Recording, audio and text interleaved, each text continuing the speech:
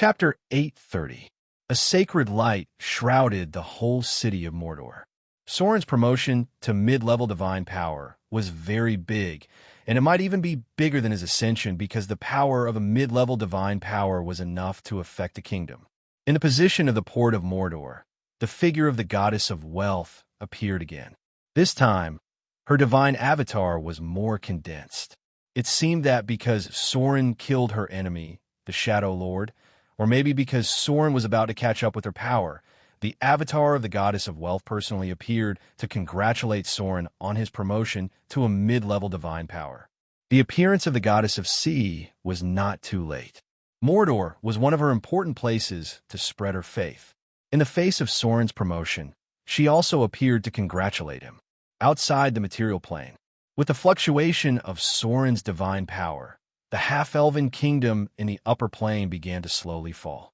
Originally, before Soren ascended, the kingdom fell because of the fall of the original half-elven god and the god of rogues. Although it was temporarily stabilized because of Soren's power, it was close to the upper plane. Now that Soren had taken Shadow as his main divine power, then according to the laws of the gods and the multiverse, Soren's kingdom should be close to the Shadow plane. At present, when Soren was promoted to a mid-level divine power, the whole half-elven kingdom was gradually falling towards the Shadow plane. This kingdom would be relatively slow, but it would reach the Shadow plane in at most half a year.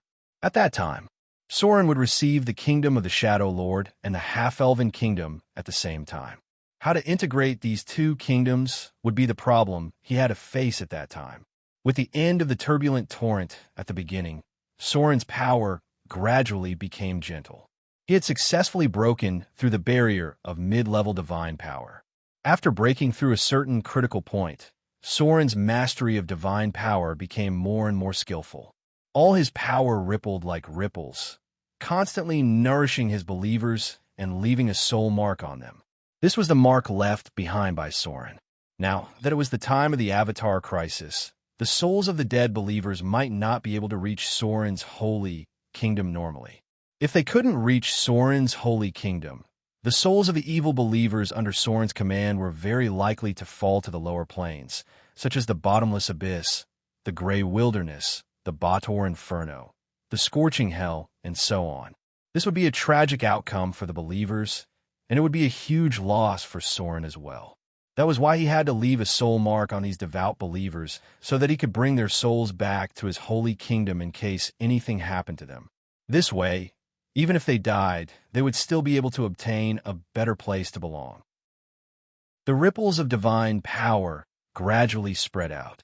Soren's power flowed through the entire island of Mordor like water, and then connected with the temples of all the towns. Some kind of power shrouded the island of Mordor, and then it disappeared little by little. When Soren's divine light disappeared, a row of data appeared before his eyes, promoted to intermediate divine power. The power of divinity has been promoted. The form of the saint has been strengthened. You've gained a new ability. Instant cast circle 1 to 3 spells. Why was it so difficult for mortals to kill a greater divine power? Looking at Soren's current ability, it was clear. Soren had just promoted to an intermediate divine power, and he had automatically gained the power of divinity for all the circle 1 to 3 spells. This was a specialty ability other than instant cast. Soren didn't have to spend more advanced spell slots to memorize, but he could directly cast all the circle 1 to 3 spells with the original spell slots. If this ability was obtained through the normal way, first, one would need to obtain the legendary ability of Instant Cast Circle 0 spells, then the legendary ability of Instant Cast Circle 1 spells, and then the ability to strengthen to Circle 3 spells. This required a total of 3 talent points. The eldest princess had this kind of instantaneous ability, but she relied more on herself to obtain and upgrade it. At this time, Soren's data had changed.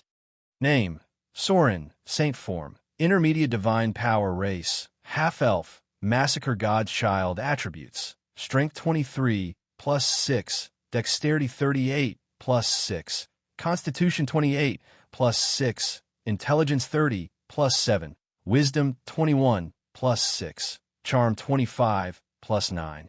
Alignment. Lawful Evil Profession. Level 10 Rogue 011500000. Level 10 Shadow Dancer. Max. Level 10 Wizard 021750000. Level 10 Arcanist 024550000. Grade 7 Health Points 585585. Sturdy Experience Points 355075. Slaughter EXP 17,545. Profession EXP. Unassigned Skill Points. None Attribute Points. None Legend Level. 200 Divinity. 222. Intermediate Divinity. Requires 300 points to upgrade Greater Divinity. Divinity 112. Intermediate Divinity. Requires 300 points to upgrade Greater Divinity. Divine Power 3132240. Requires 1200 Divine Power to upgrade to Intermediate Divine Power. Master Deity's Descent Divine Law. The current Divinity storage limit is 2,240 points. Clergy, Shadow, Theft, Half-Elf, Rogue, Tracking Domain, Trickery, Slaughter, Death, Fear, Evil, Rule, Piracy, Shadow, Plant Spiritual Energy, Evil Spiritual Energy, Fear Spiritual Energy Status. Normal Basic Skills. Sneak 505, Literacy 375, Steal 325, Picklock 315, Snare 275, Focus 275, Negotiate 465, Appraise 225, Deceive 275, Intimidation 575, Taunt 275, Perform 215, Listen 365, Dodge 325, Parry 215, Block 175, Heal 215, Search 375, Detect 375, Copy Scroll 185, Spell Identification 255, Survival 325, Use Magic Equipment 185, Cooking 125, Alchemy 275, Forge Magic Weapon 235 Saint Form. Transcendence, Spell Immunity 1 to 4, Epic Divine Power, Instant Cast 1 to 3. Divinity Abilities, Space Change, Death's Hand, Reality Change, Form Change, Divine Power Shockwave, Language Proficiency, Character Proficiency, Interplanar Communication, Astral Teleportation, Plane Teleportation. Legendary Skills, Legendary Tenacity, Legendary Spell Penetration, Legendary Reflex, Detect Weakness, Perfect Dual Wielding, Omnipotent Hands, Legendary Evasion, Legendary Battle Skills, Epic Dexterity, Epic Intelligence, Epic Constitution. Special Abilities, Blessing of the Goddess of Magic, God Slayer, Blessing of the Misfortune Goddess, Blessing of the Sea Goddess, Dragonblood Baptism LV2, Heart of Slaughter, Slayer, Death Walker, Ascetic, Erudite, Blasphemy. Personal Abilities, Nimble Left Hand, Eidetic Memory, Perseverance, Encyclopedic Knowledge, Spellcasting Proficiency, Reflex Evasion, Intuitive Evasion, Roll Evasion, Agile Movement, Evade Sight, Dark Vision, Combat Spellcasting, Mobile Spellcasting, Spell Control and Power Spell, Maximize Spell, Craft Magical Equipment, Spell Penetration, Minor Spell Resistance, Minor Cold Resistance, Medium Fire Resistance, Minor Poison Resistance, Minor Electric Resistance, Robust, High Regeneration, Telepathy. 100 feet. Profession Abilities, Arcane Memory, Arcane Counterspell, Arcane Runes, Shadow Dominator, Nimble Mind, Military Weapon Proficiency, Curved Sword Legendary. Battle Skills, Summon Shadow, Shadow Jump 300 meters, Shadow Strike, Shadow Jump 2 times, Vampiric Touch, Divine, Sword Form, Heavy Hack, Sword Form, Horizontal Slash, Sword Form, Beheading, Sword Form, Waist Chop, Sword Form, Spinning Strike, Spinning Slash. The foundation is gradually stabilizing. Soren's figure slowly disappeared in midair and then reappeared in the Great Temple. Now that he had advanced to the mid-level divine power, his own strength had improved again. There was not much difference between him and the old gods. Now even his basic skills were gradually catching up. His core skills had reached more than 300 or 400 points, and even his other skills had reached 100 or 200 points. The strengthening of various basic abilities was almost done. In the future, the focus would be on the legendary abilities. My lord. With the completion of Soren's advancement to the mid-level divine power, the prayer ceremony outside gradually ended, and the figure of the high priestess appeared in front of Soren. Soren turned to look at her and said, "It's time. I'll help you remove the curse left by the Queen of Spiders."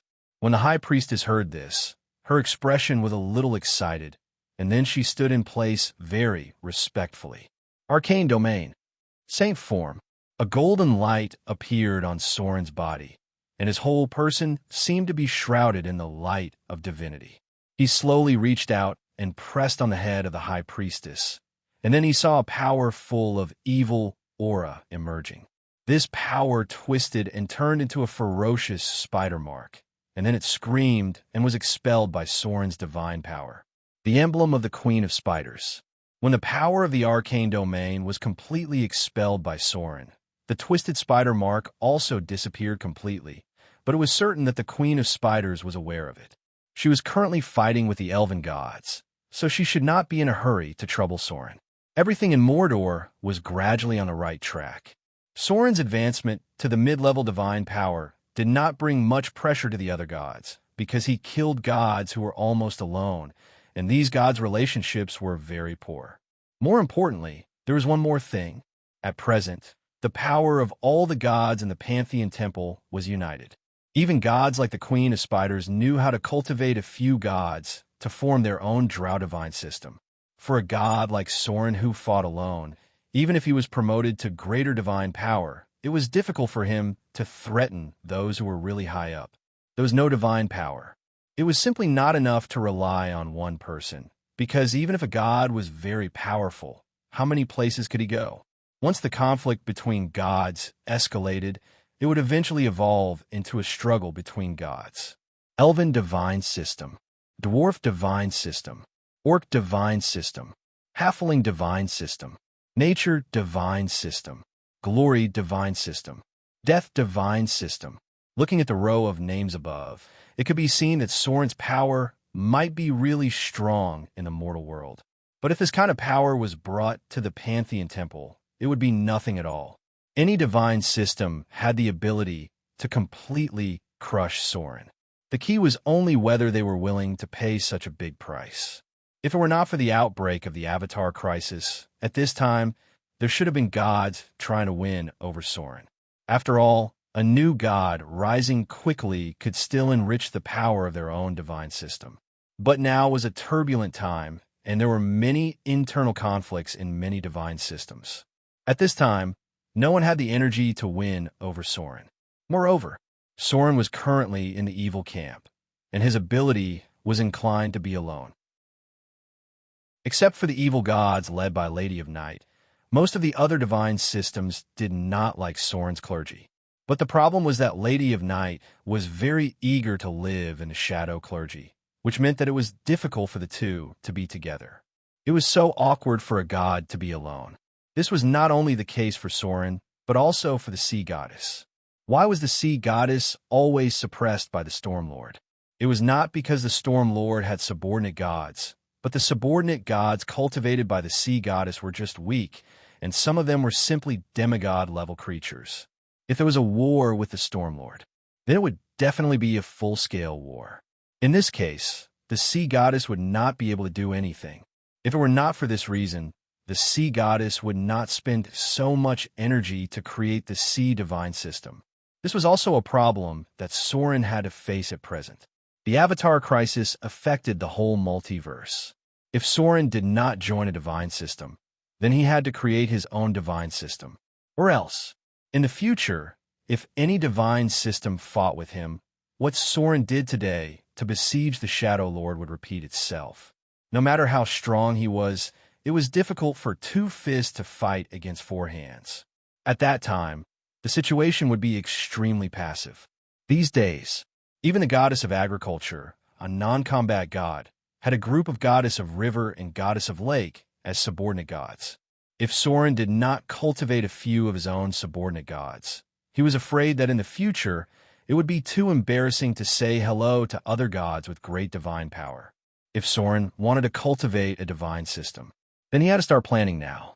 First of all, Saruman could be a seed with great potential. Then there was Vivian, who was becoming a demigod. These were the two candidates for the divine system. Vivian would have to face the Dreadlord in the future. When Soren was strong enough, he would also attack the Dreadlord's kingdom, and then completely destroy the throne of Dread and kill the Dreadlord. In this way, Soren's divine system might have two great divine power in the future. This was also why he had never thought of joining other divine systems. In addition, Soren would definitely separate the half-elf clergy in the future. This could be used to cultivate a race of gods. Then there was the power of the pirate domain. It was very easy for Soren to condense the pirate divinity. If any of his subordinates were strong enough to become gods, he could also consider giving the pirate clergy to one of them. For now, Soren was not completely without the foundation of forming his own divine system. P.S. It's so cool to organize the attributes every time. This chapter was quickly finished. Chapter 831. Windspear Hills, Suomi City. This was a city with a long history. Although it had been destroyed several times in war, it was eventually rebuilt by people. This was a city very close to the Windspear Hills, and also a city close to the Forest Elves. Now, the Avatar crisis had also caused a lot of impact on this city. Refugee camps could be seen outside the city. However, Suomi City was better than other places in that it had a good garrison, so there was not much loss in the attack of the demons. Tremont Tavern. A tall figure pushed the door and walked in. Although she was covered with a cloak, one could still see the exquisite curves of her body and fiery red long hair. This was a female adventurer, and a very beautiful one at that. Many other people in the tavern turned their heads, and some frivolous men couldn't help but whistle. But when the other party glanced at them coldly, these people immediately shrank their necks and stopped talking. That was a very dangerous gaze. And as adventurers who had been on the knife's edge all year round, they knew very well that this kind of gaze often meant that the other party was a woman who had been stained with a lot of blood. This woman was very strong, and they couldn't afford to provoke her. The tall and seductive woman glanced around the tavern, and then her eyes fell on a man sitting in the corner. It was a rather down-and-out, middle-aged adventurer with a face full of whiskers. The equipment on his body was a bit shabby, and it seemed that it had not been repaired for a long time. "Are you Andre?" The beautiful woman with fiery red long hair came directly in front of the middle-aged adventurer, then sat opposite him unceremoniously, and said directly, "Looking at the scar on your neck, you should be Andre a lot." The middle-aged man's expression was quite alert. He involuntarily pressed his hand on the hilt and said in a deep voice, "Who are you? Why do you know me?" He was just an unknown adventurer. Although he lived all the way to middle age, except for leaving scars all over his body, he didn't accumulate much wealth. Many adventurers wanted to earn a lot of money when they were young, and then live a quiet life as a noble manor owner in their old age. But in fact, there were very few adventurers who could do this.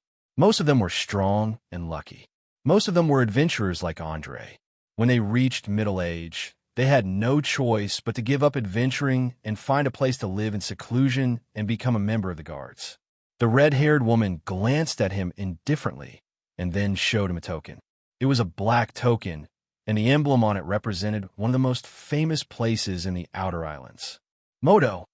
The middle-aged man couldn't help but let out a cry of surprise, and then he quickly suppressed it as if he realized something. However, his voice still trembled with a trace of excitement and fear.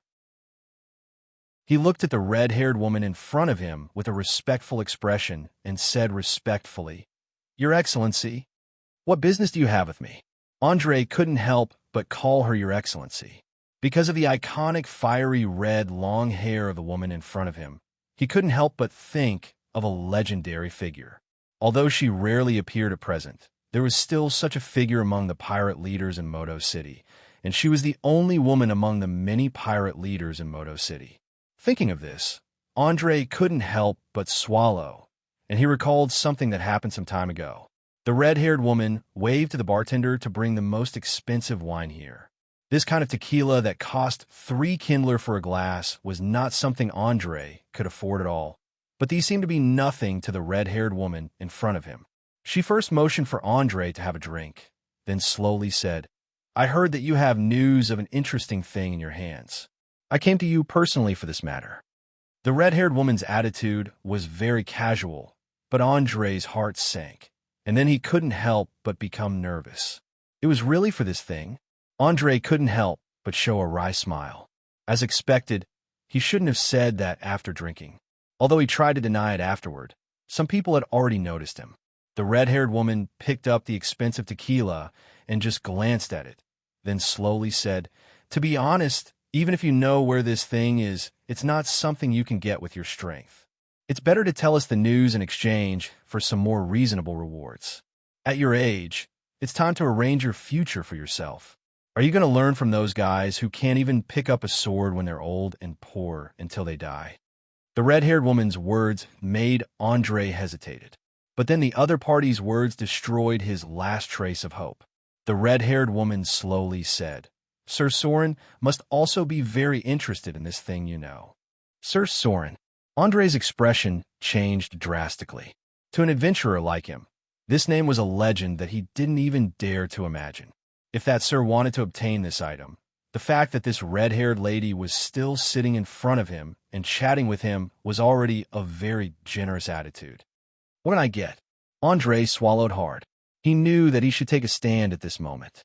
Otherwise, he might not be able to walk out of this tavern. He thought about it seriously and said, "If I tell you the news, what can I get?" The red-haired woman couldn't help but smile. She seemed to be very satisfied with Andre's attitude and slowly said, "Two choices. 30,000 Kindler. Or I can recommend you to find a position in the army of Mordor City. I think you should be competent with your strength." 30,000 Kindler. This was definitely a very amazing wealth for ordinary people. It was enough for Andre to buy a manor and live comfortably like a noble for the rest of his life. However, now is the time of the Avatar crisis. Sometimes money was not as useful as it used to be. Andre couldn't help but show a bitter smile. Even if he got so much money now, could he guarantee that he would be alive to spend it? Not to mention those adventurers who might be jealous. Just the attack of the devils could kill him at any time. Now, the manors outside were cheaper than the previous one. The nobles tried their best to get rid of the manors and live in the city, because the defensive power of the manors was not enough to fight against the wandering devils. So he thought about it and made a choice. "I choose to join the army of Mordor City." Join Mordor City. This was a very tempting choice. Although it could not bring Andre a lot of wealth, it could give him a higher status. And Mordor City itself was a very special place. Very good. The red-haired woman smiled. She was not surprised by Andre's choice and said slowly, "A very wise choice. So, now you can tell me where the legendary Bodian sword is." P.S. First update. Today is the third update. Chapter 832. Bodian, one of the most famous pirates in the material plane. He was a powerful pirate leader, the builder of the Baldur's Gate, and a great navigator. When Soren first rose to prominence, many people thought he would be another Bodian, including when Soren planned to build the city of Mordor. Many people were ready to watch him make a fool of himself. Because in the era when Bodian was active as the most powerful pirate force at the time, Bodian also built the Baldur's Gate, and when he left, he also enfeoffed 4 dukes to rule here. To some extent, everything Soren did in the beginning was very similar to Bodian. Even later on, after Bodian disappeared, the experiences of both sides were quite similar. For example, the outside world said that Bodian mysteriously disappeared or died in the hands of the war creatures. But in fact, he had quietly dabbled in the realm of the gods, relying on his own strength to obtain the divine title of pirate. But after all, his talent was only mortal. Bodian did not directly ascend to godhood like Soren. Instead, he went through many twists and turns, and even fell into the realm of dark creatures because of some curse. But after missing for hundreds of years, he finally promoted as a demigod and became the god of pirates with minor divine power. In the records of the Arcane Empire, Bodian was active for a period of time, and most of his believers were pirates. outside of the Avatar crisis. It was very difficult to ascend to godhood. It took nearly 600 to 800 years from Bodian's mysterious disappearance until he officially ascended to godhood. This was about the same time as Soren's original estimate.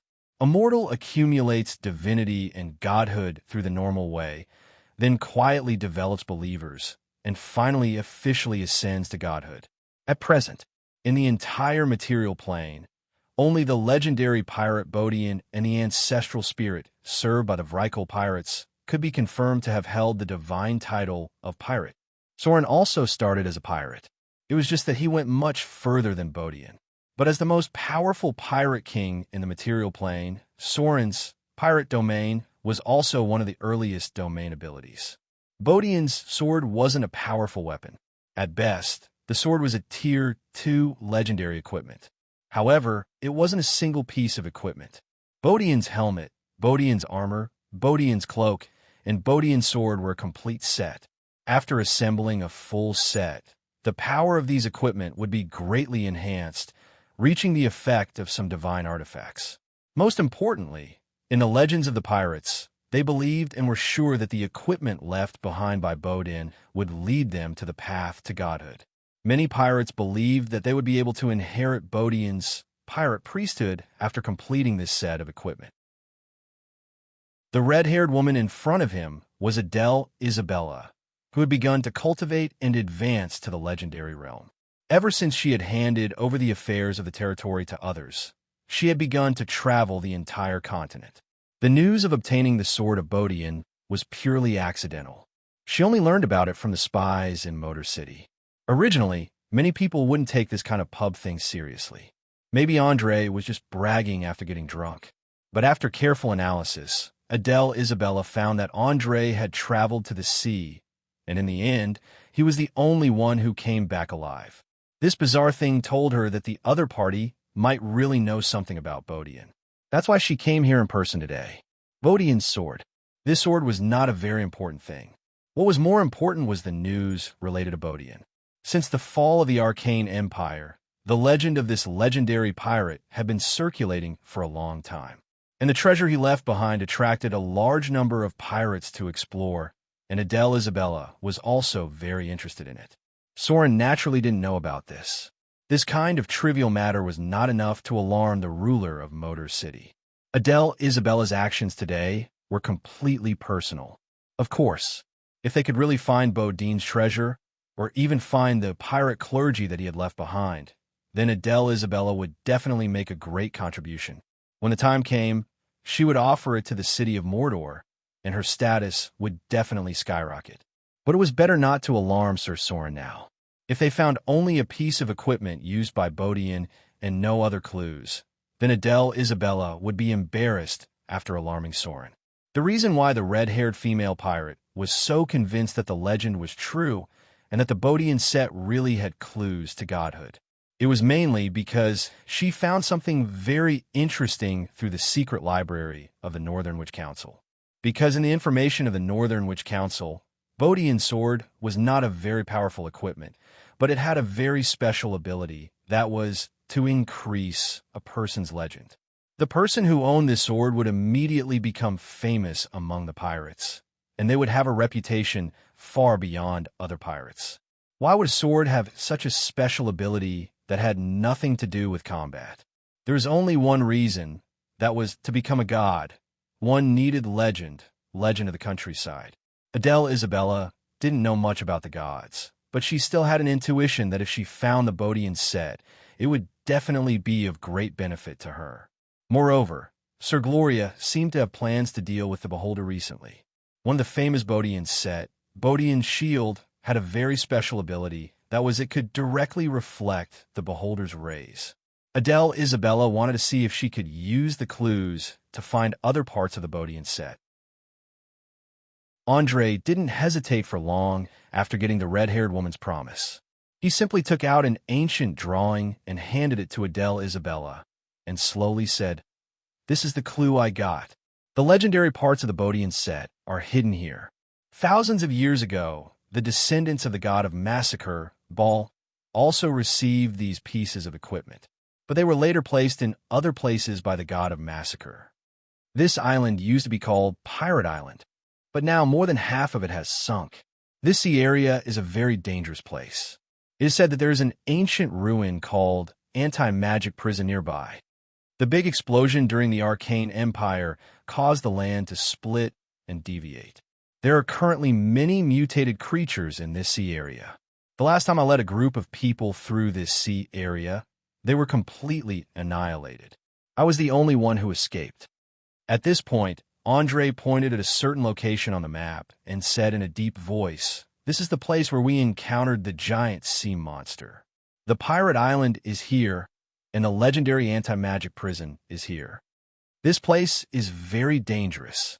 Hearing Andre's words, Adele Isabella's expression changed, and she said in a deep voice, "The god of massacre. Is this thing related to the god of massacre? Seems like I have to change my mind. You have to go to Motor City with me now."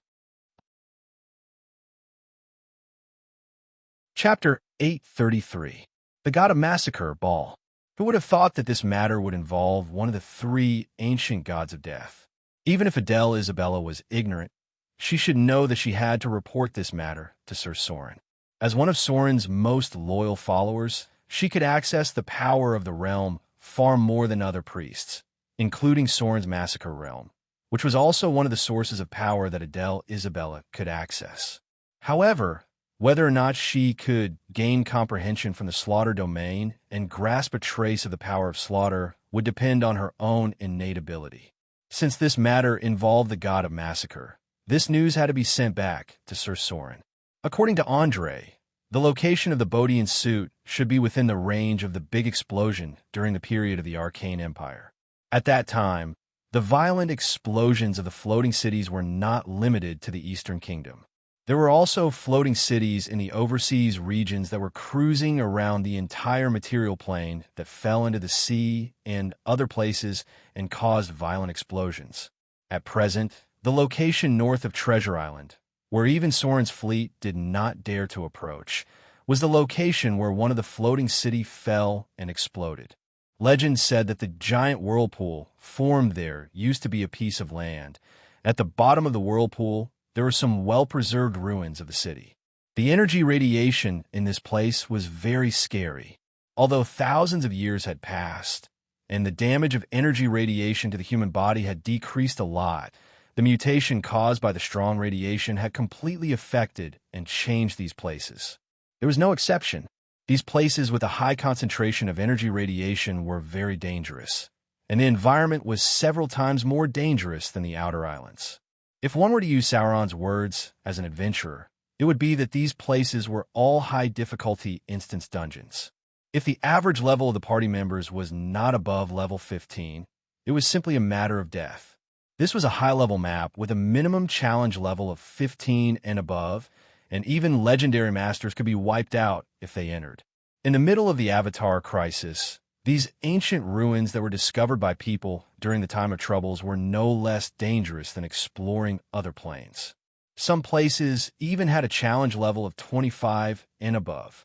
In other words, even the incarnation of the gods could die if they entered. With Adele Isabella's identity, she could naturally mobilize the power of the Wind Spear Hills to gather a group of high-grade professionals, and then use her identity as one of the pirate leaders to form a fleet to explore.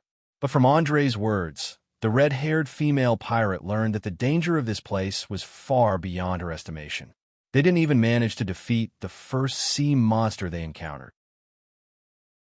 Before they even reached this place called Pirate Island, they were already wiped out.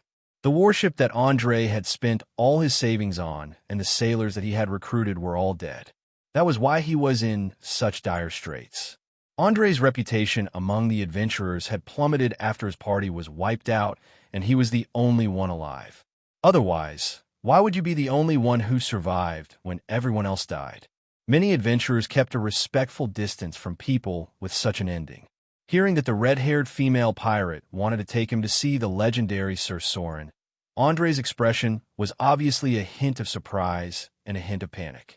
He was very much in awe of this legendary figure, but now he had no choice at all. He could only follow Adele Isabella to Mordor City to see Soren. any information about the god of massacre, Baal was the focus of Mordor City. The rogues inside the church had been inquiring about clues related to the three gods of death. So that day, Adele Isabella took the rather panicked Andre to Mordor City. At the same time, the intelligence network of Mordor City also sent the news to Sauron for the first time. Mordor City, War Chest Plain. After successfully killing the Shadow Lord, Sauron had one less big problem in his heart.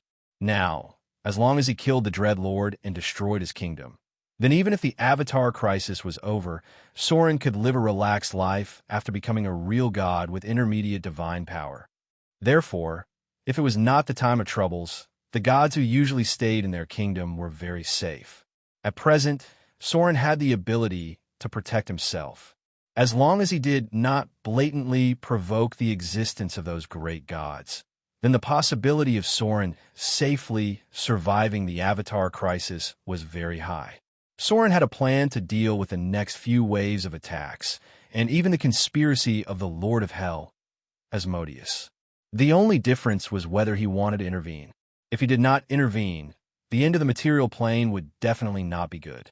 At that time, the people would inevitably be in a terrible situation. During this time, Sauron's focus was on the research of the War Chest Plane. Although the traces of the goddess of fortune and the goddess of misfortune had appeared, and the relationship between the orc divine system and the elf divine system was also getting tense, Sauron, as an outsider, could only watch coldly. There were some things that he could not intervene in. Taking advantage of the fact that the archdevils in the Baator Inferno had not made any big moves and many really powerful demon lords were still watching, Sauron naturally focused on improving his own strength. This was not only to improve his own strength, but also to improve the ability of the entire Mordor City to deal with the Avatar crisis. Sauron's alchemy skills had been improving recently. At the same time, after obtaining the highest authority of the Arcane Tower, he could finally calm down and study how to control the special ability of the War Chest Plane. Sauron's first challenge was naturally not optional, because apart from Sauron, no one had successfully passed it. Whether it was Gloria or the Fallen Witches, all of them had been cheated by the original challenge. And this difficulty was to select the successor of the War Chest Plane. Others did not need to try such a difficult challenge at all. Sauron needed to reduce the difficulty. Of course, it was not as simple as reducing the difficulty. He also needed to set and create the challenge content of the War Chest Plane. When he first met the demigod Genie, Sauron encountered a very simple war chess game. This represented that this kind of war chess game had many different contents during the Arcane Empire. What Sauron had to do now was to create a trial content himself. This was like asking him to make a difficult RPG game, and then give this game to his elites to challenge and hone their strength. Sauron's current idea was still based on demons and devils, because during the Avatar crisis, these were the two enemies that mortals had to face the most. Sauron's avatar was in the bottomless abyss, so he could easily simulate and create various demons and then use them as enemies in the trial. In this way, in the future, the elites under his command should have nothing to fear even in the face of intermediate and high-level demons.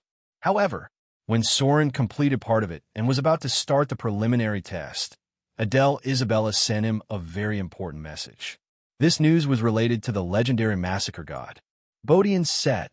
Sauron silently looked at the information in his hand and murmured, "It seems that this set of equipment did fall into the hands of the massacre god at that time." P.S. Third update. Everyone can follow Fu2's WeChat public account to give support. At the same time, if anyone is free, help Fu2 sort out the attributes of the Bodian set and post it in the book review area. Thank you very much. Chapter 834. The Massacre God's Child was active at the end of the last time of troubles. At that time, there were many Massacre God's children in the material plane, and all of them were descendants of the god of Massacre Baal. The most powerful one among them began to rise from the Candle Castle, and he killed all the gods and demons that stood in his way until he reached Baal's throne. This Massacre God Child was the final victor, and he obtained a lot of powerful equipment in this legendary adventure, including the Holy Avenger, the Archmage Staff, the Star of Day, and other divine weapons. According to the normal course of history, this massacre godchild should have inherited the clergy and become the god of massacre. But what was unexpected was that this massacre godchild's final choice was to destroy Baal's throne and then choose to live in seclusion as a mortal. Soren admired this kind of person very much, but he certainly would not choose to do so. The Bodian set was one of the equipment that the massacre god's children collected at that time. This set of equipment was related to the legendary pirate Bodian, and there were many hidden rumors after the massacre god's child ended. Pirate Island, anti-magic prison. Soren looked at the map in front of him, and, as if he remembered something, he murmured, "I think I know where this is. I can't believe this place hasn't sunk yet." The big explosion during the Arcane Empire directly caused the continental plates to move, and the world's continents would move gradually, but very slowly. Even the continental shelf of Earth had changed a lot. The destruction of the Arcane Empire caused many continents to sink, and the structure of the outer islands changed because of this catastrophe. Should I send someone to explore? Soren fell into deep thought. He did not have time to explore the ruins himself, and he had just become an intermediate god, so he needed to familiarize himself with the operation of shadow clergy. Ever since he merged with the shadow clergy, Soren's connection with the shadow plane had increased, and he recently discovered that he suddenly had a group of believers that he did not know about before. These believers were all creatures of the shadow plane. They did not have any objection to changing their faith. Perhaps in the eyes of these shadow creatures, whoever was in charge of the shadow clergy would be the god they served. It didn't matter whether this god was Soren or the original Shadow Lord. Next, Soren also had to take over the Shadow Church and the Shadow Thieves Guild. These two forces had a good foundation. If Soren completely annexed them, the power of Mordor would be further improved, especially the profession of rogues. It could be said that he almost completely controlled the most elite group of rogues in the entire material plane. Furthermore, after defeating the Shadow Lord, Soren's control over the Thieves' Union had increased exponentially. They were already showing signs of submitting to Soren. The war chess plane still needed to be redesigned. Mordor City was undergoing the third phase of the transformation plan, and Soren had to be there in person at this time. There were also basic skills that needed to be improved, alchemy skills that needed to be improved, and one or two legendary spells that needed to be memorized. There were many other things that Soren had to deal with. Although the use of simulacrum could bring some convenience to Soren, the simulacrum could not last long after all. Exploring the ancient ruins took too long, and the simulacrum could not last that long. Unless Soren created a new avatar, but that would consume too much divine power. Soren had to accumulate power, because as a god who did not have a direct combat clergy, Soren could only be promoted to a greater divine power by mastering the power of Avatar, and he still had a lot of divine power that needed to be gained through divine power. At present, the most important thing for Soren was to accumulate power. But the Bordian set might not be a big deal. At most, it would bring clues to the pirate clergy, and the pirate island was not a big deal. However, the anti-magic prison was a place that Soren was very curious about, because here might be able to complete some of the power of the Lock of Mordor City, such as restricting other spellcasters' ability to cast spells on the island of Mordor. Are you still thinking about it? Gloria's figure appeared outside the door. She glanced at Soren, who was frowning slightly, and said slowly, "Is it about the anti-magic prison? Why don't you send a pair of legendary professions? As a god, maybe you should change your mind. You can't do everything by yourself. Also, Mordor City is not incapable of forming a legendary adventure team."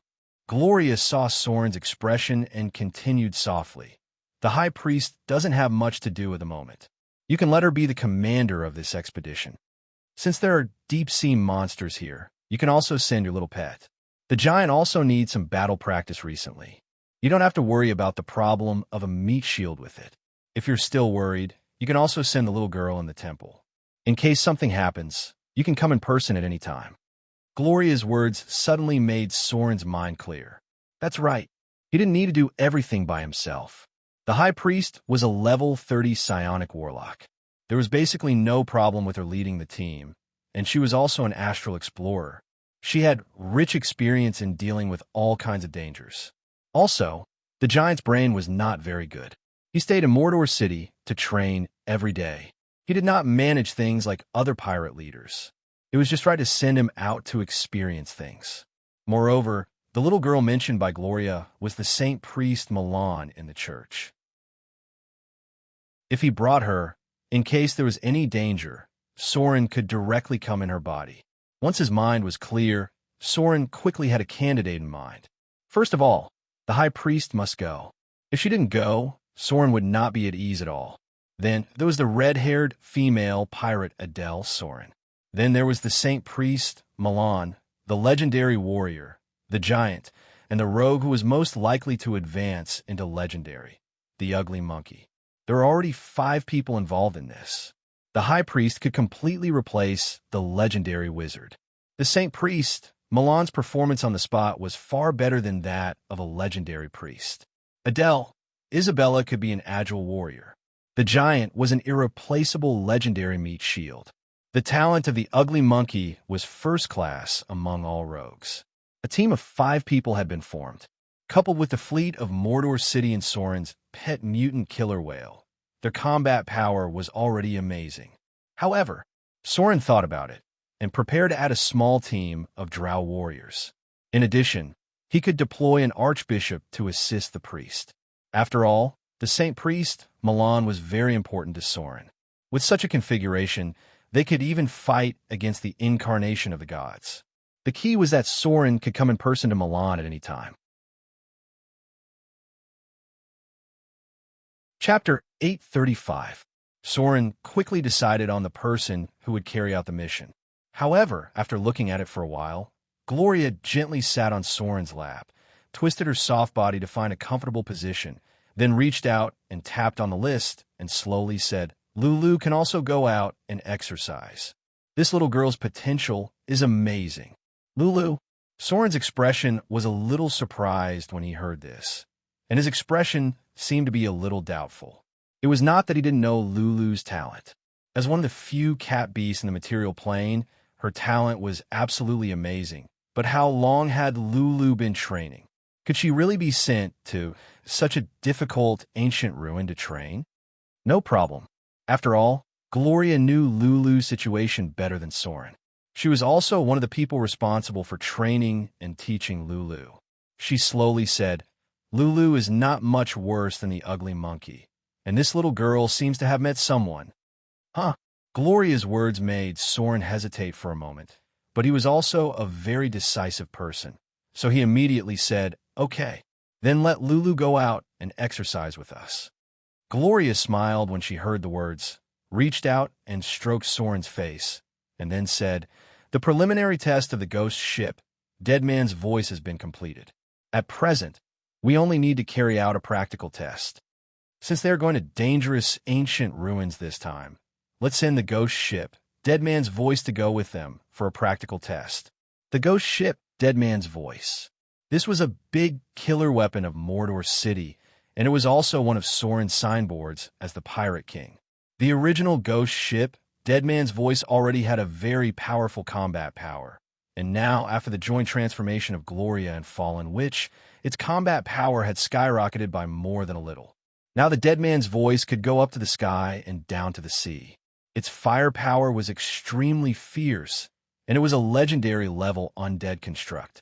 Such a thing obviously couldn't be tested by conventional means, and there was no war in Mordor City that required the use of such a weapon. So when Gloria proposed a practical test, Soren immediately became interested. He reached out and picked up Gloria, then reached under her skirt with his right hand, groping while climbing up, and slowly said, "Has the test of the floating ring been completed? Can we carry out the practical test now?" Gloria's breathing quickened, and a faint blush appeared on her beautiful face. She said softly, "The test of the floating ring has been completed. When we built the floating space tower, we completed the test application of the floating ring, and then we immediately used it on the dead man's voice. The current flying condition is very stable. A small energy shield has also been arranged, but the dead man's voice itself is a legendary undead construct. It can directly repair the hull with the power of the earthbound spirit, so we didn't arrange a large energy shield. Soren nodded, but his hand had already moved to Gloria's full chest. He was very clear about the characteristics of the dead man's voice. After all, this legendary ghost ship was upgraded by him bit by bit.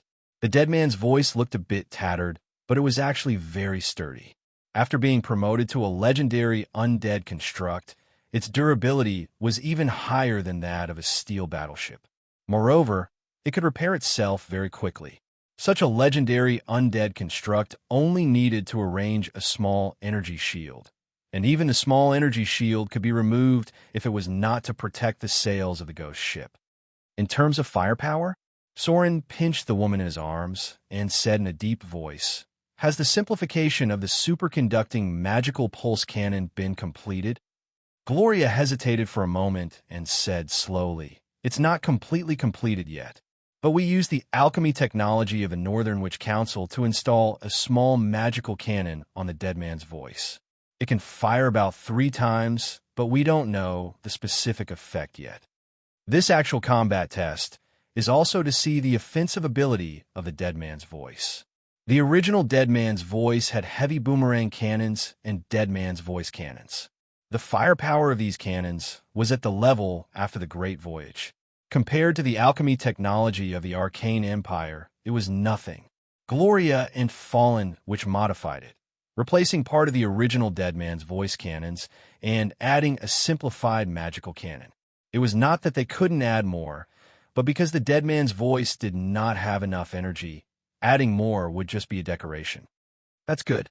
Soren thought for a moment and said in a deep voice, "Then let's set off together and test its actual combat ability."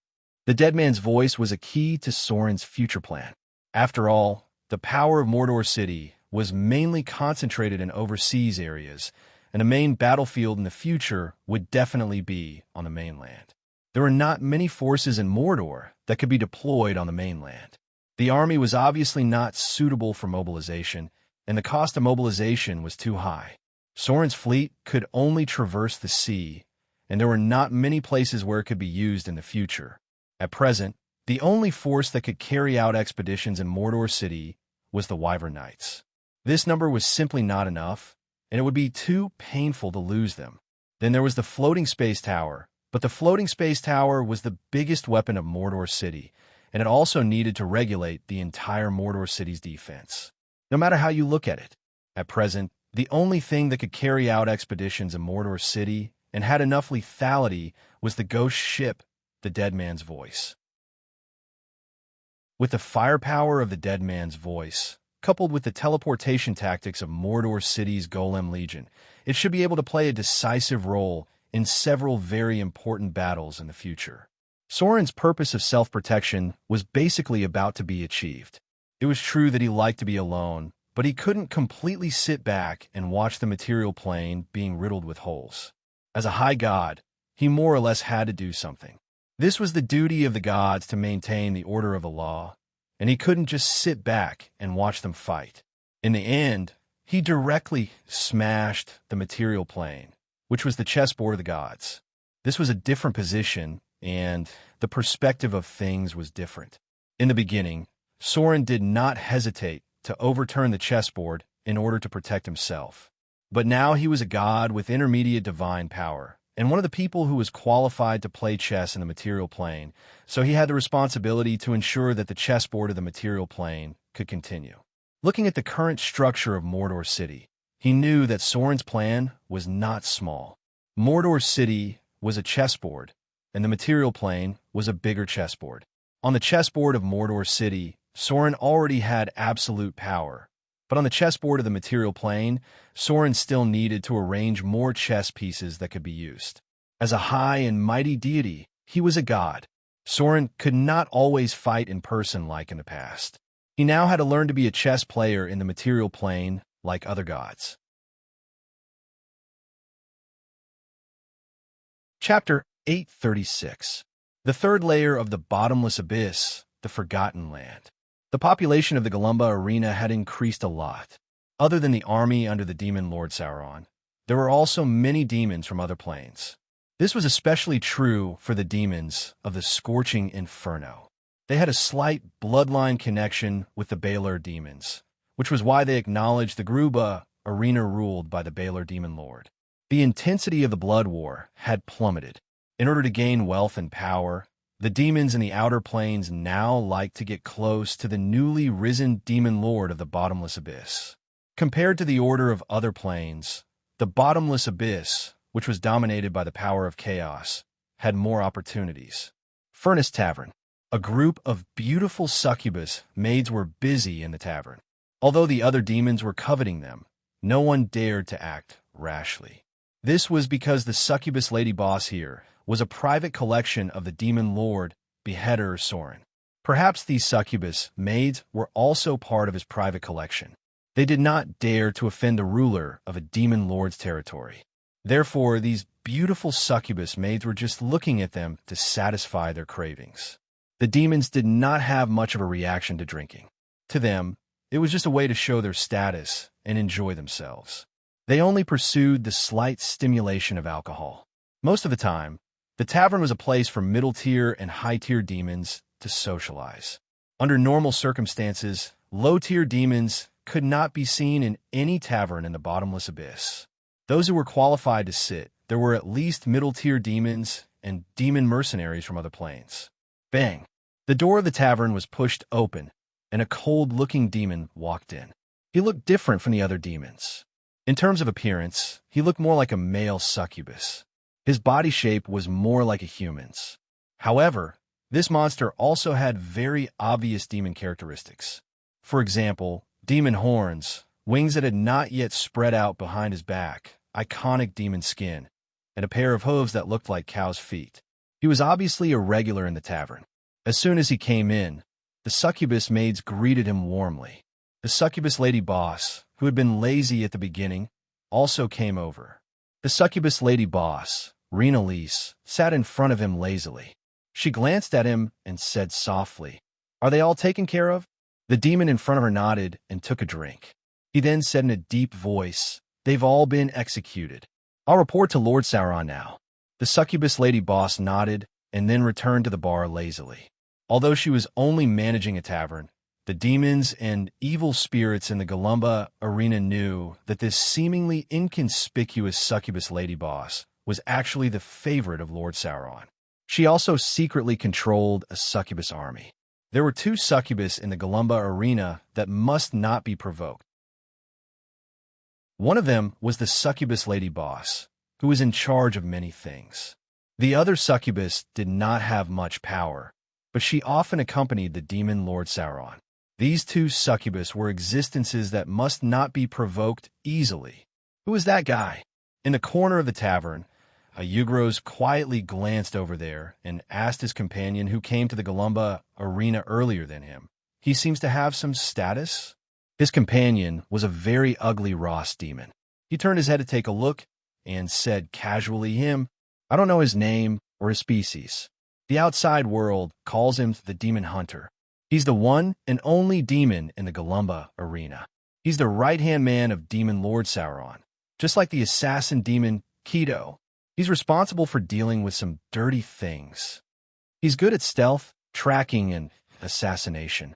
During battle, he can activate some kind of terrible flame around his body, but it's not the flame of the Balrog. The outside world says that he's a demon created by Demon Lord Sauron with the soul of a legendary profession from the material plane. Maybe it's a new type of demon form. The form of a demon could be created. At present, most of the main demons active in the Abyss were branches of the Tanari demons. These demons were basically created by the more ancient Orbis demons by extracting the souls of various races from the material plane. For example, the succubus was born from desire, the berserker was born from anger, the assassin was born from cruelty, and so on. Most of the demons' personalities originated from the most ancient emotions when they were created, and the form of the souls from other planes was more, because of what their strongest emotions were when they were alive. A new demon created? The Ugro's demon in front of him fell into deep thought, and then said, "The demon Lord Sauron here has the ability to create demons? Just like the demon prince, Demogorgon? Why is he called the demon hunter? Is it because his role is like the demon hunting spider?" The Ugro's demon companion heard this and nodded. Something like that. This guy has been helping Sauron deal with the demons who don't listen to his orders since he was born. He hunted down and executed some of the spies of Sauron's enemies. He's very good at tracking demons, and his methods are very cruel. The demon hunting spider was the creation of the original demon prince, Demogorgon. It was a cruel and ferocious creature, and the purpose of its creation was to help the demon prince rule over many demons. It was precisely because of this that the outside world called that demon the demon hunter. There were many similar creations, such as the demon hunting spider, created by the Queen of Spiders. It was also something that was modified from an original spider. In contrast, Sauron's creations were more normal, and at least they looked like humans. The demon lord here can actually create a new type of demon. It seems that his strength is more powerful than we thought. The Ugro's demon fell in a deep thought, and then slowly said, "Maybe we should add some chips on him. Maybe he can become one of the top demon lords in the abyss in the future." Sauron was only a lesser demon lord at the moment. There were many such demon lords in the abyss, and there were many lesser demon lords on every level of the abyss of the invincible god. Above the lesser demon lords were the official demon lords. Under normal circumstances, an official demon lord would at least control one level of the abyss, and there would usually be many lesser demon lords and lesser bailers as subordinates under the official demon lord. The laws of the abyss were cruel. In this long history, there were countless lesser demon lords, but there were only a few official demon lords. One of the most important reasons was that there were too few demon lords who could control a complete level. If he didn't unify the entire Forgotten Land and at least obtain the ruling rights of the entire third level of the abyss, Sauron wouldn't be qualified to be called a true demon lord. P.S. There's one more update. I've been very busy recently. I've been caught on blind dates. Chapter 837. After such a long period of development, the appearance of the Galumba arena had changed greatly. The streets of the town outside had been doubled, and there were many more shops nearby. Most of them were run by demons. Sauron seemed to be different from the other demon lords. This new demon lord seemed to like construction. Now, the Galumba arena was a bit like a large town.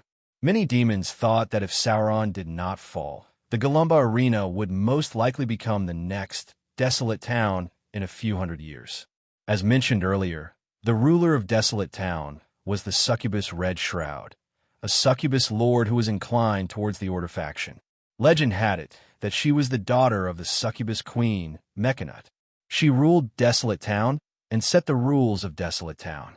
Even demons and demons in her territory had to abide by this rule. Currently, the demons thought that Sauron's actions were imitating Red Shroud. Even the demons agreed with Sauron's actions because there were traces of one or two senior demons in Desolate Town recently.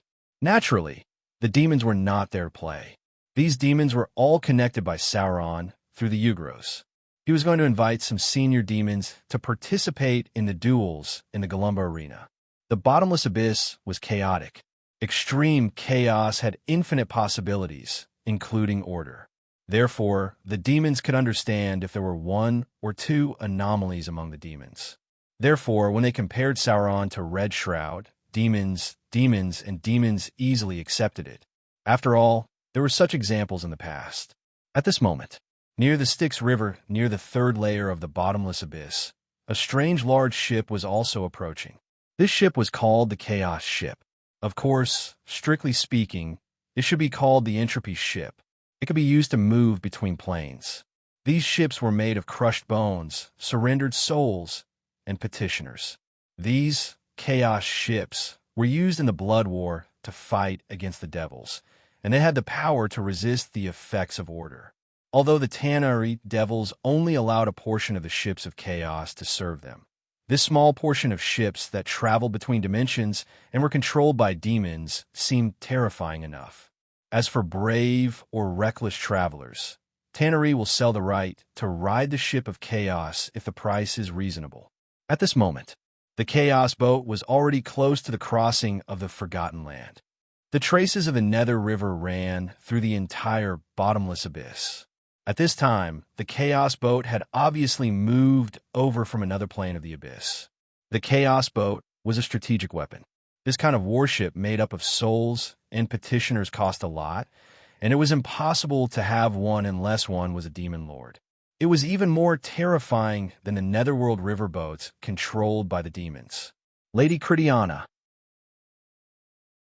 At this moment, there was already a large group of high-leveled succubus waiting at the ferry port of the Forgotten Land.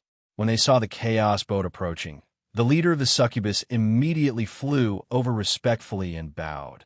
"I've prepared the things you wanted." Tap, tap, tap. The crisp sound of high heels sounded, and then a tall and beautiful figure walked out. She was wearing exquisite tight leather armor, with small demon wings on her back. Her pupils were slightly red, and she was holding a long whip covered with sharp thorns in her palm. Her body seemed to be shrouded in some kind of strange aura. Even the succubus, who was proficient in charm, could not resist it. This was a sister of glory, and looking at her physical characteristics, she should be a newly born sister of glory. Since the mysterious disappearance of the succubus queen, Mechanut, the sister of glory, had become the de facto ruler of the succubus. Many sisters of glory had secretly fought for power and controlled the legion that originally belonged to the succubus queen. The sister of glory in front of him was one of them, but she was different from the other sisters of glory who had been born for a long time. The new her was still very loyal to the succubus queen, Mechanut. When the other sisters of glory were busy fighting for power and planning to replace the succubus queen, she was trying her best to find a trace of the succubus queen. Is this the Forgotten Land, the third layer of the abyss? Cristiana narrowed her eyes and looked around and slowly said, "It's a bit different from other abyss planes. The breath of the Styx River here is stronger. I'm afraid that the demons who reincarnate here will be more blank." Following behind Cristiana were all high-grade succubus. In addition, there were 2 assassin demons hidden in the dark and the rarer Sorrow Curse demon. This was a relatively special demon with a challenge rating of level 17. There were not many of them in the abyss, but their strength was comparable to the 6-armed snake demon. The succubus legion was naturally not only composed of succubus, but there were also many other demons mixed in. As the sister of glory under the succubus queen, Cristiana controlled more power than many secondary demon lords, and the succubus legion directly controlled by her was as many as 3. Before the disappearance of the succubus queen, Mechanut, Cristiana was in charge of the confrontation with the king of Knolls, Yinagu. At that time, she was commanding several succubus legions, and she could easily control these armies because of her achievements. Let's go. From the lower layer of the abyss all the way to the third layer of the Forgotten Land, Cristiana was obviously a little more tired. After looking at the others, she slowly ordered, "Let all the succubus leaders on this level come to see me." Note, all the sisters of glory regard the Queen of Succubus as their mother. I need to visit Her Excellency Red Shroud. The Forgotten Land is an important position in the upper layer of the abyss. You have to be careful of Yinagu's legion. Hearing Cristiana's words, the leader of the succubus hesitated for a moment, then said, "Yinagu's legion is mainly concentrated in the first and second layers of the abyss. The location of the Forgotten Land is a bit special. However, recently, a new demon lord has risen in the Forgotten Land. His name is Beheader Sauron. He is a decisive guy, and he acts more like a devil. Many demons have gathered around him." Hearing the succubus leader's words, Cristiana couldn't help but frown and said slowly, "Beheader? A Baelor demon lord in the form of a Baelor? There's no problem with acting like a devil. Her Excellency Red Shroud also acts like those devils. A newly risen lesser demon lord? Try to get in touch with him. It would be best if you can win him over. P.S. The advertisement on the WeChat public account has been restored. Continue to ask for attention. Chapter 838. Galumba Arena. The arena, which had been quiet for a while, suddenly became lively again. Not only were there more demons coming and going to do business, but even the traces of devils would occasionally appear here. However, most of them were senior demons, and they were all sent here by their avatars. The main reason for their appearance was that the Galumba Arena was about to hold a death battle in the lower planes. This was not only an entertainment that the lower races loved, but also a very generous reward. Demons and demons were not completely incompatible. At the very least, the demons could still deal with some demons in secret. This was because everyone in the bottomless abyss knew that many of the weapons used by the demon army in the Abyss Blood War were discarded equipment purchased from the demon army's arsenal through the demons. Even the succubus queen, Mechanut, was the same. The black market in Desolate Town sold a lot of rubbish equipment from the Bottor Inferno. These obsolete old goods were also weapons that the demons could not easily forge, and were often used to equip the demon army above the middle level. The truth was that funny. For thousands of years, the demons had been using the equipment discarded by the devils to fight for their lives. However, the devils would not trade with the demons openly. Instead, they would use the demons from the lower planes as a transit point. This was something that both the demon lords and the archdevils were well aware of. It was just that everyone kept it a secret. The demon army needed equipment to strengthen themselves, and the demons also needed wealth to forge better weapons and equipment. In the end, thousands of years had passed like this. Therefore, when Sauron's death battle invitation was sent to the Bottor Inferno by the demons, many senior demons immediately had an idea. It was more difficult for demons to advance than demons. They did not have many means to advance through the normal way, and the scale of the blood war was very small. For these devils who participated in the death arena, if they could win, not only would they be able to increase their reputation, but they would also be able to promote the might of the devils and beat up those demons who were in a mess. They might even be able to gain the recognition of the archdevils, so it would be normal for their status to rise by one level. In the past, there were demons who were promoted because of similar things. A grand death match was being prepared in the lower planes. At this moment, in one of the halls behind the Galumba Arena, a series of stifled gasps could be heard. Outside the hall were two beautiful succubus maids. Their faces were flushed red as they stood guard outside the door. From time to time, they would turn around and take a peek, as if the master inside only needed to summon them, and they could not wait to pounce on the big bed to serve him. Unfortunately, there was nothing for them to do today, because it was another high-level succubus serving the master today. If the succubus boss they were serving today was Renalise, they might still be able to get some rain and dew. But now it was another advanced succubus. Needless to say, the two of them would be evenly matched. A scorching aura spread out. It was obvious that the battle in the hall had reached a very intense level. About a few minutes later, a wave of heat hit them in the face, and then it ended with a high-pitched groan. After a while, Sauron's figure walked out. He glanced at the blushing succubus maids outside the door, and his expression did not change. Instead, he ordered, "Go in and clean up. Get someone to call Assassin Carter over." The succubus maids bowed and accepted the order, and Sauron set off for the lava pool in the volcano. During this period, he had been soaking in the lava. With the accumulation of the power of fire, it was only a matter of time before he broke through to the Baelor demon level. At the same time, on a very luxurious bed in the hall, a high-tier succubus with unparalleled beauty was lazily lying on the bed. At this moment, her delicate and smooth skin was covered in sweat, and her expression was lazy after being satisfied. She let the two succubus maids clean up. After they turned around and left, she frowned slightly, as if she was quite distressed. "Damn it!" The advanced succubus raised her hand to rub her forehead and murmured, "I've been here for many days. The original plan has all been disrupted. Should I leave or not? Even if I choose to go to the material plane now, I'm afraid I've missed the best opportunity. Damn it! Why is this Baelor demon so strong?" It's really a little reluctant to leave. The advanced succubus thought of something, and a blush appeared on her face. Then she stuck out her tongue and licked the corner of her mouth. She said to herself, maybe after this crisis, I can consider recruiting him. Strong, intelligent, and he can satisfy me. Such a demon lord was very rare. I wonder where that vicious spider rose is now.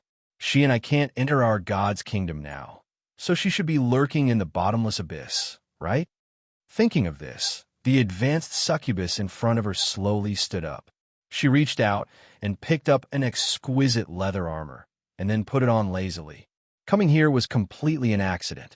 Her original purpose was to prepare to go to the plane of 10,000 abyss through the third layer of the bottomless abyss, and then directly to the material plane to use the believers who had been lying in ambush in the material plane for a long time to plant some things. But she didn't expect the demon lord here to arouse her sexual interest, which led her to stay here all the time. Some of her plans had missed the opportunity. However, she stayed precisely because this demon lord could implement her other plan. That's right. This advanced succubus was the succubus queen, Mechanut. Since the outbreak of the Avatar crisis, the chaotic energy from the multiverse expelled all the gods from the god's kingdom. She, who was in charge of corruption, depravity, and taboo clergy, was also directly expelled from the god's kingdom. What's worse was, the succubus queen, Mechanut, also transformed the plane she controlled in the bottomless abyss into a part of the god's kingdom. This meant that she couldn't enter the 570th layer of the bottomless abyss at present. This forced her to turn into an ordinary advanced succubus. The succubus queen had a very amazing disguise ability. With more than 500 points of disguise and camouflage, she could almost perfectly disguise as anyone. If it wasn't for the god-level perception, it would be impossible to see through it. Now, she was facing a dilemma. That was, to continue to stay here and pretend that she was just a newly born advanced succubus, or to continue to implement her plan as the succubus queen. What made her more distressed at present was that when she couldn't reveal her identity and face the demon Lord Sauron as the queen of succubus, Mechanut couldn't use the powerful aura of bewitching beauty to control him and make him her slave. And she was also worried about one thing. That was, without the power of the gods, she didn't have absolute confidence in being able to enslave Sauron. P.S. I was delayed by something during the day. There's one more thing. Everyone, look at how hard Fu2 is working. Go and follow Fu2's WeChat public account. Chapter 839. Mechanut had been satisfying her endless desires all her life. She was the most powerful succubus in history. Naturally, she was closer to the origin of the soul than other succubus because succubus had been injected with their nature when they were first created by Demon Orbis. Sauron was undoubtedly a very good target to satisfy. At least in the entire multiverse, it was almost impossible to find an existence with his strength and physique, as well as being proficient in the most top-notch techniques. It was as if she had made a choice for a long time. Mechanut, the queen of succubus, finally had an answer and murmured, "Maybe I can start from other places first. I remember that I just controlled a witch last year." Thinking of this, the figure of a gorgeous witch emerged in Mechanut's mind. At the first sight of her, the queen of succubus determined that this witch could be transformed into a qualified and excellent succubus. That was why she responded to the other party's prayer and gave her a mark of her own, increasing her strength by a lot. The mark of the demon lord was directly branded on the soul. For the queen of succubus, the other party had almost become her servant. This, which was one of the chess pieces she had prepared. Since she didn't plan to leave for the time being, maybe she should consider choosing a time to use this chess piece. Galumba Arena, Lava Pool. In the boiling lava, Sauron walked in naked. The blazing lava couldn't cause any harm to him. On the contrary, the power of lava in the volcano was being absorbed by him bit by bit. At this time, Sauron also had a thoughtful expression. "Who is she?" Sauron couldn't help but frown and murmured. "She can't be an ordinary high-grade succubus. Even Renolease can't withstand my impact." She can't be an ordinary succubus. Radiance Nun? The Radiance Nuns created by the Succubus Queen are all commanders. It's basically impossible for them to abandon the demon army they control and lurk around me. Moreover, in terms of strength, the current Galumba Arena's power is probably no match for the Devil Legion controlled by any of the Radiance Nuns. Could she be the mysterious missing Succubus Queen? At the thought of this, Sauron's heart couldn't help but jump. He suddenly felt like he was frightened by himself. Succubus Queen Mechanut. This was one of the people Sauron feared the most in the bottomless abyss. This was because the Succubus Queen's seductive beauty was a terrifying ability.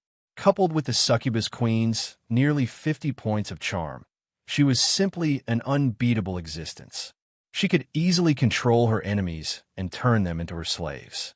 If Sauron was in his true form, he might be able to withstand it. However, if he was in his demon form, it would be a little dangerous. However, both bodies were controlled by the same mind, and Sauron was not completely defenseless. To use a metaphor, Sauron was now controlling two hero forms at the same time. Could she really be the Succubus Queen? The more Sauron thought about it, the more he felt that it was possible, but he still wondered. The Queen of Spiders has already gone to the material plane. The Succubus Queen shouldn't have stayed in the bottomless abyss, right? Now, the bottomless abyss is the most dangerous place for her, right? The Avatar crisis deprived her of her divine power. Now, she can't even enter the Abyss Kingdom that she controls. If her location is known by other demon lords, TSK, not only the Knoll God, but I'm afraid other demon lords will kill or imprison her at all costs, right? The Succubus Queen, Mechanut, was a true god. She held the clergy of corruption, depravity, and taboo. Compared to other demon lords, she was the most affected by the Avatar crisis. She was almost at the same level as the Queen of Spiders. The Queen of Spiders did not hesitate to go to the material plane after the outbreak of the Avatar crisis. It was precisely because the most dangerous place was sometimes the safest. With the Succubus Queen's camouflage ability, if she went to the material plane, there were not many people who could find her. On the contrary, it was safer for her to stay in the abyss where she had a large number of subordinates, because this was when she was at her weakest. Not to mention other demon lords who coveted her. Even the Glory Nun she created might have the idea of replacing Mechanut when she was at her weakest. Let's assume that she is really the Succubus Queen, Mechanut. Sauron couldn't help but fall into contemplation and murmured, "Then why did she disguise herself as an ordinary high-grade succubus and stay by my side? With Mechanut's means, it's definitely not fun to disguise and lurk around me. She must have some ulterior motives." Sauron thought for a while, but he couldn't understand why the Succubus Queen would lurk around him. The only possibility was that she knew his true identity, but this was almost impossible. This was a ticking time bomb, but if it could be used well, it would be an unimaginable help for Sauron. He was going to wait and see first. After all, this was just a demon incarnation. Even if it fell, it was still within his range of tolerance. At most, his divine power level would drop by 1 level. Now that his main body had the shadow clergy in hand, Sauron would be able to recover after some time. But if she was really the Succubus Queen, Sauron's plan in the Abyss might have a very important bargaining chip. The Dreadlord. In order to ensure that his soul wouldn't be destroyed, the Dreadlord left a large number of believers and petitioners in his kingdom. If he wanted to completely destroy the Dreadlord, the only choice was to directly attack his kingdom and then directly destroy the Throne of Fear. Otherwise, even if Vivian temporarily defeated the Dreadlord's will in the future, he could be resurrected at any time. This kind of ancient god that had existed for a long time was far more powerful than a new god. If the Dreadlord's soul was completely destroyed, then Vivian would be the first successor of the Dread clergy. This was much safer than Sauron's original plan of letting Vivian rely on other forces to compete with the Dreadlord for the clergy. This was because eliminating the Dreadlord in this way would completely kill him, and there would be no possibility of him being resurrected. But The price for this was to directly attack the Kingdom of Fear and destroy the Throne of Fear. Otherwise, Soren wouldn't have prepared to descend his kingdom into the abyss. To him, when the time was right, it was time to start a war with the Kingdom of God. Only by destroying the Dreadlord's kingdom and destroying the Throne of Fear could Soren truly feel at ease to let Vivian inherit the clergy of Dread. Everything the demon incarnation was doing now. It was all in preparation for when Soren's kingdom descended into the abyss in the future. P.S. Second update. Continue to ask for public attention on WeChat. Chapter 840. Mordor City, the City Lord's Mansion. During this time, Soren had been very busy. On the one hand, he had to pay attention to the legendary adventurer team that had just been sent out. On the other hand, he had to learn various legendary spells and study the mysteries of the war chess plane. At the same time, inside the bottomless abyss, the news from the demon avatar also distracted him a little. Because if the high-grade succubus was really the succubus queen, Soren needed to pay attention to a lot of things. However, it seemed that he had not had a good rest from the beginning to the end. He had been busy from Amber City to the present, and he had hardly enjoyed any leisure life like other transmigrators. If he survived the Avatar crisis safely, Soren might choose to relax for a while. He would not think about anything. As a god, he would live a few years of shameless and comfortable life and relax his nerves that had been tense for too long. But for now, all this was just wishful thinking. The third phase of the transformation of Mordor City was in full swing, but this phase of transformation was more focused on the underground. That is, the underground network of Mordor City. Ordinary people only saw that many places in Mordor City had been paved with cement roads. It had to be said that cement was really a good thing. It could be used to build roads and houses. The only drawback was that it was not as solid as the spell Mud to Stone, and then the output of Mordor City had not been able to increase. There was no way around it. Although Mordor City had many spellcasters and brilliant alchemy, on the whole, the entire material plane still maintained the level of the late Middle Ages. At best, even organizations like the Wizard City and the Northern Witch Council were at the end of the age of Great Voyage. The application of firearms had long appeared, but because of the disaster brought by the destruction of the Arcane Empire, many organizations were quite restrained from it, fearing that it would cause more trouble. There was no way around it. Compared to electricity, the magic energy used in this world was more violent and harder to control. A little mistake would be a huge disaster. Even Soren strictly limited it. Otherwise, the Fallen which would have already experimented with elemental obliteration. At this moment, under the arcane tower of Mordor City, a huge underground passage was being built. The drainage system of Mordor City was very developed. Soren had already made a plan when he first built Mordor City. Now what he had to do was to perfect the underground network and connect the network of Mordor City into a whole. This was an extremely huge project. Soren and Gloria estimated that it would cost them around 30 million Kindler coins. Even they were shocked by the wealth of the Arcane Empire.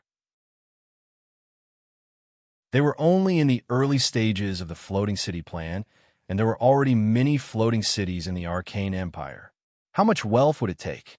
No wonder the Arcane Empire loved to explore and plunder other planes. Soren even wondered if he should go to the astral plane and see if he could find a meteor made of diamonds. No matter how much it cost, everything that needed to be done was carried out in full swing. The demons of the bottomless abyss had brought a lot of wealth, and the lesser demon lords that had been eliminated had brought a large number of gems and materials. These things were not of much use in the bottomless abyss, and could only be brought to the material plane to play their greatest role. Then the wealth from the Shadow Church also made up for some of it. Coupled with the income from a treasury of Mordor City and Treasure Island, there was no problem in maintaining the progress of the first phase of the project for the time being. But the second phase might not be enough. The second phase of the plan was to build temples. This was a very expensive thing. Soren wanted to expand all the temples to the level of temples, and the great temple in Mordor City had to be upgraded to the main temple again. But doing so would cost the equivalent of more than 10 wizard towers. At present, no force in the material plane could afford it. Maybe the kingdom of the goddess of wealth could give a try. The levels of temples were relatively simple.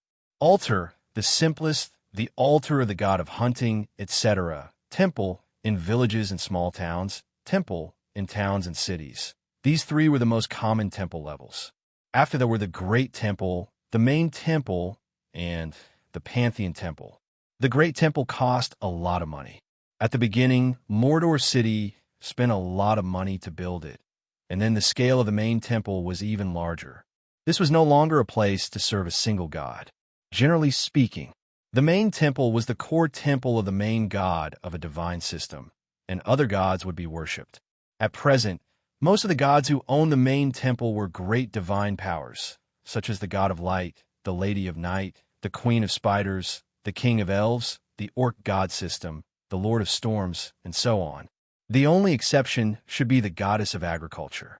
Although she was only intermediate divine power, she had the goddess of river and lake under her.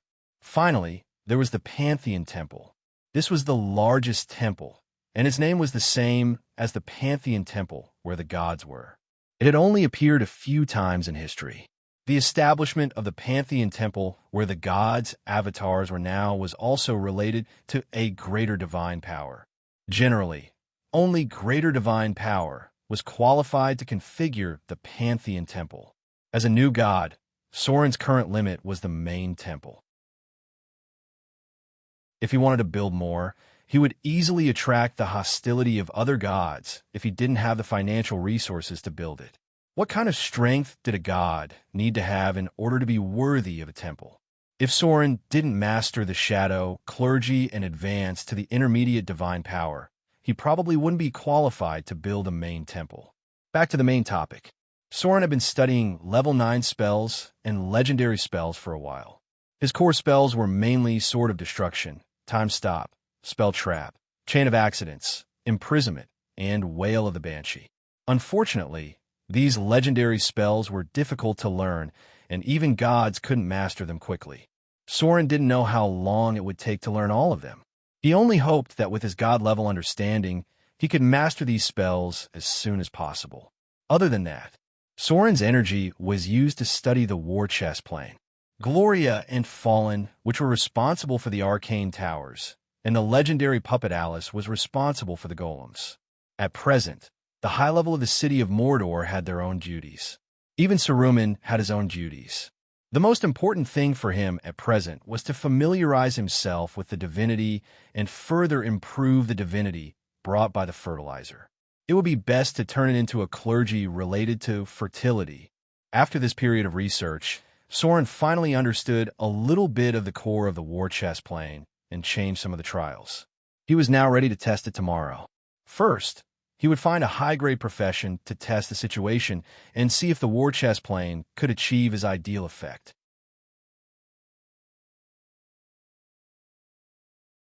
Chapter 841. Money Wealth. This was a big problem. After carrying out the floating space city plan, Soren suddenly felt that his generous finances were a little tight.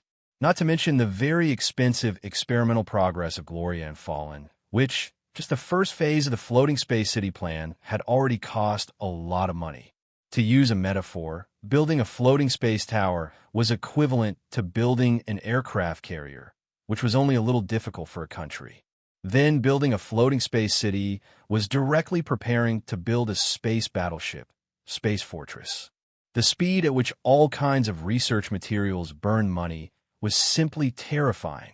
For example, Gloria and Fallen Witch. Even if there was no progress in their research, at least 30,000 Kindler's materials will be burned in a month. Looking at the entire material plane, only Soren and Motor City could afford it. If it were other forces, they would have a financial collapse in an instant. Just ordinary experiments needed to burn 360,000 Kindler's materials in a year. If there was a breakthrough in the experimental results, then the cost would increase exponentially. Soren was fine before he started the floating space city plan. After he started it, he felt that even if he was a god, it was really not easy to make money to support these two women who burn money like water. However, If Gloria and Fallen, which were successful, the benefits would be unimaginable. It could almost be said that the progress of the entire civilization would be pushed forward. In short, what Soren and Motor City were doing now was almost single-handedly promoting the progress of civilization in the material plane. So the speed at which they spent money was naturally imaginable. Maybe it was because they had been spending money too fast recently. Soren wanted to pull Princess Royal in. Arendelle still had a lot of wealth anyway. It would be a waste to put it in the treasury. It would be good to use it to climb the alchemy technology tree. As soon as the idea appeared, Soren felt that it was very feasible. So, when he had an in-depth conversation with Gloria in the evening, he mentioned his idea a little. He didn't expect Gloria to agree directly. Moreover, Gloria was more knowledgeable than Soren. At that time, Gloria said, "That's a great idea." However, Arendelle also had his own noble forces. If there is no visible wealth, they may not be willing to take out so much wealth. Speaking of which, Gloria got up from the bed naked. As the velvet quilt slid down, her beautiful body was exposed to the air. However, the two of them weren't in the mood to have sex. Gloria waved her hand and took out a piece of paper. She handed it to Soren and said, "This is what I saw when I was flipping through some books. Look, this is called an airship. It was used for a long time in the Arcane Empire. It looks a bit like a ship, but the sails have been replaced with balloons, and a small floating ring has been installed at the bottom. Currently, the entire sea is not as safe as before. Whether it's the South Coast trade, Arendelle's trade, or the Eastern countries trade, it's not something that ordinary merchant ships can satisfy. That's why I'm thinking of trying to modify a batch of airships. If we can make a batch of samples, the trade between the South Coast and Arendelle can be restored, and may even surpass the past." Airship? Soren looked at it and couldn't help but be stunned. Wasn't this thing an airship to him? Why didn't he think of it?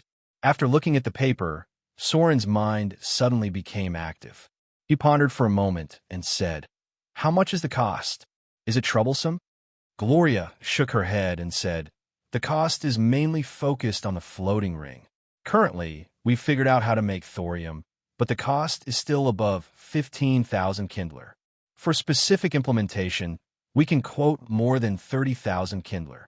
I believe that many chambers of commerce and nobles are willing to pay this money, and the daily maintenance of the airship can also bring in a sum of income.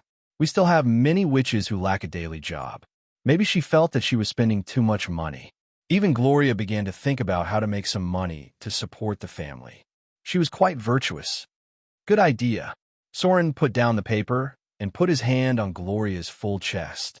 After kissing her fiercely, he said in a deep voice, "If the airship appears, it can completely make up for the current sluggish trade. And the trade in Mordor City can no longer be limited to sex. That's a great idea. Maybe we can also contact the Church of Wealth. I think the Church of Wealth must be very interested in this thing that can improve trade." Mordor City had a large number of warships and merchant ships. But because of the outbreak of the Avatar crisis, sea trade was not as easy as before. If some of them could be transformed into airships, then all trade could be restored and safer than before. Because there were fewer enemies in the sky, the only trouble was that the control requirements were much higher than before. I still need to think about how to use this thing. Soren had a lot of ideas as soon as he opened his mind. The airship must still be in his hands. He pondered for a moment and said, "You can start experimenting in the next 2 days. If it succeeds, I'll go to Arendelle in person after a while. At that time, we can first transform our own batch of warships and merchant ships. The trade in the eastern countries has shrunk by nearly 60%. We must pull these back. I think the Northern Witch Council will also be very interested in this thing. You can contact the Eye of the North in person. The airship must need spellcasters to carry out daily maintenance. If we want to expand the scale, we can't do it alone." Gloria also nodded when she heard the words, but there was a hint of blush on her charming face. She raised her hand and patted Soren's fingers and whispered, "It needs spellcasters to carry out daily maintenance. And it's best to have a spellcaster with you when sailing. We only need to firmly grasp the core of the floating ring and the magic energy drive part of this thing. The rest can be handed over to the Northern Witch Council. But this thing also has a drawback. That is, the cost is too high. It is only suitable for transporting high-value goods. Before the problem of magic energy supply is solved, the profit brought by ordinary trade of goods may not be as good as the consumption. Soren thought for a moment and said, "These can be done slowly. The most important thing for this thing at present is to transport strategic materials and the things that are currently in short supply. Let's see Arendel's reaction first and then consider the next step." After that, Soren picked up Gloria. She provided such a good idea today. Soren felt that he needed to reward her. P.S. Second update. Follow Fu2's public WeChat account to support the author. Everything in this book is complementary to each other. Many things have already been linked together. The transformation of the dead man's voice has already foreshadowed this chapter, but I don't know if any of you have thought of it.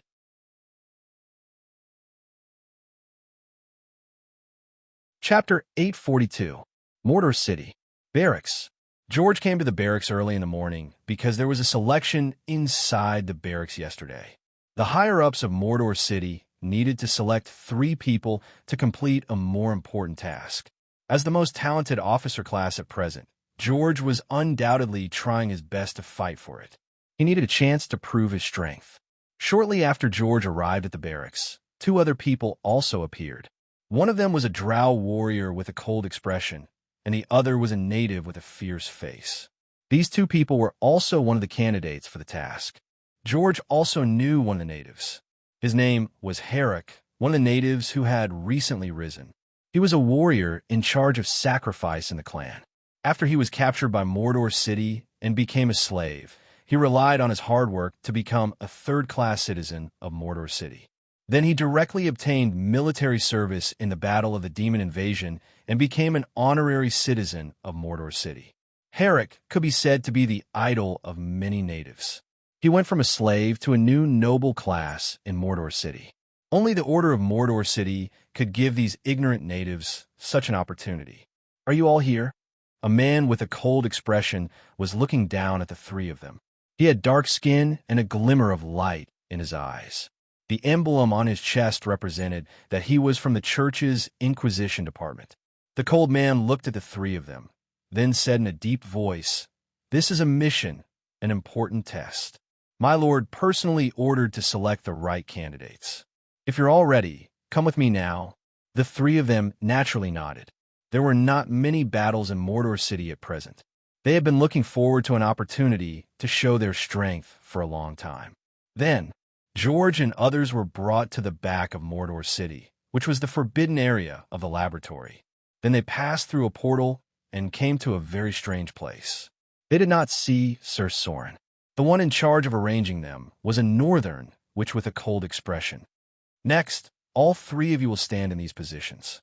The northern witch was not young. She looked like a middle-aged woman, but she had a powerful aura, which meant that she used to be a noble in the north. She glanced at the 3 of them and said in a deep voice, "After walking on these stone platforms, you will enter an illusion. What you need to do is to defeat the enemy in the illusion and try your best to survive. Let's begin." After hearing the words of the Northern Witch, George could not help but look at the others in surprise. However, the soldiers of Mordor City had long been accustomed to obeying orders. Even if they knew there was danger, they would not hesitate to carry it out, so the 3 of them quickly came to their respective stone platforms. When the 3 of them were in position, the Northern Witch immediately said something to the air. Then, a burst of magic appeared, and George and the others felt dizzy. The canyon stretched as far as the eyes could see. When George and the others recovered, they were no longer at their original location. Instead, they appeared in a huge canyon. The surroundings were shrouded in a dense fog, and many things could be vaguely seen. Is this really an illusion? It feels so real. George looked at his hands and then sensed his surroundings. He muttered, "Unbelievable. It feels so real." The other 2 were also surprised. But before they could see their surroundings clearly, a cold metallic voice rang out. The demonic legion will arrive in 30 seconds. Crush them. As the cold metallic voice sounded, the fog that shrouded the surroundings began to dissipate. Then, a huge barracks appeared in front of them. In front of them was a huge weapon rack, followed by 3 barracks on the side. Groups of expressionless soldiers walked out and gathered outside the barracks. The demonic legion will open the portal soon. Get ready for battle. A general covered in full armor walked out from the middle of the army. He was completely different from the other soldiers. He looked like a real person with rich expressions. This general covered in armor probably had the strength beyond the legendary stage. He glanced at the 3 of them and said in a deep voice, "The demonic legion will attack in 3 directions. The 3 of you will each lead a team to support the front line." After that, the general waved his hand, and someone moved a heavy wildebeest directly. After that, he rushed to the front line with his personal guards. The 3 of them stayed in place and looked at each other. Now that all the fog had dissipated, what appeared in front of them was a huge barracks. They did not recognize some of the things, but they recognized the black flag erected in the center of the barracks. That was the flag of Mordor City. "What should we do now?" Ida looked at the soldiers waiting for orders and said, "It seems that the higher-ups did not give us a direct order. It seems that they want us to act on our own." Eric glanced at him with a rather cold expression. After hesitating for a moment, he walked directly towards the soldiers. Soon, he led the soldiers to the battlefield on the left. Perhaps because of the exclusion, many indigenous people have not fully integrated into the city of Mordor.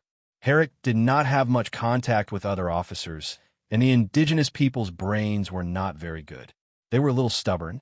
Now, he made his choice without saying much to them.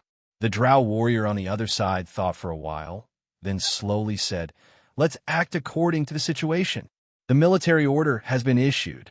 Let's take our men to support first. We'll see what happens after we defeat the demons." Now that he was in the dark about everything, Edu thought about it and felt that it was better to carry out the order first and observe the situation. So the 2 of them also took a group of people. Compared to the other 2, Edu was obviously weaker, so he chose the middle path where the general went, while the drow warrior chose the right path.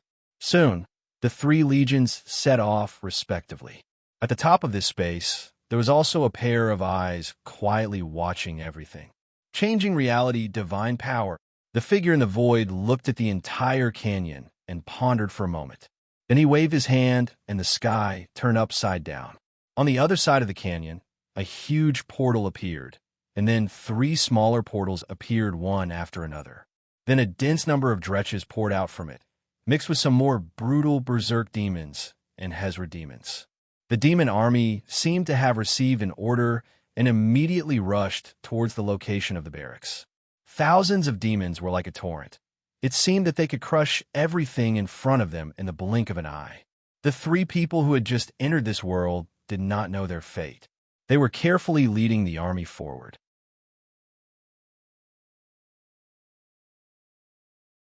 Chapter 843. George led an army and was moving forward. It was quite peaceful along the way. He did not encounter any battles, nor did he encounter any enemies. This canyon looked very big, and there were endless peaks in the distance. He vaguely heard the cry of wyverns, but he didn't know where it came from. However, this leisure did not last long. His long-term training made him extremely vigilant. Soon he found some traces of the enemy. He couldn't help but shout, "There are enemies approaching. Prepare for battle." Ha ha ha. A series of strange and terrifying laughter rang out, and then a few hunched and abnormally ferocious-looking creatures appeared. They looked a bit like women, but their faces were very ugly. They wore tattered robes and held bone staffs in their hands. Not good. George glanced at them and murmured, "It's Hag. Damn it. Everyone attack. Follow me." Hag, a kind of demon from the lower plane. There were Hag among the enemies that invaded Mordor City last time. This was a very difficult enemy to deal with, and they had all kinds of strange spells. The soldiers around him were all ordinary soldiers. If he allowed the Anababas to cast their spells freely, half of them would die in a single round. Now, He wasn't thinking about where the Anababas had come from. Instead, he was thinking about how to get close to them without giving them any chance to cast their spells. As a melee profession, George knew very well how terrible the consequences of giving spellcasters enough distance would be. The battle broke out in an instant. George launched a charge in an instant, and then rushed to the front of the hag. He swung his sword and slashed down. Behind him were the soldiers who received the order to charge. Their strength was about the same as the ordinary legion of Mordor City. They rushed towards the hag who was casting spells. It had to be said that George's timing was very good. The hag were casting spells as soon as they saw them, and he did not hesitate to charge and directly interrupted some of them. Then he dragged these hag into the abyss of close combat. As long as they did not have a chance to cast spells, victory was only a matter of time for George. However, at this time, a cold metal sound suddenly shocked him. Trial failed. Haruk is dead. Teleport away from the battlefield. This prompt not only shocked George, but also the drow warrior on the other side. Meanwhile, on the left side of the canyon, the ground was still littered with corpses.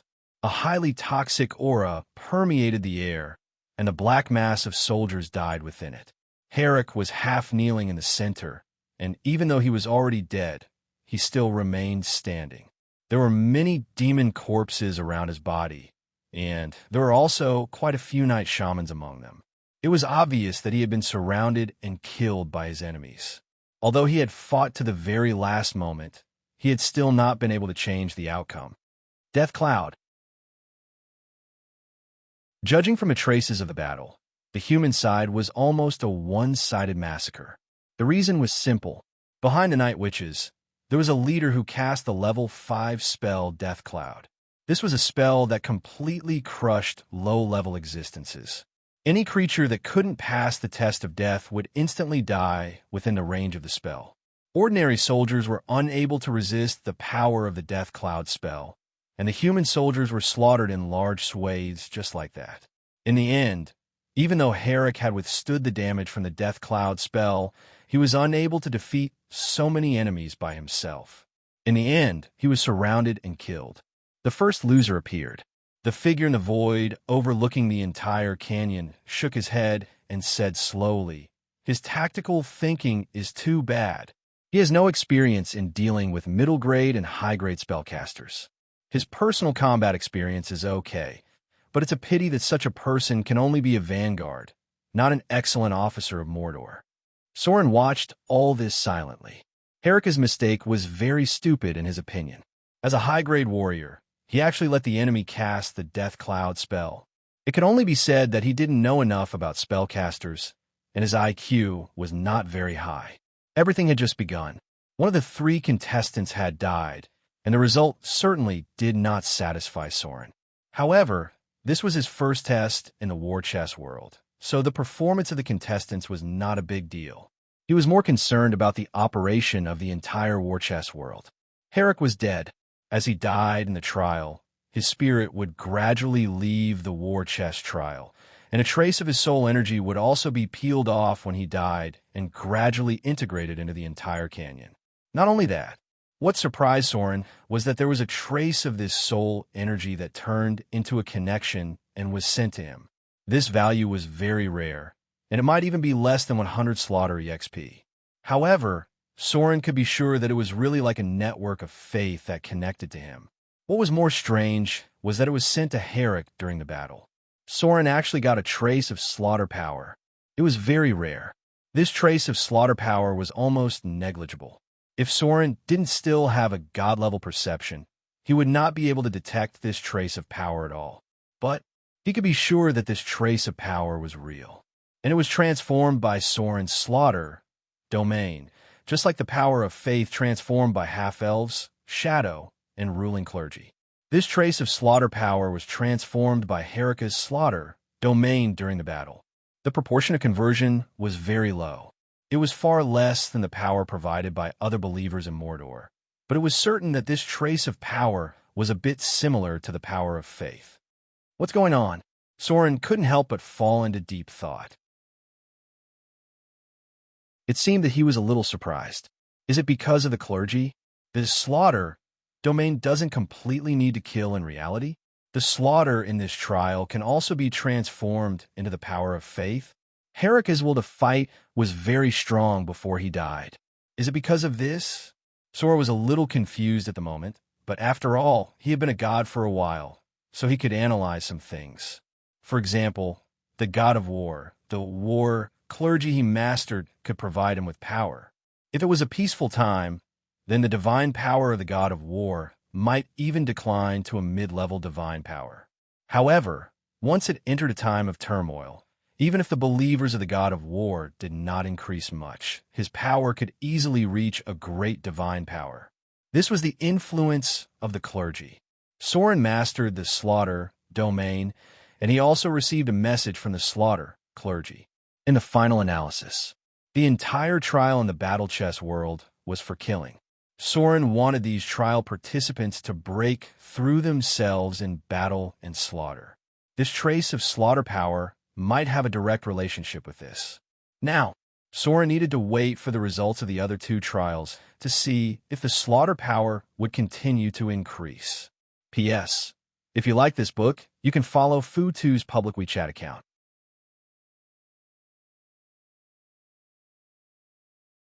Chapter 844. First, he had to roll on the ground and beg for monthly votes. Without monthly votes, he had to have integrity. Yesterday, Fu2 spent a long time to complete the transformation of the slaughter priesthood in the peaceful era. He had lost a lot of brain cells. Don't you want to give me some encouragement? In addition, if you like this book, you can follow Fu2's public WeChat account and search for Zhu Shang Fu2. This book is already in the middle and late stages. After the god line is finished, it will enter the final stage. After that, there will only be a part of the story of the demon Sauron. Fu2 spent a lot of energy on the whole book. You don't have to worry about the ending. I promise you that I will write this story well, and I have also paid a lot for it. Otherwise, with so many things happening last year, I would have already left when the book was sealed. In order to finish this book well, Fu2 dragged it out for so long. It was impossible to say that some things were not sullen. Now that a lot of things have been figured out, there was no need to fight over temporary gains and losses. If he wanted it, then let him have it. When he was young, he didn't know anything. He had to suffer some losses and learn to be obedient. As an author, the most important thing for Fu2 was always to write well, smiling at the wind and clouds. As long as I have confidence in what I write, it doesn't matter where I write. If you like Fu2's writing style, remember to follow his WeChat account. 8 years. Finally, he made up his mind to leave.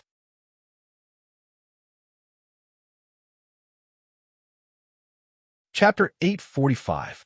A roar full of unwillingness and anger suddenly sounded in the war chest demiplane. Then Haruk stood up abruptly, waving his hands as if holding a weapon, then looked around with a blank expression. His spirit stopped at the moment of his death in the trial. Because the trial was too real, even a high-grade profession like him took a while to recover. This was because he had a strong will as a warrior. If he was an ordinary person, he might have entered a state of suspended animation or even died for real. I'm not dead. Haruk looked around blankly. Then his eyes gradually regained clarity.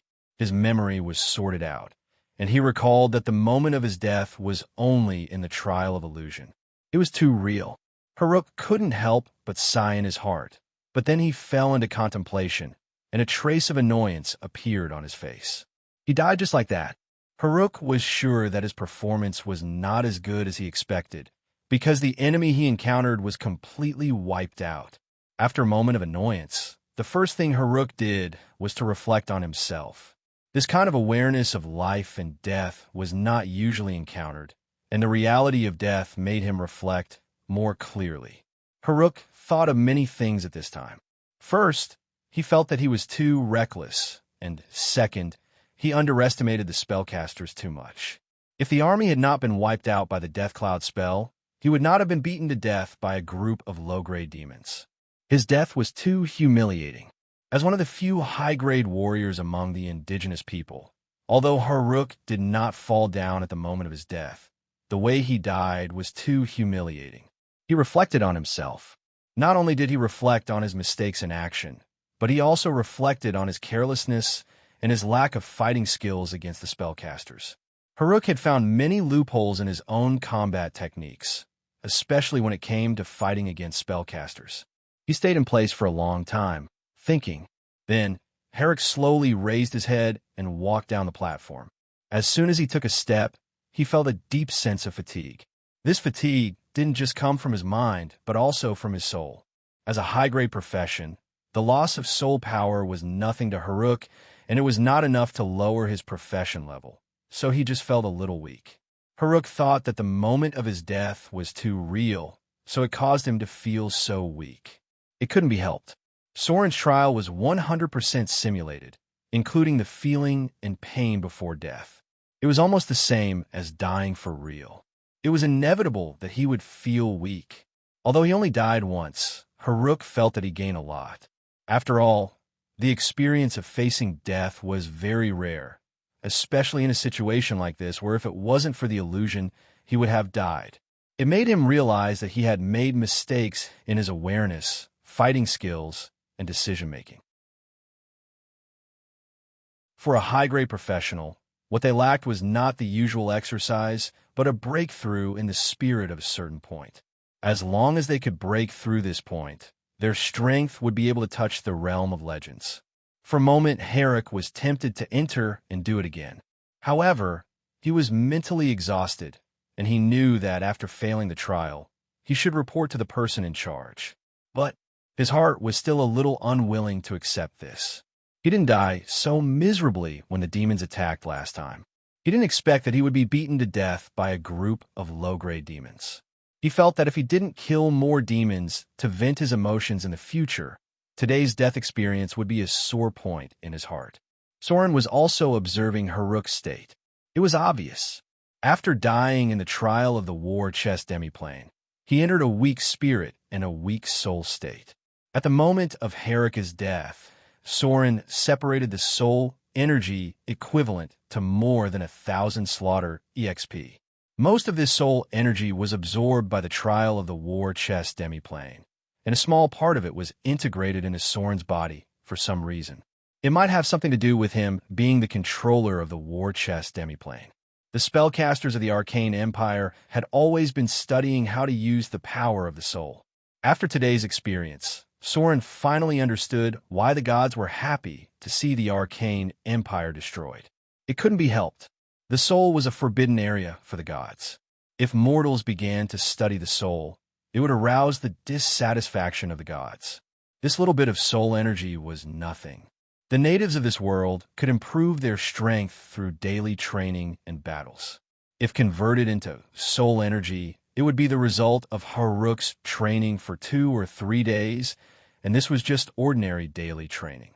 If it was a real battle, then Haruk's strength would be increased by more than this little bit of slaughter EXP. There was a test in the past. Adventurers trained in the way of the natives' training grounds, and the slaughter EXP gained in a day was about 300 points. This was the early training. If it was a special training method of some organizations, as long as they passed, they could gain about 3,000 slaughter EXP. These training methods were all through training the body to feed back the spirit and then strengthen the soul. This was a bit like the cultivation of the East. A strong body could allow the monks to feel the existence of qi, and the existence of qi would be fed back to the spirit to strengthen the body. Finally, the spirit would further temper the soul. The biggest difference between the natives was that they often encountered a bottleneck. At this time, they needed to use special methods to break through. The biggest bottleneck that mortals faced was the moment when they touched the realm of legends. Everything was still going on. Although Haruk was dead, the drow warrior and the excellent officer, George, were still going through the trial. Soren looked down at everything from the perspective of a god, silently observing the expressions of these two people. If he were to use himself as a standard, these two people were obviously not qualified because they were only excellent among ordinary people. However, Soren still found something. That was, the drow warrior's fighting skills were better, and George's vision of the big picture was stronger. The latter obviously had the qualifications to be a general. Another thing he found was that when they killed the demons, Soren did not gain anything. On the contrary, when the Drow warrior was surrounded by a group of demons and finally died in the hands of the Hezru, Soren suddenly received a little bit of slaughter EXP again. Strange. Killing the illusions in the trial did not yield any rewards, and Soren also did not gain anything during the process of their battle. The time when the slaughter EXP was generated in the trial of war chess was actually the moment when the Drow warrior died. Slaughter. This was not just killing others, but also killing oneself at the same time. The time when Soren received the slaughter EXP was the moment when the trial participant was killed. At the moment when the Drow warrior was killed by the demon illusion, a very weak slaughter EXP appeared. All of a sudden, Soren seemed to have grasped something very important, and his thoughts suddenly became much clearer. He somewhat understood the core of the slaughter domain.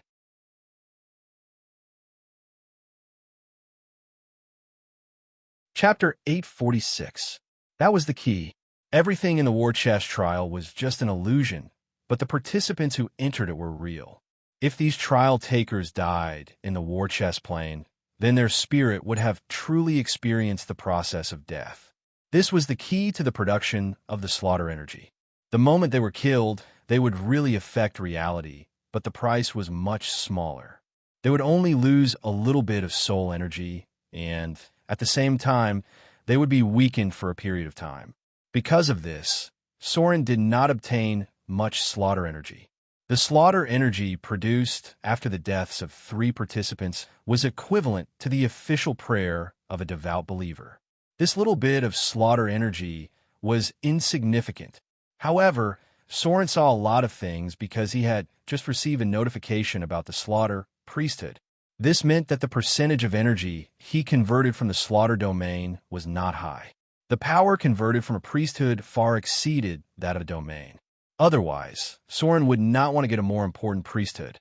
Next was the second point of this trial. Soren was going to test it and then use it to train more followers.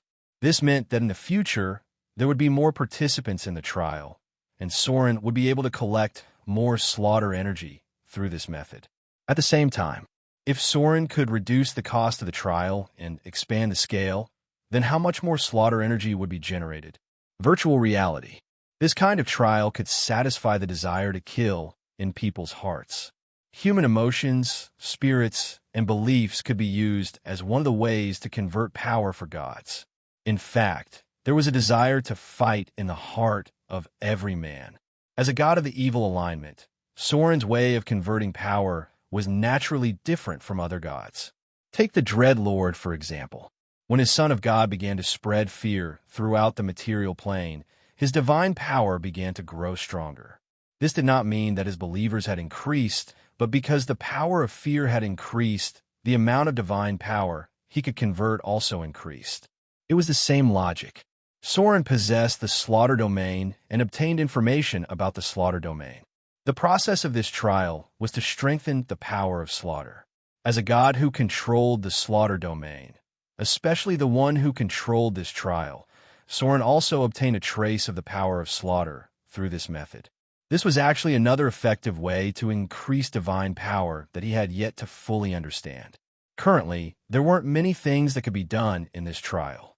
However, if one day Soren could expand it to the level of virtual reality applications in the interstellar era, then the power generated by this method would be astonishing.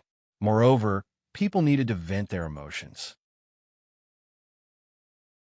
With the outbreak of the Avatar crisis, although the public security in Mordor City was very good, there were still too many professions after all. Daily training could not vent their excessive energy at all, so there were often fights in the taverns of Mordor City during this period. The security team was already a little busy, and the oppressive atmosphere could easily become the fuse of violence. If this trial could be expanded, no one in Mordor City would have the energy to fight in reality in the future. The power of slaughter that Soren collected in this way was not evil, and he did not need to spread death to strengthen his power like other gods. Soren could also balance the power of slaughter in this way, reducing and venting the desire to kill in people's hearts. But as long as this trial still existed, then even if Soren did not kill in reality, his divine power would continue to grow. This was simply an unimaginable discovery. The gains from this test of the chess demiplane were simply too great. But Soren immediately found a problem. That was, he had no way to expand this trial at present. This required very high-end alchemy and, at the same time, a very powerful superbrain to complete the daily operation of the trial. This meant that Soren needed an assistant with amazing computing power. In other words, he needed a very powerful Thaling to help him maintain the daily trial and deal with various situations in the trial. The difficulty was no less than making a virtual reality game. Of course, Soren was not without an opportunistic way. He could first narrow the scope of the trial and control it inside the canyon. All the trial participants would move within this range, limiting the framework to this range, and then enrich the content. Anyway, he didn't really want to create a virtual reality game, but to provide a trial space for people. In this way, the difficulty would be directly reduced a lot. All the trial participants would be thrown into the war against the demons in the canyon, giving them a chance to train themselves between life and death. As for the other framework and content, Soren could slowly add it over time. However, in this way, Soren still had a problem to solve. That was, how to let more trial participants enter the war chess half-bit wall. It turned out that there were only so many alchemy devices that could send the trial's spirit into the illusion, and they were very large, extending to the entire half-bit wall. It could even be said that the war chess half-bit wall was the network of the illusion trial. And what Soren needed to do was to create more interfaces for this network. This was not something that Soren could do with his current level of alchemy. He had to ask Gloria for help. Only Gloria and Fallen, which could analyze the alchemy device that transported the illusion and then recreate a batch of it, and it would be best to shrink it into a specific device. This difficulty was no less than creating a virtual cabin. Gloria and Fallen, which had a lot of things to do. At present, the floating space tower was the focus, and he was afraid that they might not have time to study this. Soren thought for a while, but there was still no breakthrough. It's a pity that I can't connect to the divine kingdom now. Soren pondered for a long time, and then sighed. Otherwise, I could try to integrate the war chess half-bit wall into the divine kingdom. This way, I can directly connect to the belief network through the divine kingdom, and use the belief network in the inner layer of the magic net as a carrier. If I have the belief network as a support, it's much easier to enter the illusion of the war chess half-bit wall, but this will definitely alarm the goddess of magic. It's equivalent to directly transforming the magic net into a network. When Soren thought of this, it was basically an assumption that failed, because although he had a close relationship with the goddess of magic might not be willing to try such a dangerous thing. The magic net was her foundation, and the goddess of magic would certainly not be willing to take this risk. Otherwise, Soren could even boldly create a certain spell with a casting device, and then directly use the magic net to transmit the trial participant spirit to the war chess half-bit wall. One must know that the virtual reality of the interstellar era had the same structure after being disassembled. The impact of this matter was too great. Soren thought about it, and still felt that he had to take the long view. But if it was successful, it would be of no less help to him than the research of the floating space city, because slaughter was in the process of the trial, and death was also in the process of the trial. P.S. If you like this book, you can follow Fu2's WeChat public account.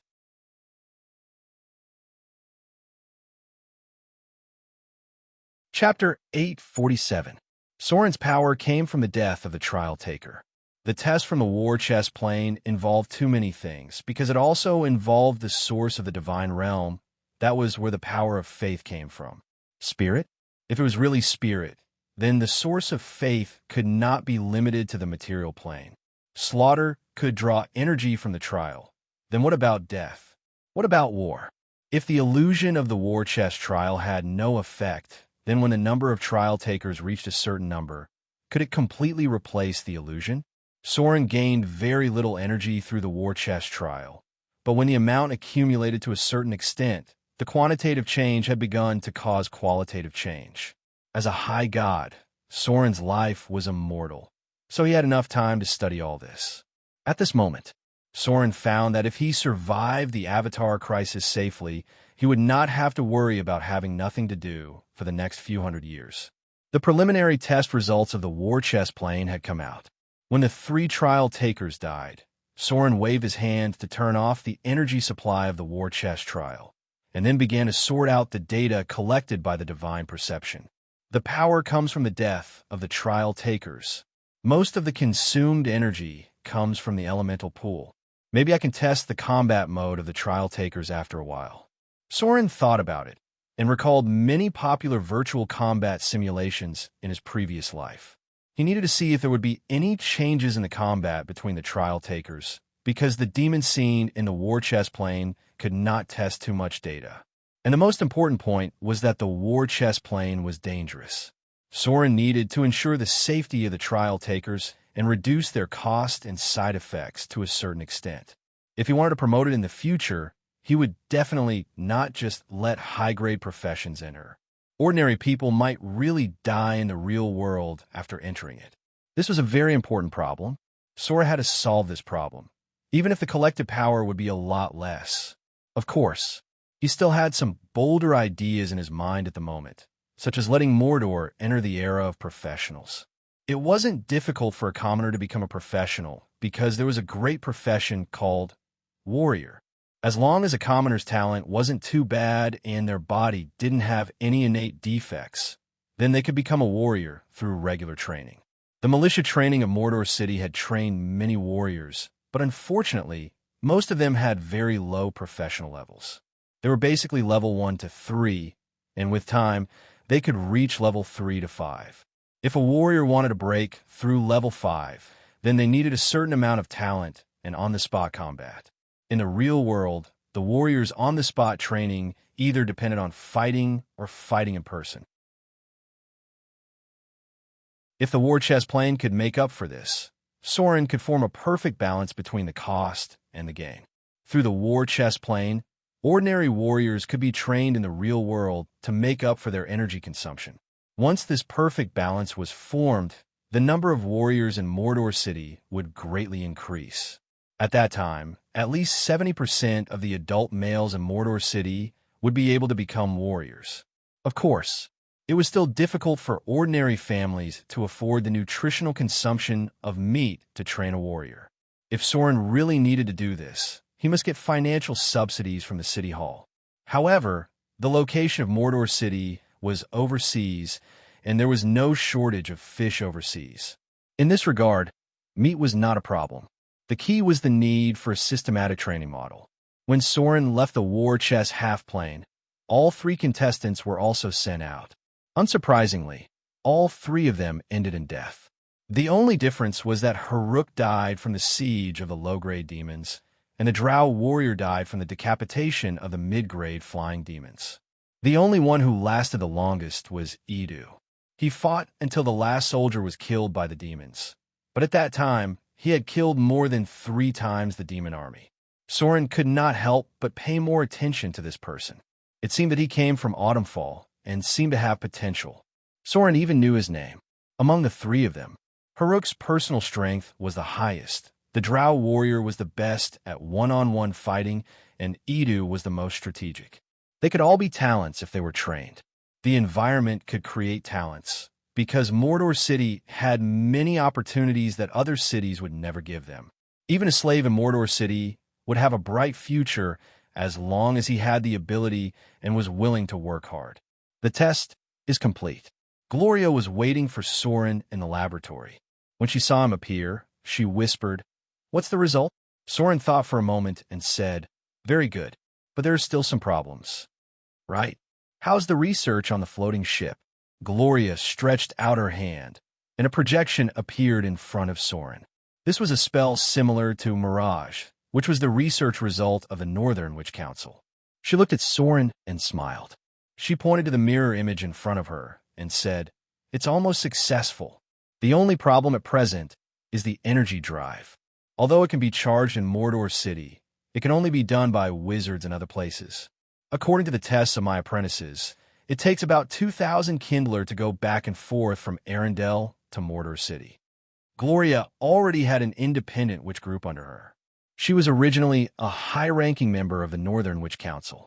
If she had the status and resources of Mordor City, she would already have an independent witch group of more than 100 people. 2,000 Kindler. Soren frowned when he heard this. Although Arendelle was far from Mordor City, the consumption of 2,000 Kindler plus the consumption of the sailors could reach more than 3,000 Kindler. In other words, the floating ship could only carry out the trade of at least 3,000 Kindler in theory. This was tantamount to denying the transportation of the most basic food and daily necessities, because a ship's cargo might not be as high as the freight, but other expensive goods were not a problem. Very good. After thinking about it, Soren said in a deep voice, "I'll leave for Arendelle in a while. It just so happens that there is a batch of goods that needs to be transported from the Northern Witch Council recently. When the time comes, try to get 3 floating ships, and we'll do a preliminary test." After the outbreak of the Avatar crisis, the trade routes on the mainland were basically blocked by various wandering monsters. If Soren could do this well, Mordor City would soon have a steady stream of funds. Gloria nodded gently, then raised her hand to lift her long hair and said, "Pastor Jean seemed to want to visit me yesterday. It seems that the Church of Riches also knows about this. If we operate it well, we may be able to get a lot of money from it." What was the most important thing for the Lady of Riches? It was not making money. It was to continue to maintain the prosperity of trade. Even if the Church of Riches paid for it, it would be fine because the prosperity of trade was closely related to her priesthood. Soren needed a lot of money now. A lot of money, because not only Gloria's experiment needed money, but he also needed a lot of money for the transformation of the war chest plane. And the amount of money would be very large.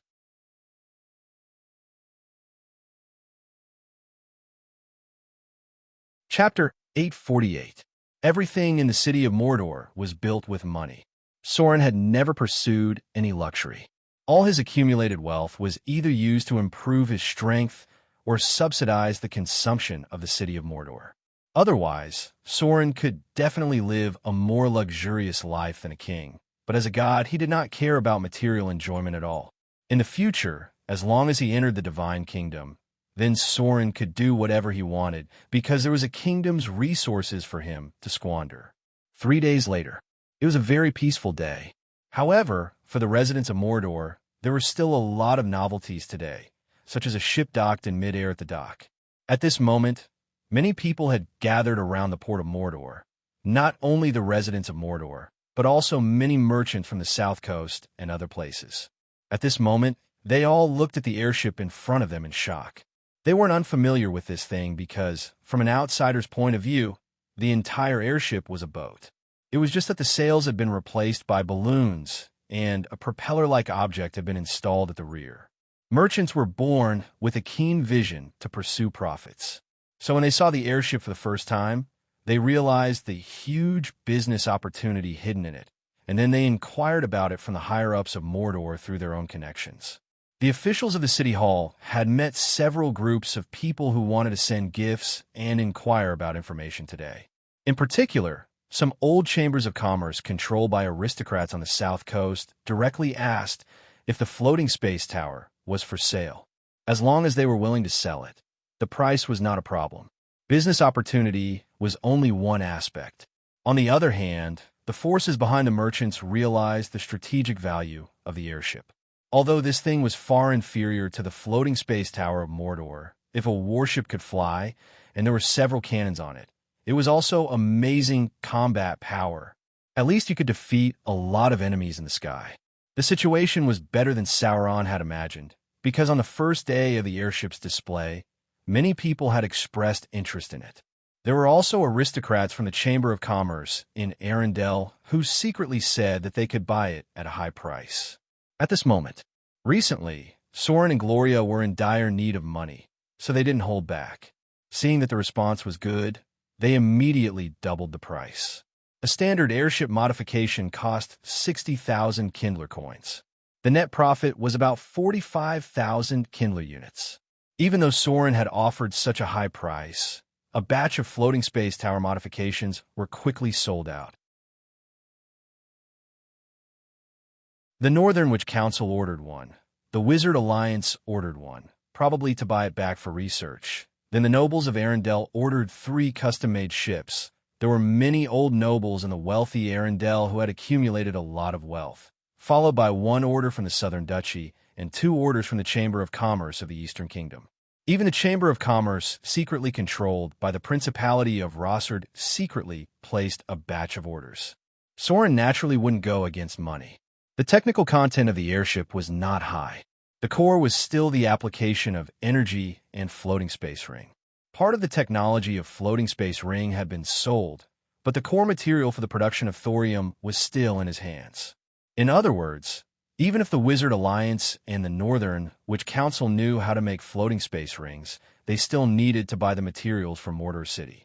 There was no need to worry about this because the production of thorium required the synthesis of things from the astral world, and the production in Mordor City was not very high. Finally, it was from the Church of Riches. The Lady of Riches was indeed the richest god. She directly placed a dozen orders. 12 airships were 720,000 Kindler units, and Soren made a net profit of nearly 540,000 Kindler units. It had to be said that high-end alchemy technology was really profitable. Soren received the orders sent by the officials of the City Hall on the same day, as well as the deposits paid by many Chamber of Commerce forces. The amount was huge, reaching a terrifying amount of more than 300,000 Kindler units. As long as all the current orders were completed, Soren would earn nearly 800,000 Kindler units in one breath. It was far more than a tax on maritime trade. This is daylight robbery. Soren looked at the order statistics in front of him happily and said to Gloria next to him, "At this rate, we will soon be able to raise enough funds for the second phase of expansion." Gloria's expression was quite calm, and she slowly said, "The alchemy technology required for the airship is not high. The Northern Witch Council and the Wizard Alliance will definitely copy it. At most, in a month or 2, they will be able to make their own airships. I'm afraid our future orders will only be from the South Coast. In the future, the focus should be on thorium. Making the floating ring is absolutely inseparable from thorium. Even if they understand the technology, they must buy thorium from Mordor City." Soren nodded and said, "It makes sense, but the number of airships should be a lot by then, and the trade should be restored by then. A conservative estimate.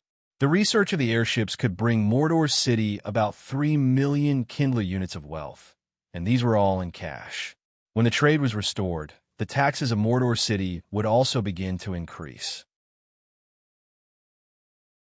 All kinds of benefits would be endless, which greatly made up for the current huge capital consumption of Mordor City. In fact, the Church of Riches had always wanted to send money to Soren. It was just that Soren didn't want it. If he took the money from the Church of Riches, he would have to give up a lot of things in Mordor City.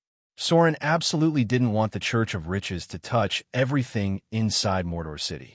Letting them develop in the port was already Soren's limit. The interior of Mordor City must be absolutely in his hands. Everything was going on in an orderly manner. Soren received a message from the High Priest. After defeating a group of sea monsters, they successfully approached the location of the pirate island.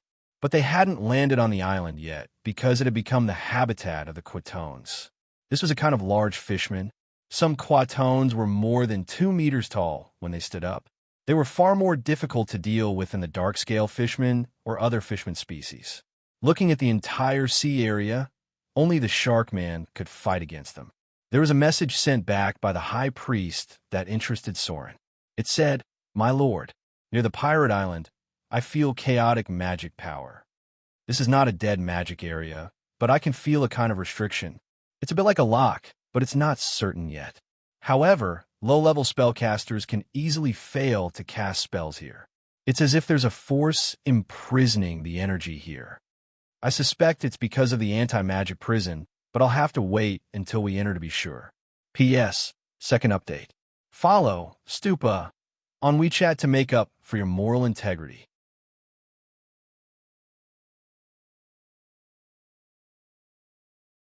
Chapter 849. The existence of the anti-magic prison was very special. For a long period of time, it was used to imprison spellcasters who made mistakes.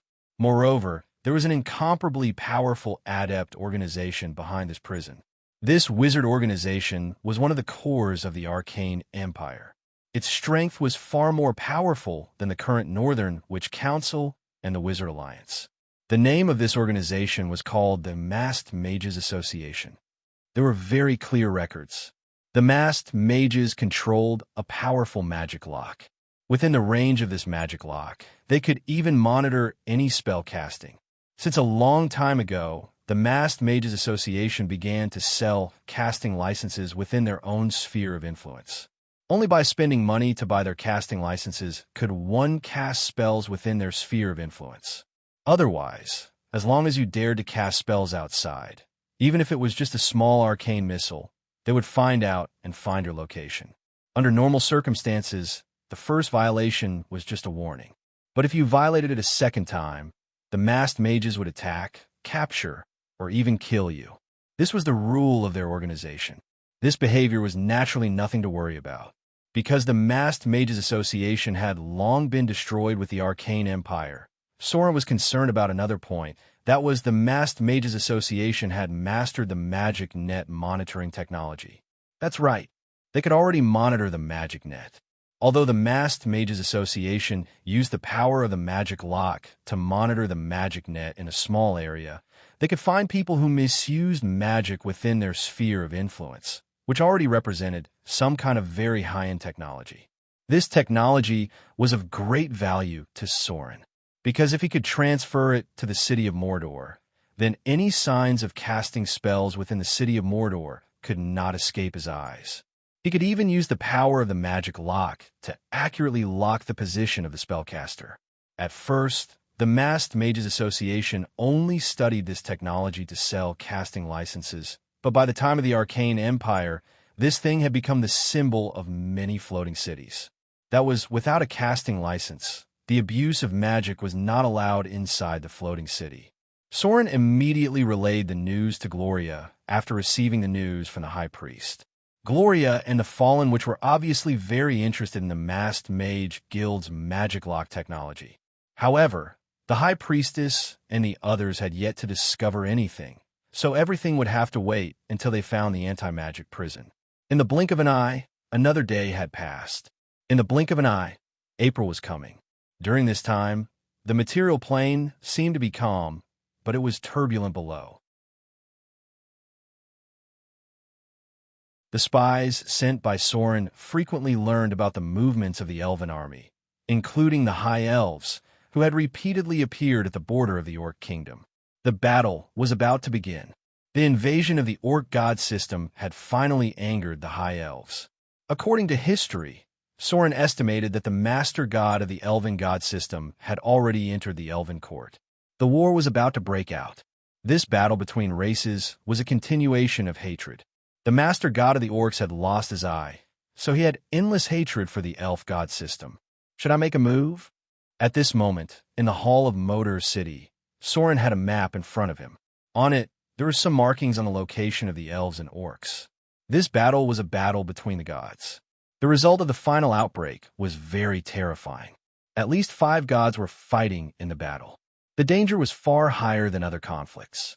Although Soren wanted to reduce the disaster of the Avatar crisis, this level of battle between the gods was not something he could intervene in alone.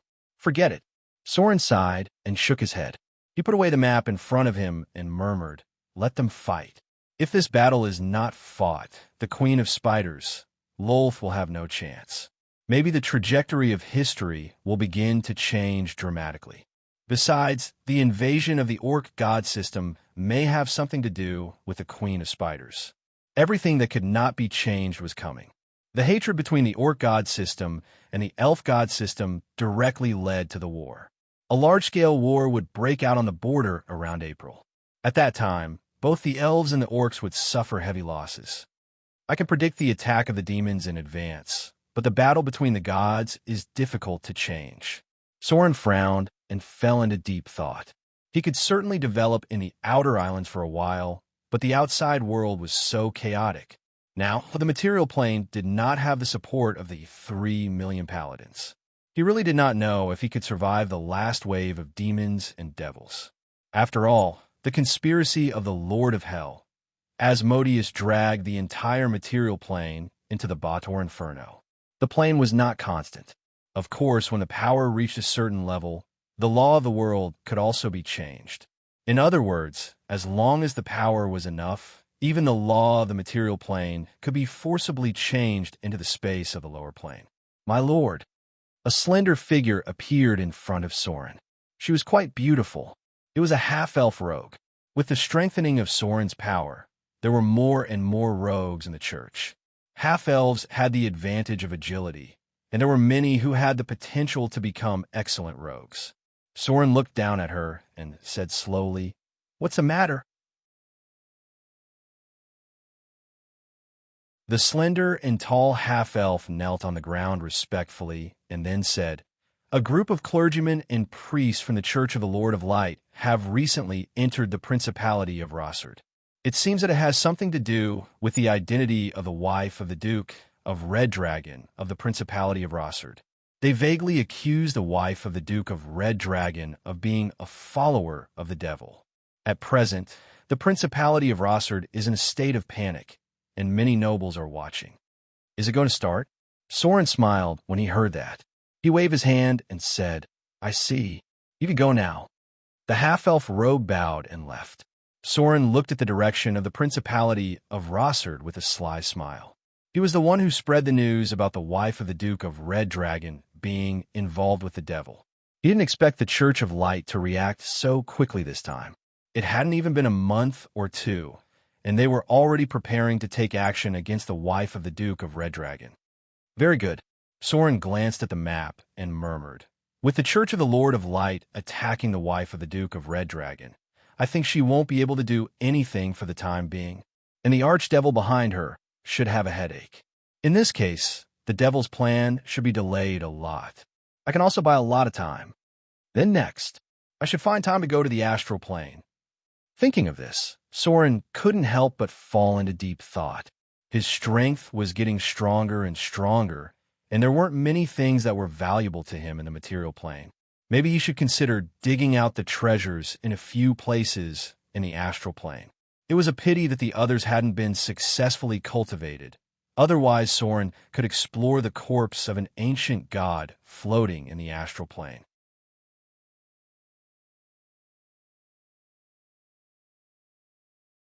Chapter 850. After messing with the Duke of Red Dragon's wife, Soren felt refreshed. However, he still felt that he needed to think about the ancient gods, because anything related to the ancient gods was too tempting.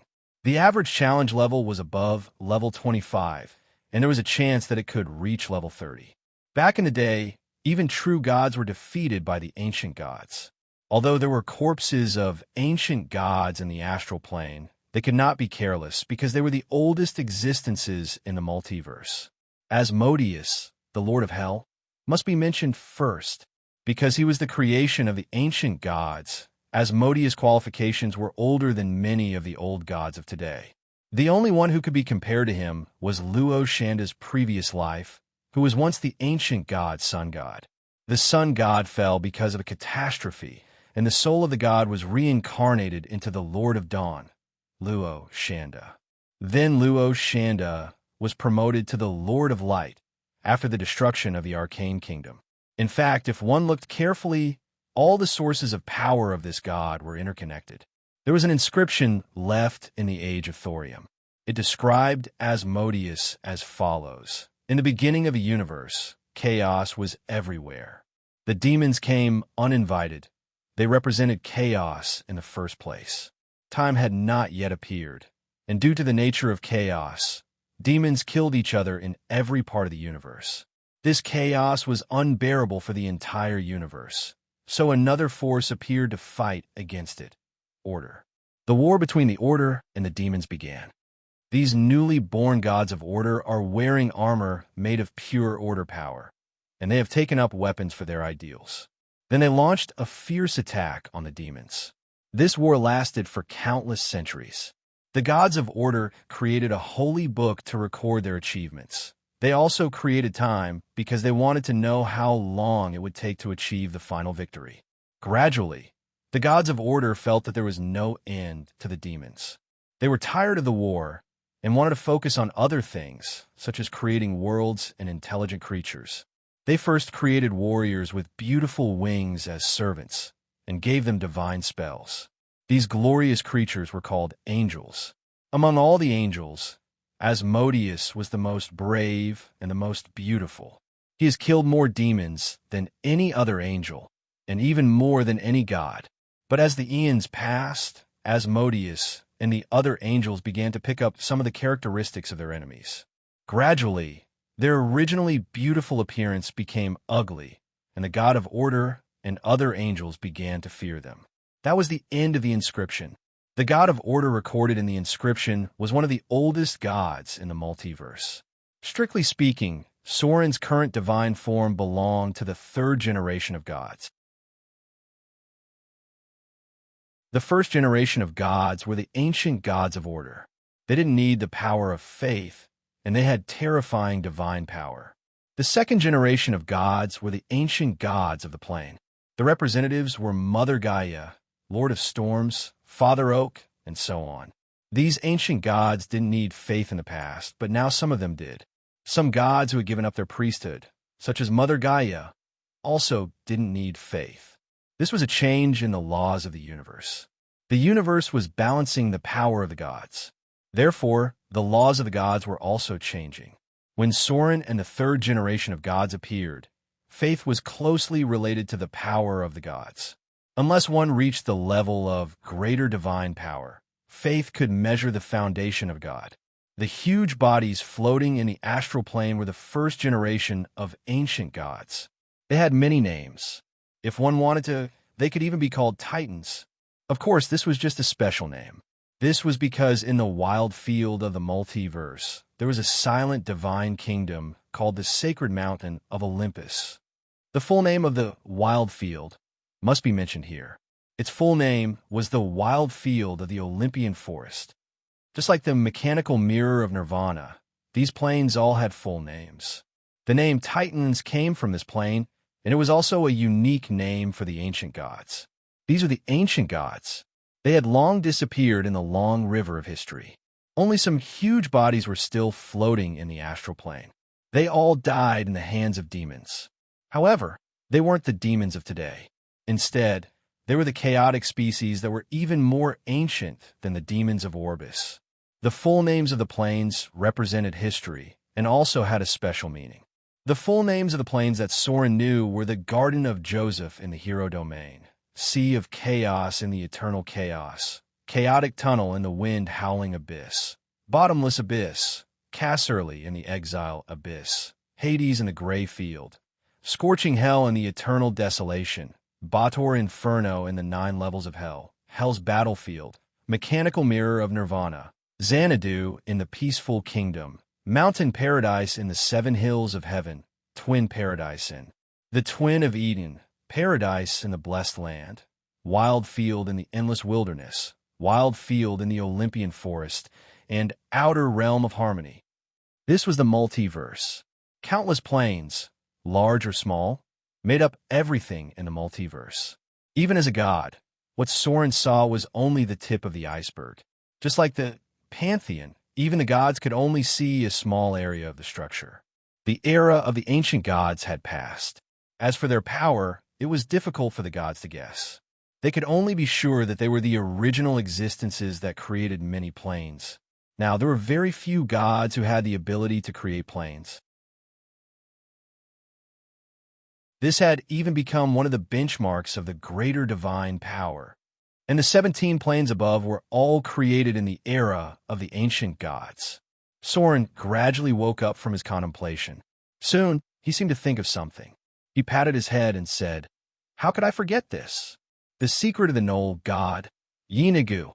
As if he had just woken up, Soren quickly rushed to the study, and then opened many ancient books. He was looking for something. He was looking for a very old record about the Knoll god, Yeenagu, on the 422nd floor of the Abyss. This is the domain of the Storm Lord, the demon of Obylis, Backhard. Although the betrayal of the demon Tana, Reef finally cut off Bachard's connection with this floor and drained his vitality from his huge, lifeless shell. The pain of Obylis' death had lasted for countless years. Now, this huge and strange demon was similar to a twisted beached whale. He could not move on his own and could only be exposed to the scorching sun of this floor. Over and over again, the coastal rock formations that supported his half-dead body were smashed by violent hurricanes or treacherous winds and acid rain.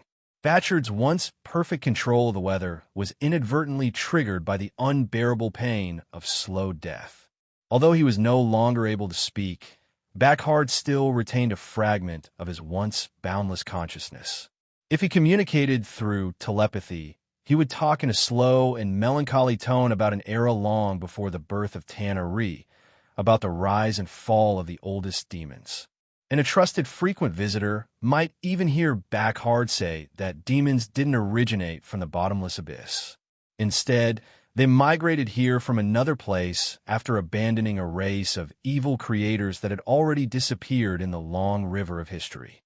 Soren's finger stopped on this page of the ancient book. Then, as if he thought of something, his body trembled a little. Obylis demon. There's information about the first generation of demons. There's no need to think about the ancient god's corpse now. This Obylis demon sealed in the territory of the Knoll god has at least intermediate divinity, or even great divinity.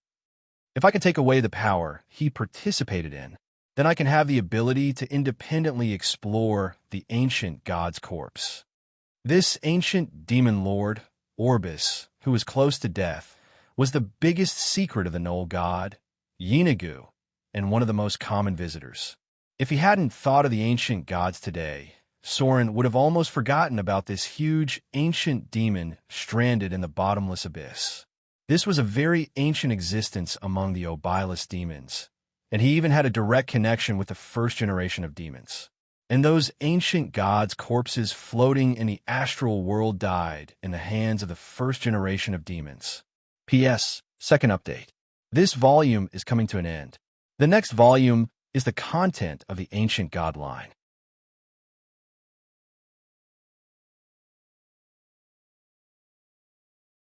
Chapter 851. Same old rules. After thinking about it, he decided to tidy up and start writing the 8th volume tomorrow. Yes, that was all. Those with monthly votes could vote for it.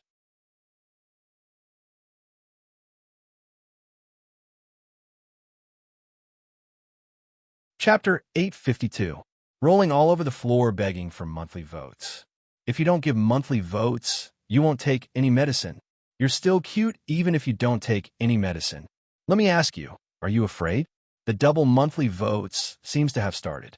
Everyone who has monthly votes, please vote for it. The prequel storyline of the 3 death gods has been filled up. The appearance of the 3 death gods from the previous generation to the Dreadlord has been explained. In order to praise Fu 2 for filling up a hole, shouldn't you all vote for a monthly vote to celebrate?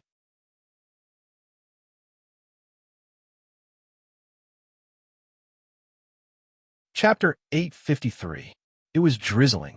A strong smell of blood covered this plain. There was a huge gully in front of them. It was the earth that was torn apart by some terrible force. In the distance, there was an ancient tree that was still burning. Even the rain could not extinguish the flames on its body. The bodies of orcs and elves were mixed together. The dense corpses were piled up at the forefront. There were broken armors and weapons everywhere. Not far away, there was the body of a giant bear. This behemoth, which was about 4 or 5 meters tall, had now been killed by a giant axe. Obviously, there had been a fierce battle here. From the situation of the battlefield, there was no winner between the two sides, but the elves' loss was obviously greater. It was still a peaceful day in Motor City. As April was coming to an end, the impact finally broke out. A war broke out between the elves and the orcs. The final result was that there was no winner. The Elven divine system and the Orc divine system were not much different in strength. Neither side could completely defeat the other. There was also more and more news about the goddess of fortune and the goddess of misfortune. Although the two twins of destiny had not directly fought, the battle in the dark had become more and more obvious. What made Soren quite concerned was that the figure of the goddess of fortune seemed to appear in Arendelle. When he met the incarnation of the goddess of misfortune, it was also near Arendelle. There didn't seem to be much of a change. Time passed little by little, and the adventurer team sent by Soren had arrived at the pirate island. The news from the Eastern Kingdom was also very good. Gloria's witches had built a base in the New World. However, everything came to an end in May. It was a seemingly normal day, at least in the morning. But when the afternoon came, everything in the entire material plane changed. Soren disconnected from the divine network in an instant, and then the divine light above the cathedral of Motor City became dim. At this moment, all of Soren's priests lost the ability to cast divine spells, and all the wizards and priests in the entire material plane could not cast any spells at all. The magic network disappeared. An invisible force that enveloped the entire world disappeared. The first to react was Soren. He took the initiative to connect to the faith of the city of Mordor almost instantly, and then used his god-level computing ability to bestow divine spells to his believers. The second batch of people who felt the disappearance of the weave were legendary wizards like Gloria. She appeared in front of Soren almost instantly and said with a serious expression, "The goddess of magic is in trouble. We have no way of connecting to the weave." This storm silently affected the entire material plane. The Northern Witch Council activated the magic lock almost instantly, and a light rose from Arendelle's palace. The Wizard Alliance was temporarily closed to the outside world, and then a light curtain enveloped the entire city. The brilliance of all the temples in the material plane dimmed, but the first to recover were the many great divine powers, followed by the gods with intermediate divine powers. As for the gods with weak divine powers and below, the brilliance of their temples had been reduced by more than 30%. Something happened to the goddess of magic. At this moment, all the gods in the material plane, whether good or evil, had been aware of this. Because the existence of the weave was not only for all wizards, but also for the space above the 9th layer of the weave, which had been transformed into a divine network to help the gods return faith and bestow divine spells to their believers. But now that the weave of faith had disappeared, the gods could only rely on their own ability to feed back divine spells to their believers. Otherwise, the priests who served them would not be able to cast any divine spells. Soren's expression was very solemn. He glanced at Gloria and sighed. "I didn't expect this to happen in the end." The goddess of magic was in trouble. Soren was not sure if she had fallen, but judging from the disappearance of the weave, she was definitely in serious trouble now. The weave collapsed. Although Soren had shortened the time of the outbreak of this catastrophe and made a lot of efforts, he did not expect it to happen in the end. The weave of faith had disappeared along with the weave. The power of the gods was weakening. If the weave was still around, the gods could still crush the mortals. But now, with the collapse of the weave of faith, the process of the weave of faith had become even more difficult for the gods to recover their divine power. The disappearance of the weave made all the spellcasters feel uncomfortable. Even Soren, who had become an arcanist, found it difficult to cast spells without the help of the weave. It was at least several times more difficult than before. Fortunately, he had already expected this, and Gloria and the others were already prepared. But even so, with the disappearance of the weave, a large number of spellcasters in the material plane would lose their power. Their talent would not be enough to master spells. Half of the witches would be crippled. Many of the witches would only be able to cast low-level spells below the 3rd circle. As for organizations like the Northern Witch Council and the Wizard Alliance, they would probably be facing an even more serious crisis now. The two of them looked at each other without saying a word. The collapse of the weave was a serious blow to the material plane. While it weakened the power of the mortals, it also weakened the power of the gods.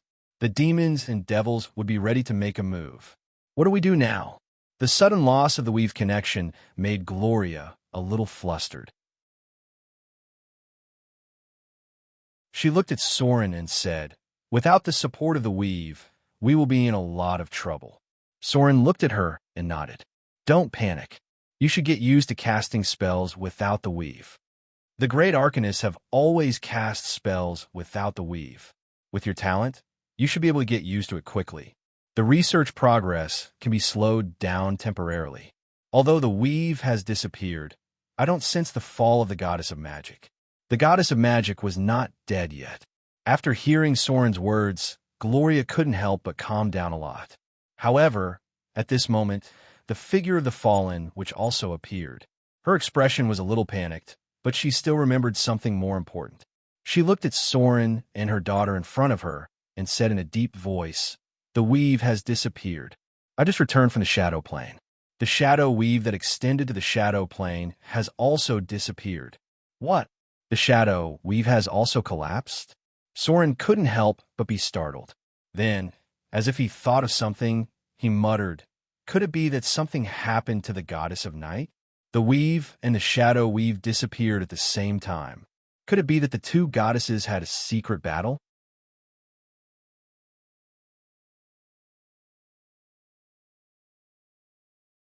Chapter 854.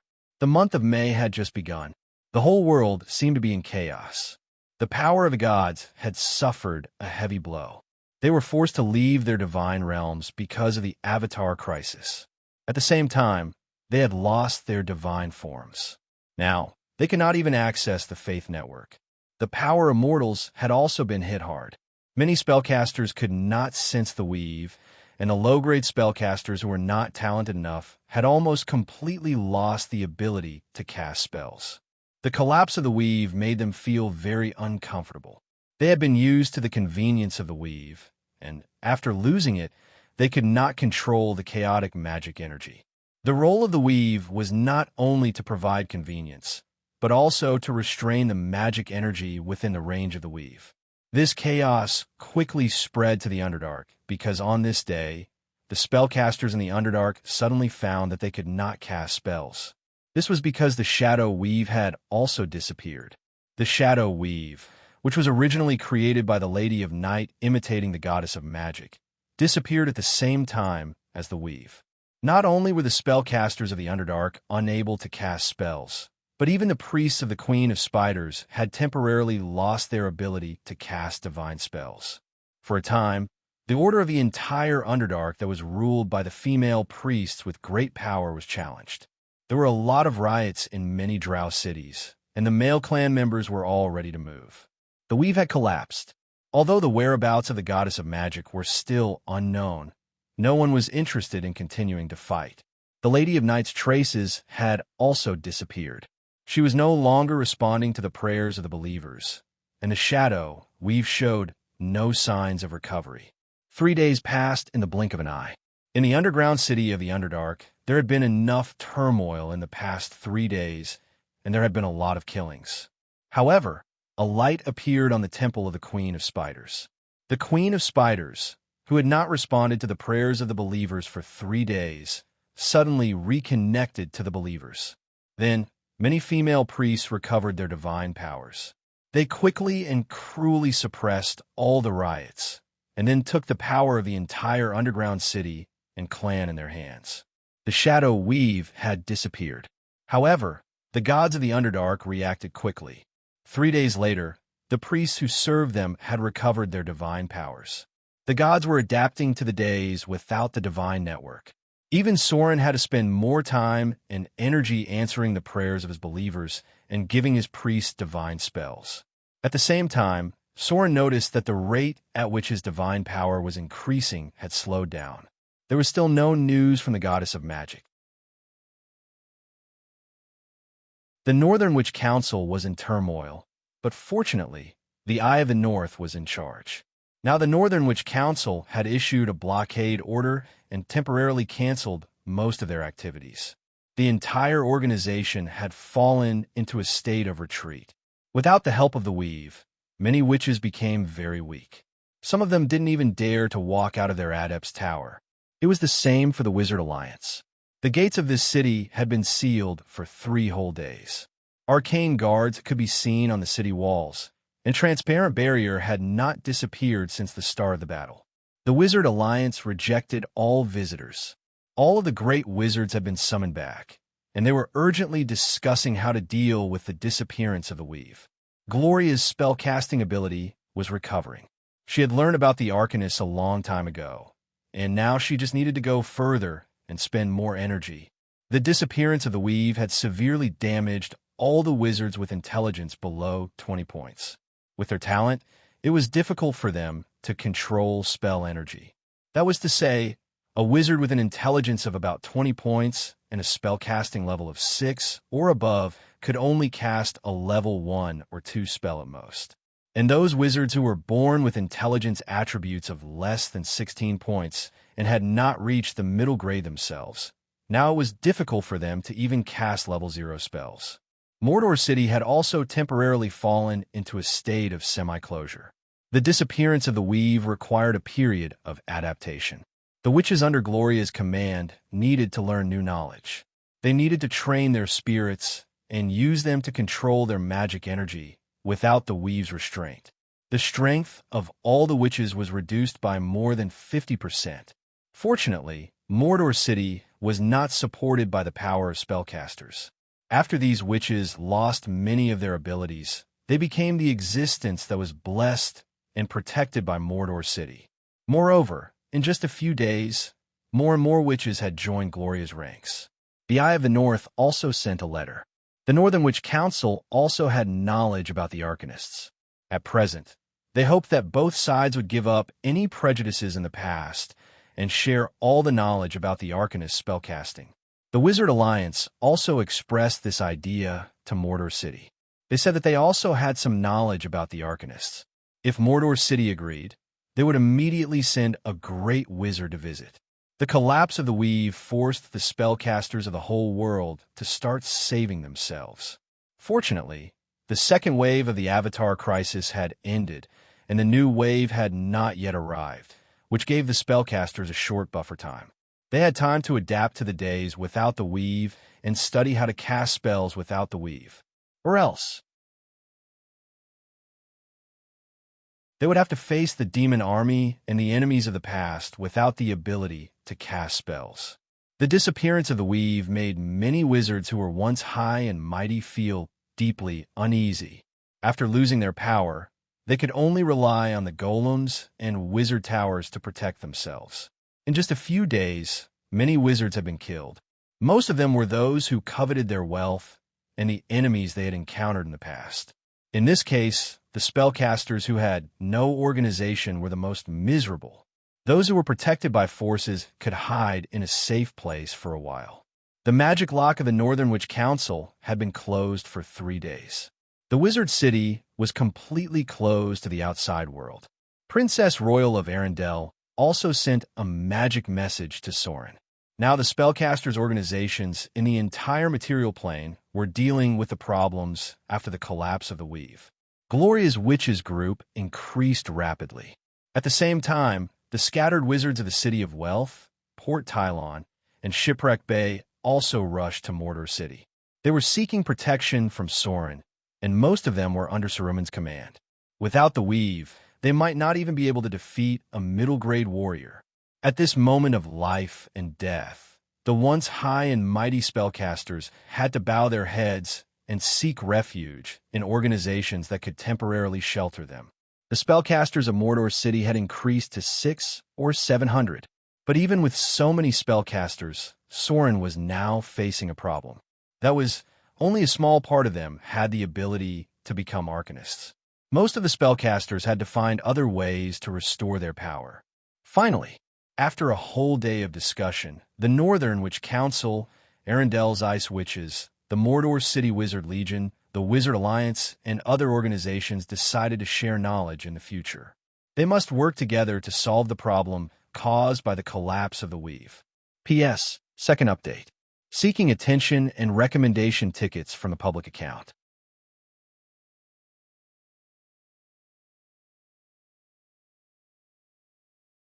Chapter 855. The goddess of magic and lady of night had an accident at the same time. Although it was not known whether the secret struggle between the two goddesses had an accident or something else had happened. However, the nerves of the gods were obviously nervous because this was the first time since the Avatar crisis that a greater divine power had an accident. Although gods had fallen in the past, they were all weak and weak. Although the Shadow Lord, who died in the hands of Soren, was a mid-level divine power, he was alone after all. But the goddess of magic and lady of night were different. Both of them were greater divine powers and had a group of gods serving them. The weave and the shadow weave collapsed at the same time. Two greater divine powers disappeared together, and all believers and priests could not get their response. The Church of Lady of Night was a little better. After all, there were many other professions, but the fate of the organization serving the goddess of magic was very tragic. Because there were too many spellcasters, the collapse of the weave directly led to a great reduction in power. Many evil gods who once had a grudge against the goddess of magic were secretly moving. But this time, many other gods also stood up.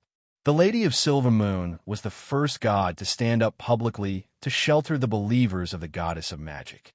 In a sense, she was also the mother of the goddess of magic. Without her struggle with Lady of Night, there would be no goddess of magic. With the Lady of Silver Moon taking the lead, the rest was much easier. Many good gods temporarily sheltered the church of the goddess of magic. Even the goddess of love, who had always been casual, stood up. The mother gods in this world were still relatively powerful. After all, the existence of the goddess of magic was very special. Many gods needed to rely on the faith network of the weave. So after she disappeared, many people were looking for her. Even the gods who did not have a good relationship with her would contribute a little. Because the gods had cut off their connection with the divine kingdom. If they could not even connect to the faith network, their power would be too weak. Recently, there were many more spellcasters in Motor City. Not only members from the Northern Witch Council, but also the top members of the Wizard Alliance and Arendelle's Ice Witches. Spellcasters, who were rarely seen in the past, began to appear more often now, and most of them were in a hurry. Many of them lived directly near the library in Motor City. Motor City was on high alert during this period of time. Any slight disturbance might lead to interrogation by the guards. The number of guards patrolling the port area was also 50% higher than before. How's the progress? Soren went to the war chest plane for a bit. After he came back, he immediately went to Gloria's laboratory and asked, "What are the results of your research so far?" There was a pile of books in front of Gloria. Next to her were the fallen witch and Alice, both of whom looked exhausted. The collapse of the weave made them feel a little haggard. A little. Gloria put down the book in her hand and said slowly, "At present, through the communication with the Northern Witch Council and the Wizard Alliance, we found that the biggest difference between the spellcasting of the Arcane Empire and the current spellcasting is the analysis of spell models. During the time of the Arcane Empire, most spellcasters completely construct spell models. This will slow down their learning speed, but it will give them a deeper understanding of spells. But today's spellcasting relies on spells. Some low-level wizards who are not talented enough can't complete the construction of spell models at all. They can only rely on repeated meditation and spells to form a spell model with the help of the weave. The weave was a connector and a storage device. Soren knew this for a long time because the spell slots he mastered were stored on the weave. If a wizard did not change the spell stored in the spell slot, he could regain the spell with a little meditation. This convenience allowed many wizards with insufficient talent to gain the ability to cast spells, but it also made them dependent on it. Many wizards' spell slots were fixed, and the spells stored in them may not be changed for a long time. With their calculation and understanding ability, they did not fully understand the structure of spell models. Spell models, huh? Soren couldn't help but think back to when he first learned spells. He didn't seem to understand the spells much. Perhaps it was an innate belief that the weave would collapse sooner or later, so Soren started learning spells by constructing spell models. Most of the low-grade magi started with meditation and incantations, so didn't even know what spell models were. They relied entirely on repeating contact incantations to communicate with the weave, and finally mastered the most basic level, 0 cantrips. Gloria took out a blueprint and showed it to Soren, then said, "Our current test results show that after leaving the weave, most wizards have lost the ability to cast high-level spells. With their intelligence, they can't complete the construction of high-level spell models on their own. The weave provides the convenience of storage and allows magi to obtain more spells. But now that the weave has collapsed, the storage function of the weave has been lost. If a wizard wants to regain the ability to cast spells, they have to memorize spell models again. We've already tested a portion of them. After reconstructing the spell models, more than 50% of the witches were able to cast low-level spells. However, this is only limited to the low-level spells that they have mastered. Normal spellcasters don't have enough memory and understanding. Apart from a few talented wizards, the rest can only recover 3 to 5 types of low-level spells. Any more, and it'll be beyond their abilities. However, the test results also showed an interesting phenomenon. After leaving the weave, spellcasters are no longer limited by spell slots. The key to determining how many spells they can cast is their spiritual force and their own mana. Their spellcasting level did not decrease. Our preliminary test results show that a mid-level or high-level wizard who has lost all his other spells can cast Fireball continuously more than 10 times after memorizing the spell model. The number of times they can cast spells is not much different from the number of spell slots they had in the past. Soren couldn't help but fall into silence after hearing this. After pondering for a moment, he raised his head and said, "Simply put, the only difference is that their mana has not decreased. The only difference is that without the weave, they are unable to master many spells. But the spells that they have mastered can be cast many times with their original strength." The Fallen Witch also raised her head at this time and nodded yes. The result of our research with the Wizard Alliance is that most of the mid-level and low-level wizards do not have the ability to become arcanists. This means that if the weave is not restored, they will only be able to memorize a few spells in their lifetime. They can cast these spells repeatedly, like warlocks. However, if they memorize too many spell models and their own memory and comprehension are not enough, I'm afraid that it will cause a serious backlash. They will only be able to become a single type of spellcaster in the future. All the test results show that only those who are extremely talented can cast spells freely like arcanists. Soren was stunned after hearing this. He couldn't help but sigh in his heart. The era of blue spellcasting has finally arrived. The old spellcasters have fallen to the mortal world. In the future, apart from the geniuses who have the talent to become arcanists, the other spellcasters will only be able to become a single type of canon. The weave was a storage device. Now that they didn't have this storage device, it would be very difficult for them to memorize the complicated spell models with the brains of ordinary people. The only thing they could do now was to try their best to memorize the few spells that they were most familiar with.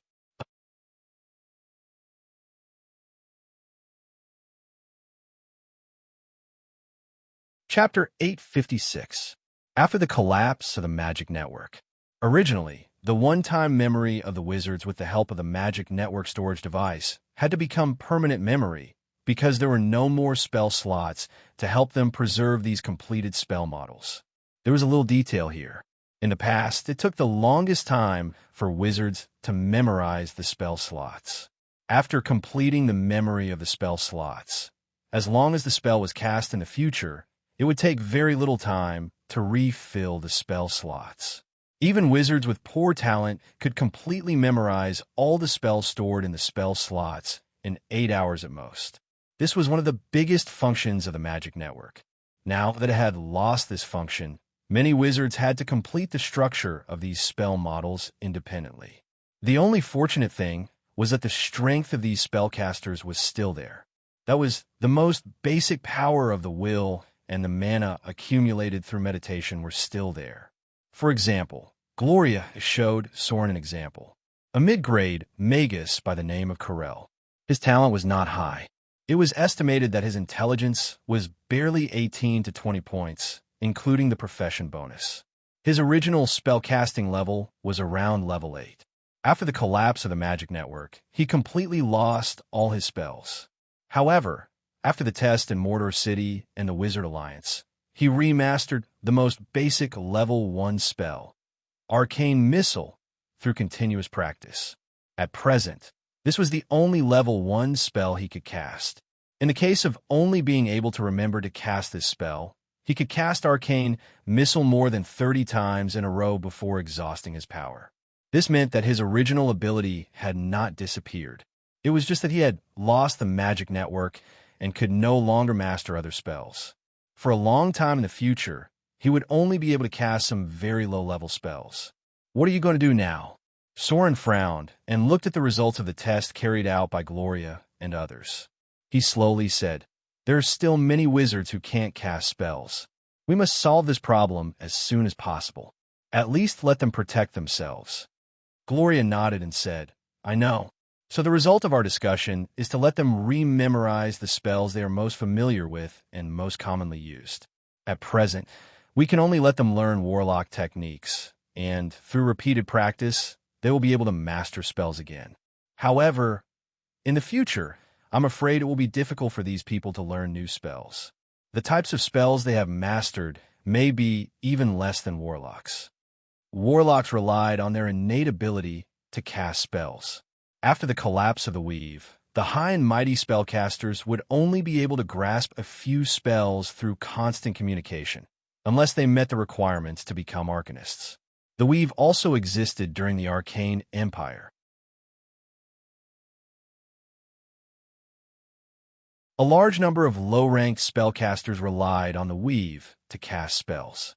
However, arcanists generally avoided the Weave, and if one advanced to become a great arcanist, there would be no problem with the Weave. "How's the great Taoist master?" Soren thought for a moment and asked, "Did the Archmage's spellcasting abilities decrease?" The one who answered him was the Fallen Witch. She slowly said, "The great wizard's abilities didn't decrease too much. With their talent and understanding of magic, even without the Weave, they would be able to cast most magic. However, there will definitely be some effects. The effects they received should be similar to ours. They need to memorize all the spells again." The Fallen Witch's innate ability was astonishing. She could rely on a person's memory to dismantle and reassemble such a complicated elemental furnace. Her memory and comprehension were simply at the level of a scientist. The great wizards were all spellcasters who had advanced to become legends. Their innate abilities were outstanding. Even if the Weave collapsed, they could easily memorize all the spells. This was something worth rejoicing over. After the collapse of the Weave, although the lower-ranked wizards were heavily injured, the wizards above the legend rank weren't affected too much. "Then what about your current strength?" Soren thought for a moment and asked, "Do you think your strength has decreased or increased?" Gloria frowned and hesitated for a moment before slowly saying, "I'm not too sure. However, one thing is certain. After the collapse of the Weave, the spells we can use have become much more flexible. Although the original spell slots provided convenience for spellcasters, it also limited the abilities of those with outstanding innate abilities. In the past, when we used spells, we had to limit ourselves to the contents of the spell slots. But now, we can use all the spells we know at will. The only way we can use spells is by our spiritual force and mana. Before our mana and spiritual force are exhausted, we can use spells at will. We haven't tested it yet, so I'm not sure if our strength has decreased or increased. Moreover, the convenience of the Weave makes it easier to use spells. After leaving the Weave, according to our preliminary calculations, the total number of spells we can use should have decreased by around 30%. The Weave was a framework, but it was also a restriction. A first circle spell slot could only store first circle spells. Although the usage was maximized, the framework was still there. No one could escape the restrictions of the goddess of magic. Now that the Weave had collapsed, without this framework, there was no longer this convenience. Relying on one's own ability to use the weave would definitely not be able to compare to it, so the total number of spells they could use had decreased. Of course, unless one only remembered first circle spells, the number of spells they could use would increase exponentially. This was because all the second circle spell slots had been converted into first circle spells. How long will it take for these spellcasters to recover their combat strength? Soren asked the most important question. Gloria pondered for a long time before saying, "It's hard to say. Now, it depends on their innate abilities. I estimate that in about a month, most of the spellcasters will recover some spells. But some of them may only be able to use level 0 spells in the future."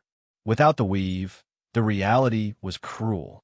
Spellcasters who were not geniuses or quasi-geniuses would be able to use level 0 spells in the future. The existence of the weave naturally had its reasons. The age of thorium was so glorious, but after the death of the first goddess of magic, it was destroyed in history. An arcane civilization could not be supported by the geniuses at the top. If magic was to be popularized, it had to rely on the power of the weave. If the weave could not be restored, the current batch of spellcasters would be slightly better off.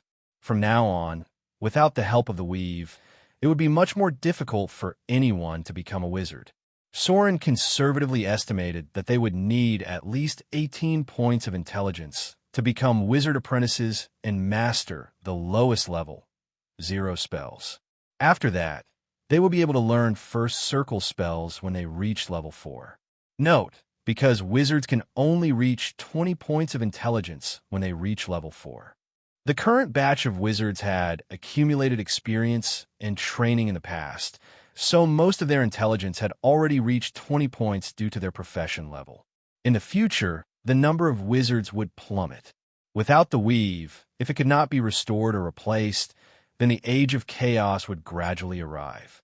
In the end, the number of spellcasters would become fewer and fewer.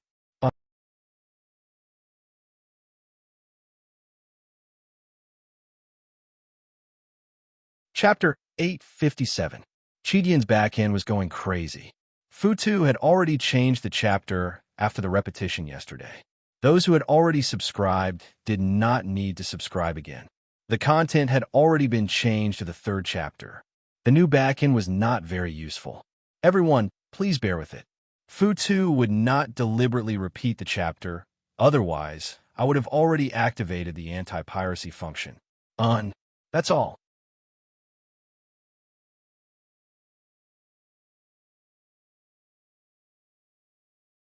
Chapter 858.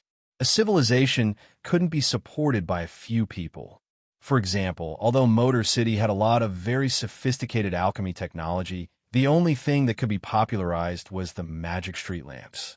But even just the magic street lamps required a group of low-grade wizards to check and maintain them regularly.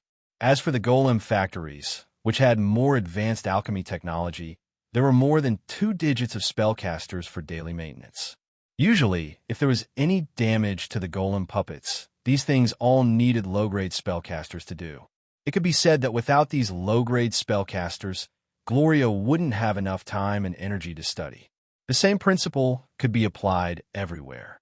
Cutting-edge experiments could rely on the power of geniuses, but popularization and maintenance required a lot of low-grade manpower.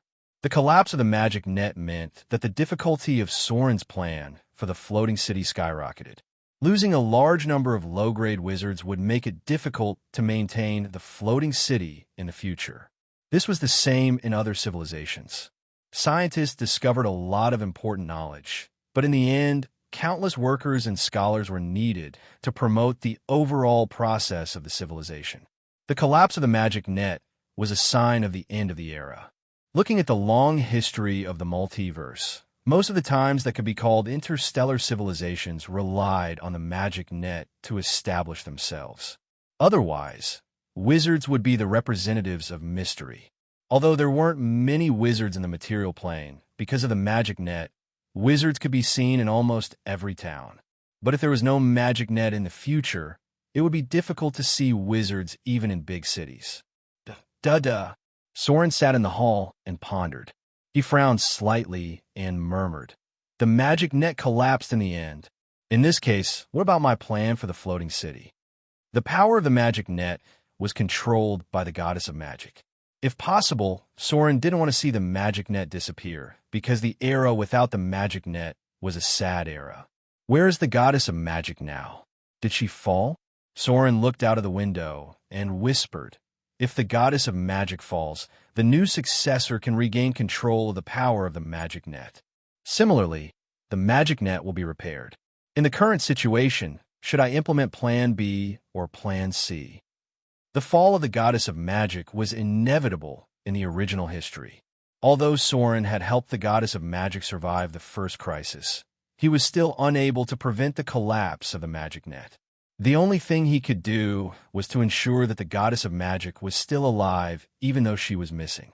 The collapse of the weave was one of the most critical factors in the Avatar crisis. That was why Soren had a backup plan a long time ago. Helping the goddess of magic was Plan A that Soren had prepared, and it seemed like Plan A had failed, because the weave had already disappeared. Soren was a person who was used to acting after making up his mind. Of course, he didn't only have one plan. He had two other backup plans. For example, Plan B. In Soren's original plan, if the goddess of magic couldn't escape the fate of death, then he would turn around and help the Silver Moon Lady obtain the power of the goddess of magic. Because the Lady of Silver Moon was one of the creators of the goddess of magic, she could replace the goddess of magic to repair the divine network. Of course, other than that, Soren also had a Plan C. This plan was much bolder, and he only thought of it after advancing to the mid-level divine power. Because the current goddess of magic, Midnight, used to be just an ordinary witch. She became a god because she inherited the power of the goddess of magic. If Soren had enough cards up his sleeve, he might be able to try to help someone get the priesthood of the goddess of magic. For example, Gloria or Fallen Witch. The difficulty of Plan C was extremely high, but it wasn't completely impossible. Anything could happen in the time of troubles. There were many mortals who became gods in the original history. It was naturally not impossible to seize the priesthood of the goddess of magic from the hands of the gods.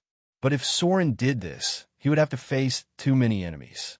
After all, this was a priesthood of greater divine power. And, to be honest, Gloria or Fallen Witch's abilities were not enough to control the power of the goddess of magic. There was only one way for Gloria to obtain the priesthood of magic. Soren could seize the power of the priesthood and transfer it to her, allowing her to become a god as a mortal. The weave, the shadow weave. Soren frowned as he pondered. He seemed to be hesitating as he muttered, "I have the priesthood of shadow, and I am an arcanist. Then, can I try to obtain or create something similar to the shadow weave?" Soren didn't dare to think about the real shadow weave. But if it was the shadow weave, Soren felt that there was a slight possibility. After all, his control over the shadow plane was very strong. And when Mistress Night first created the shadow weave, it was limited to the Underdark. Mistress Night wasn't a pure spellcaster. She was an ancient god, and her profession was closer to that of a rogue. She had many similarities with Soren. Mistress Night's profession must be mentioned. She was rogue, shadow dancer, assassin, warlock, and shadow manipulator. And Soren's current profession was rogue, shadow dancer, wizard, and arcanist. Wasn't it very similar? That's right. Soren and Mistress Night's professions were very similar. It could even be said that they were of the same school. The biggest difference was that Mistress Night was a warlock spellcaster, while Soren was a wizard spellcaster.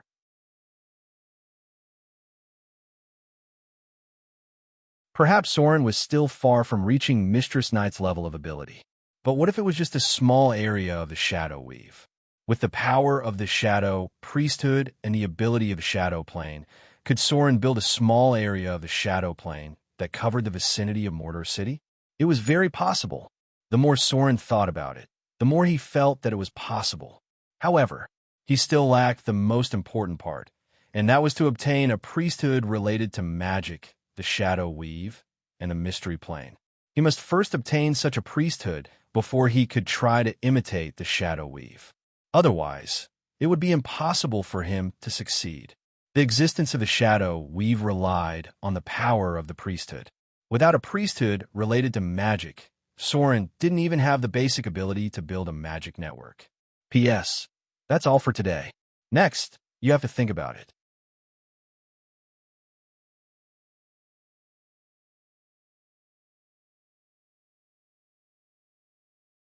Chapter 859. The collapse of the shallow weave did not affect Soren much. However, the collapse of the faith network had a very serious impact on Soren. With the collapse of the faith network, Soren's workload of responding to the prayers of the believers suddenly increased several times. Soren's intention to get involved with the shadow weave was to establish his own faith network in the future. Otherwise, it would not be a good way to collect faith with the help of the outside world. Soren did not like to be controlled by others. The power that could be controlled by oneself was the most effective. A week passed in the blink of an eye. The research led by the Wizard Alliance, the Northern Witch Council, the Arendelle Ice Witches, and the city of Mordor finally began to show results. Many adepts had already mastered the spells they were most familiar with through repeated practice. As for how much strength they could recover in the future, it depended on their individual talent and hard work. Speaking of which, after the collapse of the weave, a good thing happened.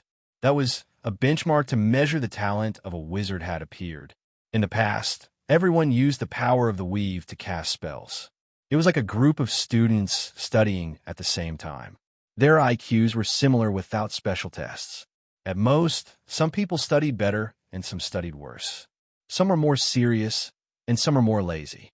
But after the collapse of the weave, everyone's talent had a direct measurement, and all of a sudden, all the geniuses among the wizards were distinguished from ordinary people. These quasi-geniuses, or genius-level spellcasters, easily memorized the spell models and gradually became qualified to become arcanists. After the disappearance of the weave, such geniuses continued to emerge. In the beginning, everyone used the power of the weave to cast spells.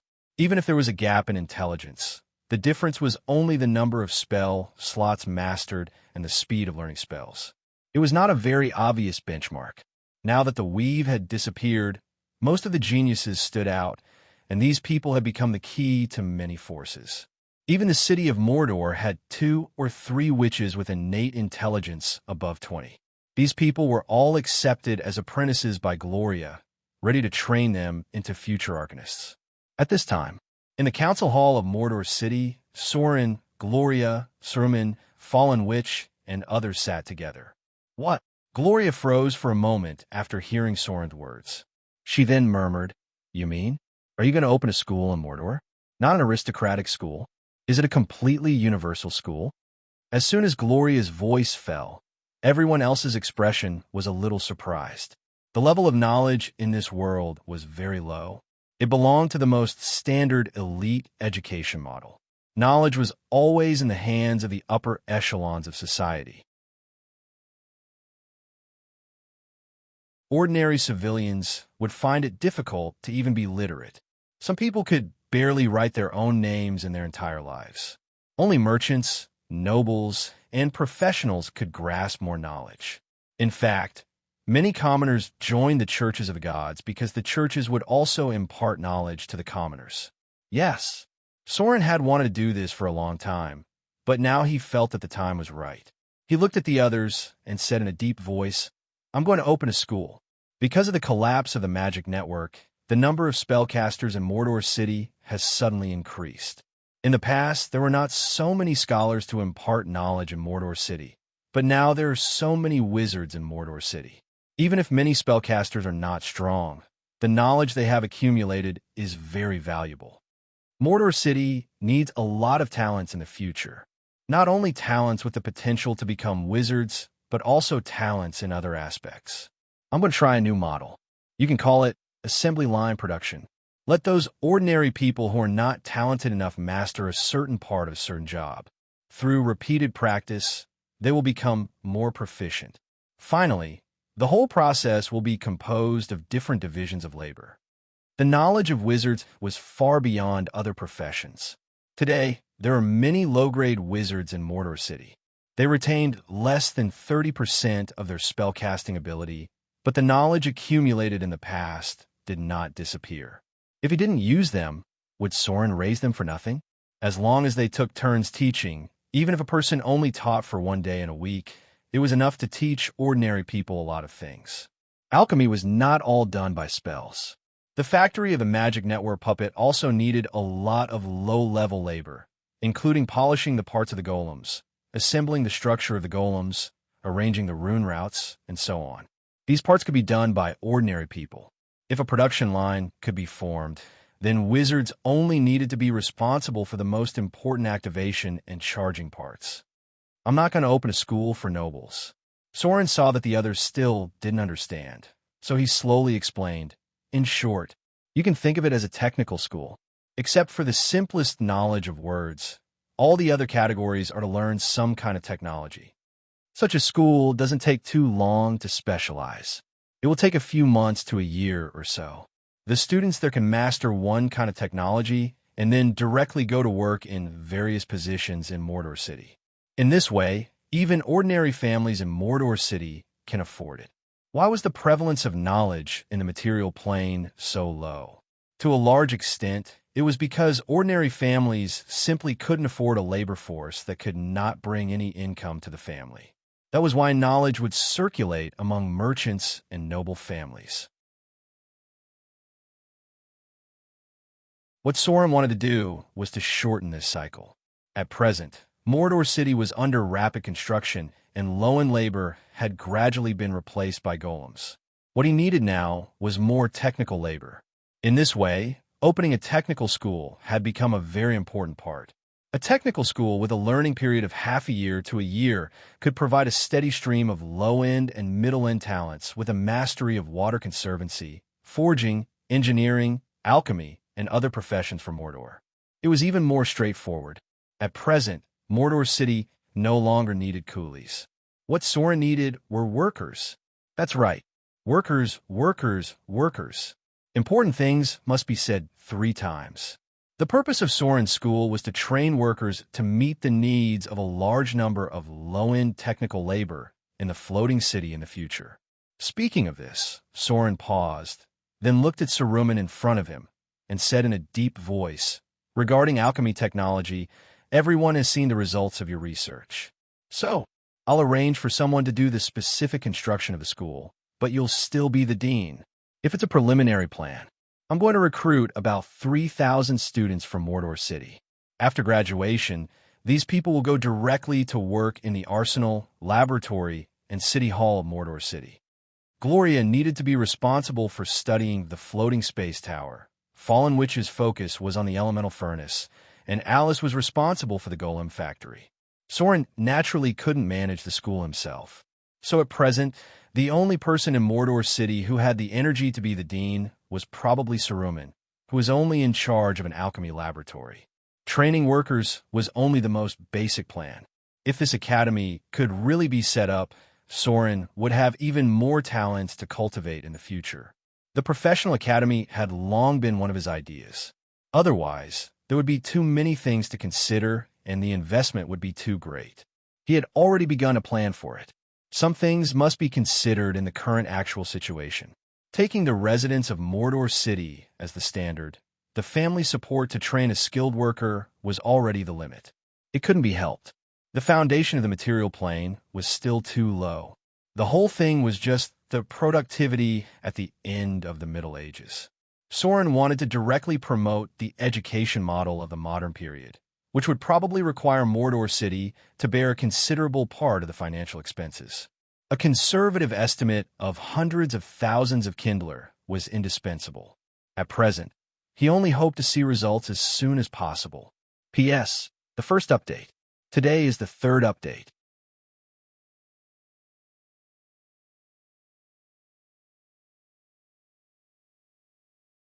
Chapter 860. Mordor City. Hammerstone Tavern. As a newly built tavern, the Hammerstone Tavern was not very lively, far less than other high-end taverns in Port Mordor. However, there was also a benefit of the tavern here. That was, there were regular customers from military camps and munitions factories. especially the gray dwarves of Mordor City.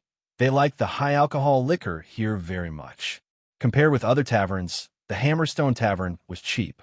The wine glass was the size of a clay bowl, so most of the guests here were from the middle and lower levels of Mordor City. Today, there were a lot of guests in the Hammerstone Tavern. However, unlike the bustle of the past, today's Hammerstone Tavern was full of whispers. Have you heard? The higher-ups are going to set up an academy. I heard that there are no requirements for admission. As long as you have a Mordor residence permit, you can enter, and you don't need to pay any tuition. I heard that the great Soren is going to let those noble wizards be teachers in person. Not knowing when it started, Soren in Mordor City was no longer just called Soren Sir. More and more people began to use the word great to describe Soren's achievements. Because all these changes were closely related to their lives, the lower-class civilians were actually very easy to be satisfied. They would remember who made their lives better and better. I know. I just heard about it today. A bearded man took a sip of wine and said, "The city hall revealed the news early in the morning. But it's not all wizards. The city hall is recruiting other scholars and craftsmen as teachers. It is said that the Mordor Academy specializes in teaching some skills. But it's not completely free. The academy has fees, but if your family is in trouble, you don't have to pay first. After graduation, these tuition fees can be slowly paid off through work. As long as you can work in Mordor City, you can pay off the tuition fees in half a year at most."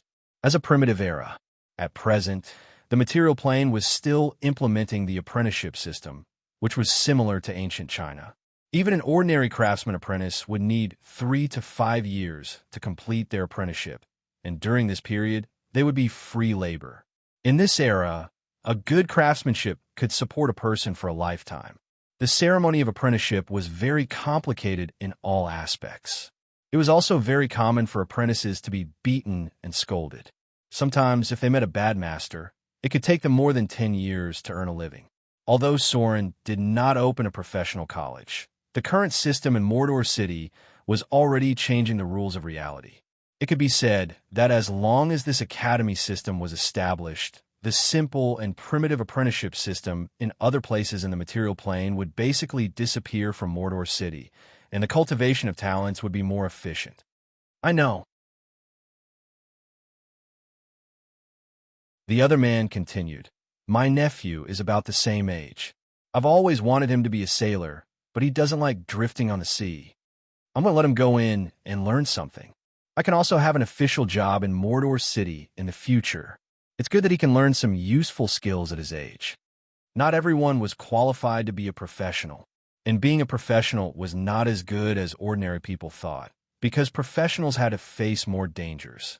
Many parents still wanted their children to live an ordinary life, not to join the army or drift on the sea.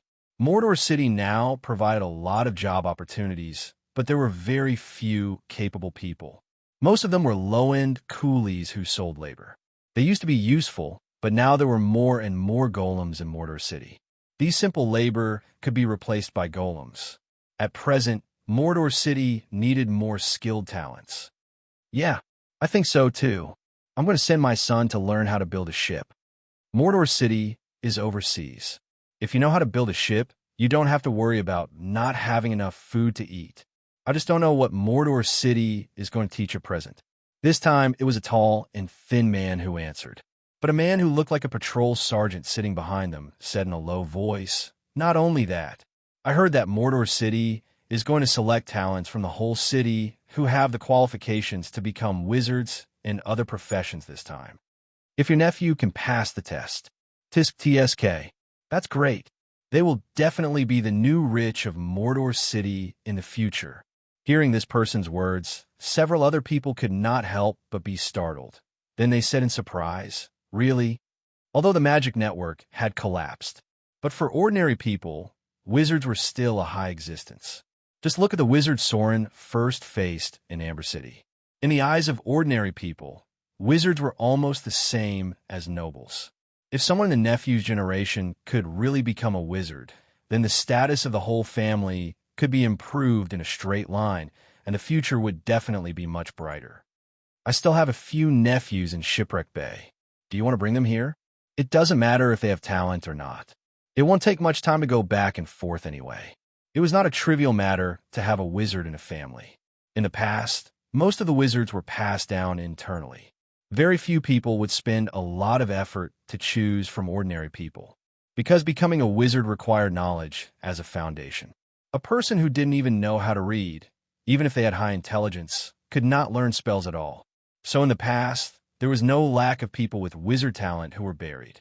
Now that the magic network had collapsed, there was a very clear standard to measure. That was, if the innate intelligence did not reach more than 18 points, they would not be able to brew a trace of mana at all. In this way, it would be much easier to select the top talents. There was a lot of discussion in the tavern. However, the most talked about topic was the recently established Mordor Academy. No matter what it was like inside, Soren's every move had already involved the thoughts of everyone in Mordor City. Everything that Soren had done in the past had already proved himself. The lower-class civilians were almost blind to Soren. When they heard that Soren was going to establish the academy, they immediately thought that it was a very promising thing.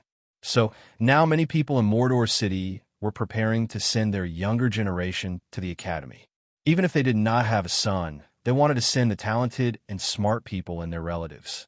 Invisibly, the most promising group of newcomers in Mordor City gathered together with Soren's words.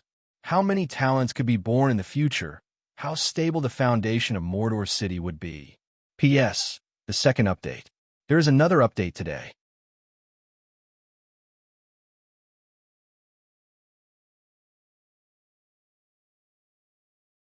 Chapter 861. The wind was howling. Accompanied by a violent tremor, the broken wall in front of them collapsed with a loud bang. Then, a tall, mutated lizard man appeared in front of everyone, and a petite figure was wandering around it. This petite figure was so agile that only after images could be seen when she moved, but when she attacked, they could still vaguely hear a cat-like figure. Lulu, stop playing. The high priest stood calmly not far away. After a glance, he slowly said, "Get rid of this guy. Let's continue to look for the entrance to the anti-magic prison." Meow. The petite figure landed on the ground and nodded. The next moment, 3 cold lights appeared. A terrible wound appeared on the lizardman's chest, and then it fell to the ground. If one looked carefully, one could see that a sharp blade had pierced its heart. Lulu's strength has improved very quickly. A pretty girl in a white priest robe walked out. She stroked Lulu's head lovingly and pinched her furry ears. "So cute," she said with a smile. Lulu didn't seem to like being pinched. She hid behind the high priest, looked at her, and whispered, "Sister Milan's progress is really scary. Now she can use legendary divine spells." As she grew older, Lulu gradually began to show more characteristics of a were-beast. She had another combat form. After transforming into a were-beast, she would show a pair of sharp canine teeth. As a feline were-beast, Lulu's combat talent was very similar to that of feline. It could be said that fighting was one of her instincts. Lulu received the training of an assassin like the drows. With the talent of a feline, she was a little bit successful. She's a saint priest. She's not the same as ordinary mortals. The high priest glanced at Milan. Facing the calm eyes of the high priest, Milan was obviously a lot more cautious. Then the high priest slowly said, "Although the purpose of this trip is to explore the pirate island, it's also one of the tasks to train your ability so that you can enter the realm of legends as soon as possible. Don't be careless. According to my senses, there should be a lot of dangerous creatures nearby." There weren't many dangerous creatures on Pirate Island. After entering the island, the high priest split up the team. Because the island was too big, they had to spread out in order to gather information as quickly as possible. Lulu and Milan were in her team. The other team was made up of Ugly Monkey and Giant. Because of the high priest's psychic field, there was no need to worry about communication issues. If anything happened, the other team could immediately rush over to help. As a top-notch spirit warlock, the high priest's ability was even more useful than the technology of the interstellar era. "High priest, we found a group of shark men." At this moment, Ugly Monkey's voice rang out in the psychic field. He seemed to be a little excited as he said, "We found a passage near the northern coast of the island, but the road is already sunk. I suspect that this is the entrance to the anti-magic prison." Anti-magic prison. This was the most important purpose of their trip. For Soren, the wealth of the pirate island was not important. There were many ways to make money in Mordor, but the alchemy technology in the prison was very important, especially the use and development of the magic lock. "Don't go in. The anti-magic prison is definitely more dangerous than you think. Wait for us to come over." Hearing this, the high priest was shocked and immediately said, "I have confirmed your coordinates. We will be there in about 15 minutes. Pay attention to those shark men. Don't disturb them easily." This island had been occupied by mutated creatures. Most of the creatures seen so far were marine species and amphibious creatures. Because of the high energy radiation, the monsters here were very powerful. It was difficult to see creatures below the higher grade. However, because of the high energy radiation, the minds of these creatures were a little crazy. They were like crazy and bloodthirsty primitive creatures, and some of their characteristics were even like demons. They were full of aggression. This was similar to the indigenous people. Because of the energy radiation, the indigenous people in the outer islands were more irritable by nature. Compared to other species, they were very aggressive and violent. The high energy radiation would cause problems for the creatures. This was the same for the elementals because a group of angry wind elementals appeared in the Amazon tropical forest because of the divine power of the Storm Lord. At present, the Amazon female warriors were annoyed by these wind elementals. The high priest and the others rushed over. When they arrived, the drows had already followed. In front of them was a group of shark men with amazing physiques. Unlike other shark men, the eyes of these shark men were red. They were entrenched near the coast, and a group of underwater buildings could be seen. This was their lair. Inside the lair, there was a passage that led directly to a crack in the bottom of the sea. At present, it was uncertain whether it was the entrance to the anti-magic prison. During the Great Catastrophe, there were violent earthquakes here. The Arcane Empire not only dabbled in the field of souls, but even the magnetic field inside the plane was also within their scope of research. During the Great Catastrophe, the chain-type collapse directly caused the energy magnetic field to become chaotic. Then there were many earthquakes inside the entire material plane. Some directly caused a small piece of land to split from it and then sink into the sea. The anti-magic prison was currently not visible on land. The biggest possibility was that it had sunk to the bottom of the sea because of the earthquake. "Do you want to kill them all first?" The giant's dull voice sounded, and he seemed to be eager to try. The high priest shook his head gently and said slowly, "There's no need to kill them all. Leave the priests inside for me to interrogate. There should be something useful." Hearing the high priest's words, the giant smiled and licked his lips. Then he carried the huge and heavy anchor and walked forward. After this period of battle, the group of people had gradually gotten used to each other. The giant was a very qualified meat shield. Not only was his skin thick, but he was also tall and strong. He was first class in attracting hatred, although there was no legendary wizard. Because there was a level 30 psionic warlock, they might be more powerful than other legendary teams in a real battle. Because the high priest psionic force field was already a kind of domain-type power.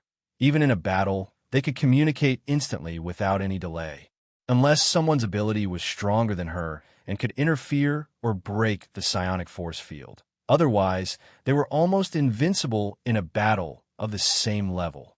P.S. Third update. The public WeChat advertising girl has been restored. Everyone can tease her when you have time.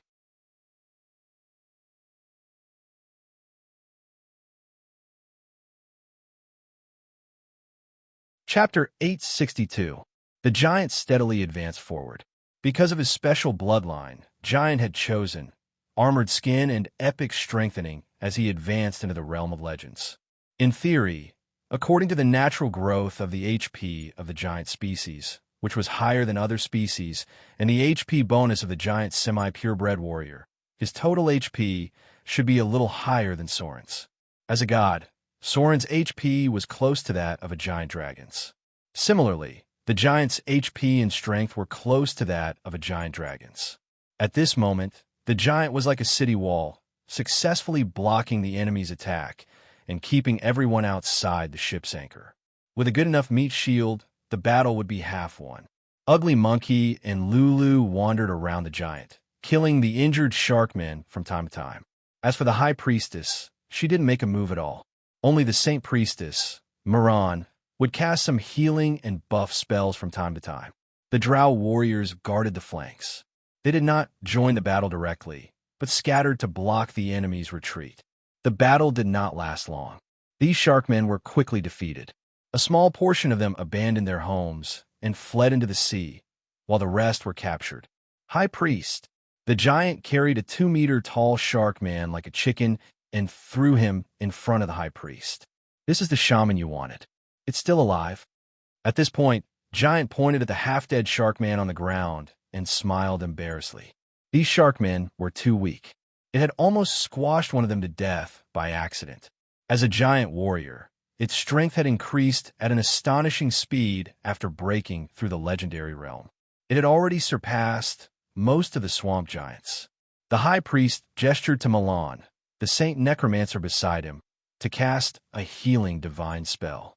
Then, a trace of psionic radiance appeared in his eyes, directly controlling the spiritual will of the shark man in front of him. The high priestess was a level 30 psionic warlock. She alone was enough to eliminate these monsters because no one was immune to her mind control. If it wasn't for Soren, her stage would have been in a wider astral plane. The material plane was already too small for her. After a while, the high priest released the control on the shark man and said calmly, "Found it. It's in the underwater canyon ahead." But the shark man said that there are very scary monsters inside. "Get ready. We'll go down in the afternoon to see what's going on." Mordor City Council Hall. The Mordor Academy was progressing in an orderly manner. When Soren proposed to let the wizards in Mordor City teach the students, they had no choice but to agree. There was only one day of class a week, so it wouldn't affect the wizards' time. As a teacher of Mordor College, they would also contribute. The city of Mordor would give them a corresponding rating according to the excellent students they taught. These contributions and ratings could be used to enter the big library of Mordor City, and the upper level of the library preserved a lot of spells and knowledge from the Arcane Empire. In a place south of the central square. At this time, a huge new building was being built. This was the expanded library of Mordor City. There were about 30,000 books stored in it, including astronomy, geography, history, literature, arcana, and so on. Most of the books were the private collections of Gloria and the Fallen Witch, and so were things that Soren found outside. Some books in the Arcane Tower were also transferred to the upper level of the library. In addition, there was an exhibition hall in the big library, where all kinds of cultural relics and antiques were placed. Soren made a relatively tight division in the library's authority.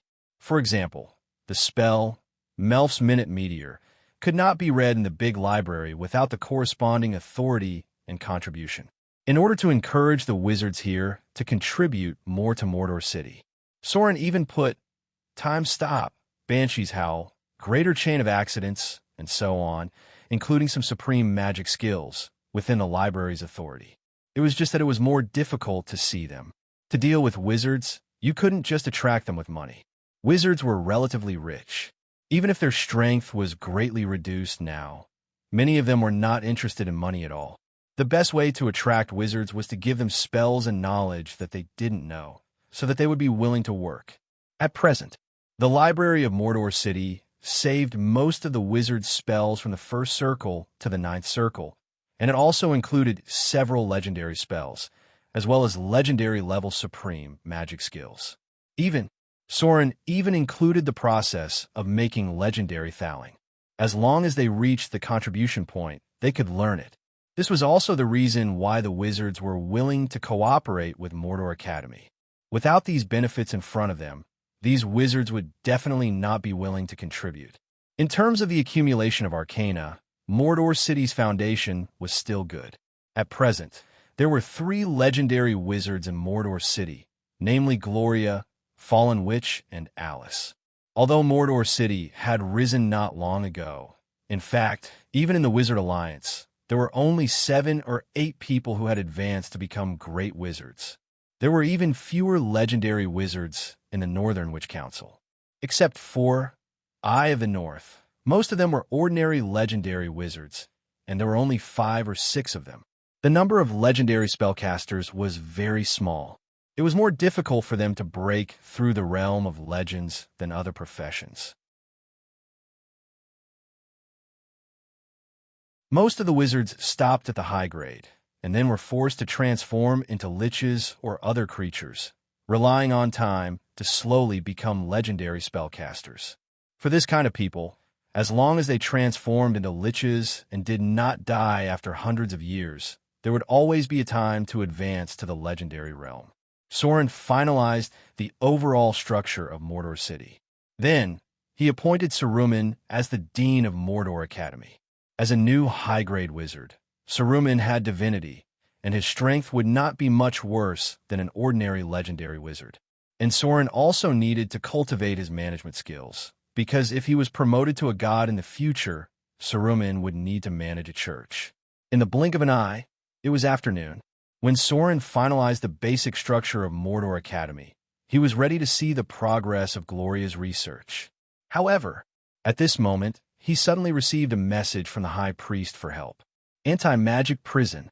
Soren's mind suddenly reacted, and the next moment, he directly opened the portal.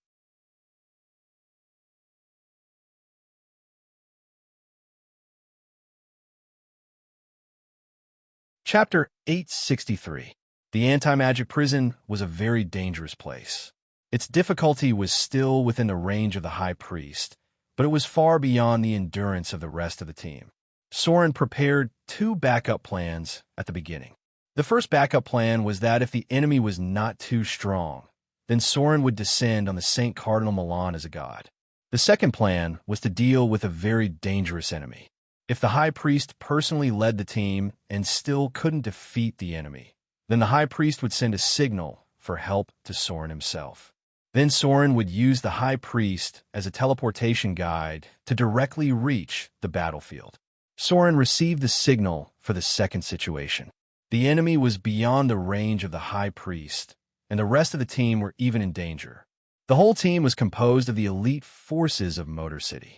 The loss of any one of them was very serious for Soren, so he did not hesitate and directly opened the portal with his divine power. The next moment, Soren's figure appeared in the deep sea. Soren was a little unaccustomed to suddenly coming to the sea, but as a god, his ability to adapt to the environment was very strong. Soon, he was as flexible as he was on land. Next to him was the High Priest who acted as a teleportation guide. At this moment, the rest of the team was quite embarrassed, especially the giant who acted as a meat shield. He even lost an arm.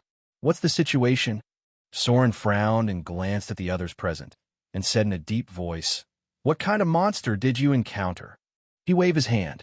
With the appearance of the divine light, Soren directly healed the giant's injury with greater restoration, and then he saw that the broken arm was regenerating at a speed visible to the naked eye. As a high and mighty god, although Soren's strength had been greatly reduced because of the Avatar crisis, and there was no way for him to cast resurrection at present. If it was only a physical injury and he was not dead, then he could save them in the blink of an eye. Even if he was cut in half, there would be no problem. The son of Dagon. The High Priest also looked a little tired at this moment, and slowly said, "My lord, there's a real son of Dagon below. It has a very strong spiritual force. All the devilfish in this area are under its control. The real son of Dagon." Soren understood the gist of the situation. He frowned and said, "I'll go down and take a look. Follow me carefully." He had once encountered the son of Dagon. However, that was an existence that belonged to the inferior class and could not be considered the true son of Dagon, because the son of Dagon only inherited Dagon's bloodline and physique. He did not use many of the special abilities of the Orbis demons back then. Otherwise, it was almost impossible for them to win that battle, because Dagon was best at chaotic battles and Gru battles. Since the high priest mentioned that he was the real son of Dagon, then the demons below him must have inherited a lot of power. Dagon had many children. As the most powerful aquatic demon lord, Dagon was an existence that could not be ignored in the ocean domain. His descendants were spread across many oceans in the multiverse, even near the Nether River. However, those places were much more dangerous. Some of the sons of Dagon had even reached the strength of a secondary demon lord, and the one in front of him was probably about the same level. Since the high priest was afraid of it, then it must have the power of a domain. The seawater was shrouded in a violent, arcane energy. Soren was sure that the anti-magic prison was below because such strong energy radiation could only be produced in very few places. As Soren continued to go deeper, the devil fish began to appear around him. He did not see the son of Dagon yet, but he sensed a dangerous aura through the gods. The next moment, a row of data appeared in front of Soren's eyes. You have entered the chaos domain. You are affected by the son of Dagon's chaos domain. All your tests of resistance have been affected by -2 negative status. It was indeed the son of Dagon who had a domain. At this time, Soren also saw a huge shadow entrenched in the depths of the underwater canyon. It had discovered Soren. Then, another row of data appeared. You are affected by the son of Dagon's nightmare spell. Test of resistance triggered.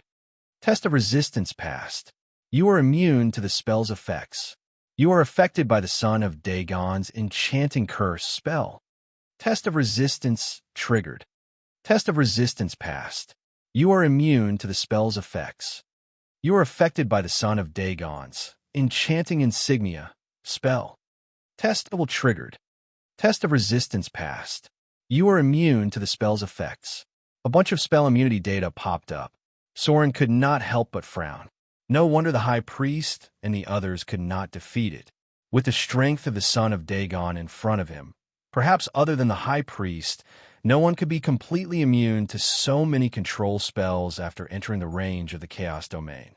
All the control spells were ineffective. The son of Dagon seemed to have realized that Soren was stronger than any enemy it had ever encountered. Then it made a strange sound, and a large group of devil fish emerged from the underwater canyon. There were probably hundreds of them, and all of them rushed towards Soren. Go away. Soren looked at the black mass of devil fish. In an instant, a golden light appeared in his eyes, and then he roared towards the front. Intimidation, divine power, conversion. Soren's roar formed a wave on the bottom of the sea, and then all the devil fish that rushed towards him trembled. Then, as if they had seen something extremely terrifying, they directly fled in all directions. Intimidation was successful. Soren's basic skill intimidation was as high as 575 points, which meant that he could directly rely on his own aura to disperse all the creatures below legendary. If one were to use data to describe it, it would be that the large group of devil fish in front of him directly turned from red to yellow because of Soren's intimidation. All the deep-sea monsters controlled by the son of Dagon were directly stunned by Soren's roar. The idea of relying on numbers to deplete Soren's strength failed, and the son of Dagon launched an attack on him in the next moment. Suddenly, huge tentacles emerged from the depths of the underwater canyon and entangled Soren from all directions. Strangle. Facing the ferocious tentacles, Soren rushed over with no expression. With a strange, silver-white stream of light, all the tentacles were directly cut off wherever his figure went. Now, he was no longer as strong as he was in the past. As a intermediate divine power god, and with a divine artifact in hand, even against an enemy like the son of Dagon, Soren could completely crush it.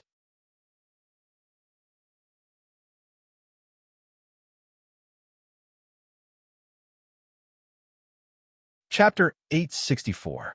The thick smell of blood permeated the seawater. Facing Soren, who was closing in, the son of Dagon was obviously panicking. As the descendant of the demon Orbis, the son of Dagon's most powerful weapon was its own body. Now that its body was powerless in front of Soren's divine artifact, the son of Dagon could only place its hopes on its innate ability as the demon Orbis. Along with a sharp roar, a strong spiritual attack was launched at Soren. Soren frowned slightly and waved his hand. Immediately, a divine barrier appeared in front of him. The seawater began to ripple violently. The spiritual attack of the son of Dagon could not shake Soren's divine barrier at all. In the next moment, Soren's figure flew out. A silver-white stream of light cut through the silent seabed. Soren directly attacked the son of Dagon from a front. Relying on his powerful divine artifact, he directly broke through all the tentacles. Then, he waved his sharp blade and pierced into the son of Dagon's head. A row of data appeared in front of him. Son of Dagon, killed, extracting target's soul energy. You've received 365000 slaughter EXP. Target has divine power, extracting target's divine power. You've received 8 divine power. Little by little, the light of divine power merged into Soren's body. The son of Dagon had a lot of divine power. Although such an existence was powerful, it did not have a single divinity. What Soren needed the most at the moment was not divine power, but divinity to further stabilize his strength. Compared to the divine power that was becoming more and more common, divinity could only be obtained from special enemies. Now that Soren's divine power was as high as 230 points, it was more than twice the amount of divinity. For Soren, leveling up to greater divinity was not a problem. However, gathering enough divinity to level up to greater divinity was very difficult. He had to continue killing gods, and it had to be a god with intermediate divine power or above. Otherwise, he could only rely on large numbers to make up for it. Plop! Huge tentacles with a diameter of more than 3 meters fell to the bottom of the sea. Filthy demon blood seeped out from the body of the son of Dagon. The blood had a trace of fierce corrosiveness, and the nearby seabed plants withered. Dispel. Purify. A golden light of divinity appeared in Soren's palm, and the evil power that was polluting the seawater was purified by him. The son of Dagon occupied the entrance to the anti-magic prison. With its huge body, it was difficult to enter, so it occupied the place with the strongest radiation. Soren frowned as he stared at the huge corpse in front of him. He then cast a spell and forcefully moved the corpse away. A deep entrance appeared in front of him. This should be one of the important strongholds of the anti-magic prison. This was because Soren could feel a very strong energy radiation. It was probably as strong as when he found the elemental furnace last time. My lord! The figure of the high priestess also appeared behind Soren. Her eyes were full of awe at the moment because the son of Dagon, who blocked them outside, was so easily killed by Soren. Soren looked back at her, then glanced at the other members of the team and said, "You arrange for others to cut up the body of the son of Dagon and bring it up. Gloria and Karina's experimental research should be useful. High Priestess, Milan, Giant, the 3 of you come with me into the anti-magic prison." The son of Dagon weighed more than hundreds of tons, and it was not easy to transport up. Soren only took 4 people into the anti-magic prison because they were the only ones whose strength could be stable above the legendary level. They did not know what kind of monsters were inside the anti-magic prison. People who were not at the legendary level would die if they went in. Yes, the high priestess quickly followed the order and arranged for people to cut up and transport the body of the son of Dagon. The strength of the son of Dagon, who was killed by Soren, was equivalent to the strength of a lesser demon lord. It was similar to his demon incarnation, Sauron. There were many rare treasures on it. Light. A little bit of light appeared in Soren's palm. As the group entered the anti-magic prison, everything in front of them became clear. As an underground ruin sunk to the bottom of the sea, the interior of the anti-magic prison was very damaged. Soren could see many dilapidated buildings, most of which had collapsed. They had only moved forward a few hundred meters when they were blocked by a collapsed wall in front of them. Stone to mud. Soren waved his hand and cast a spell. Then he reached out and touched the wall gently. The wall in front of him turned into mud and scattered. A huge lavender crystal appeared in front of them. Soren had seen such a crystal in the ruins of the Battle of the Golems. He knew that he had entered the interior of the anti-magic prison. Rooms began to appear in front of them. There were many glass crystals. More than 90% of them were damaged. There were also incomplete bookshelves. The books in them were basically gone. Seawater covered the entire anti-magic prison. There was almost nothing intact. Soren walked around several rooms. Suddenly, he seemed to feel something and walked toward one of the halls. A huge metal construct appeared in front of him. Elemental furnace? No. Soren glanced at it and was quite surprised. He murmured, "It's not like an elemental furnace. The energy radiation is all emitted from it. This is not an elemental furnace. It looks like a device for elemental fission." Soren's research on alchemy was not enough. He had to find a way to transport this thing back to Mordor and give it to Gloria to study. Alert! Alert! Intruder found. Activate Arcane Guardian. Destroy the intruder. There was a sharp metal sound, and then one of the doors opened. Soren almost instantly entered battle mode. He waited for a while, but still did not see the figure of Arcane Guardian. Soren thought for a while and carefully approached the door. Then, he saw a puppet golem that had been buried underground for a long time. There was a red arcane glow on its body, but most of its body had been broken. This was the bottom of the sea and not on land. There were very few things in the entire anti-magic prison that could function normally. Where's the magic lock? Soren walked around the ruins and frowned. Under normal circumstances, a place like the anti-magic prison must have a magic lock. So where is the core of the magic lock? Is it because it's not activated? Soren walked through the rooms one by one and saw many strange devices, but most of them had failed. On the way, he also encountered a few guardian golems that could still function, but they were easily taken care of by him.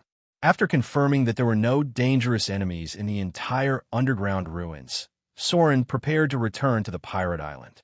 A teleportation circle would soon be built here, and then the manpower and material resources of Mordor City would be invested in it.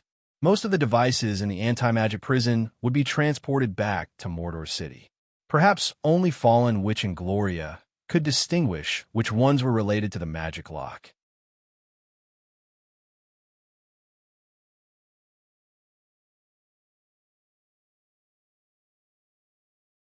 Chapter 865. The preliminary cleaning of the anti-magic prison was completed. Soren brought a small part of the intact alchemy runes to the land. He did not rush back to Mordor City, but waited for Gloria's arrival. Gloria arrived by teleportation around dusk. Fallen Witch was half an hour later than her, and Roland did not know why she was delayed, but her expression seemed a bit strange today. Unlike Soren, who looked at the pile of alchemy runes, Gloria and Fallen Witch couldn't help but be surprised when they saw these things. They carefully took it apart and studied it. At the same time, they instructed the apprentices beside them to constantly record something. In their eyes, this pile of severely damaged equipment was like an incredible treasure. Even some of the fine, rune engravings on it were carefully copied down. Okay, Soren had to admit that he was not a pure scholar, and he could not understand the runes on these alchemy runes at all. As if knowing Soren's doubts, Gloria took time to look at him, gently lifted her long hair and said, "According to the degree of damage of these alchemy devices, we can basically be sure that the magic lock has been closed. The energy supply devices are all damaged. The magic lock only relies on self-replenishing energy to maintain operation for at most 100 years, and this place has been buried for thousands of years. The core of the magic lock should be silent somewhere on the bottom of the sea. Next, we need a lot of manpower to salvage it. According to the preliminary judgment, there will be a complete magic lock below, and it will be very large, larger than the magic lock of the Arcane Tower. The range of the magic lock is estimated to cover half of the island of Mordor. The anti-magic prison was an island. The magic lock here was naturally larger than that of an ordinary arcane tower. Gloria judged the range of the magic lock according to the number of alchemy devices, and the next salvage would be in this range. Fallen, which next to her, was not interested in the magic lock. She was studying devices similar to elemental fission. It's a bit different from elemental furnace. Fallen, which looked at the crystal rune in front of her and murmured, "But the energy supply must be larger. This thing needs to be repaired before we can confirm whether it's an elemental fission device." The anti-magic prison required a large amount of energy. This was a very special place where many evil arcanists had been imprisoned. In order to maintain the seal on them, the magic lock had to be operated at full power. Therefore, the energy supply device must be very advanced, probably as much as the energy consumption of a floating city. Since all of you are here, then I'll leave this side to you. I'll go back and send more people over. Soren was bored after watching for a while. He could learn spells, but calmly studying such a complicated alchemy, rune wasn't his style.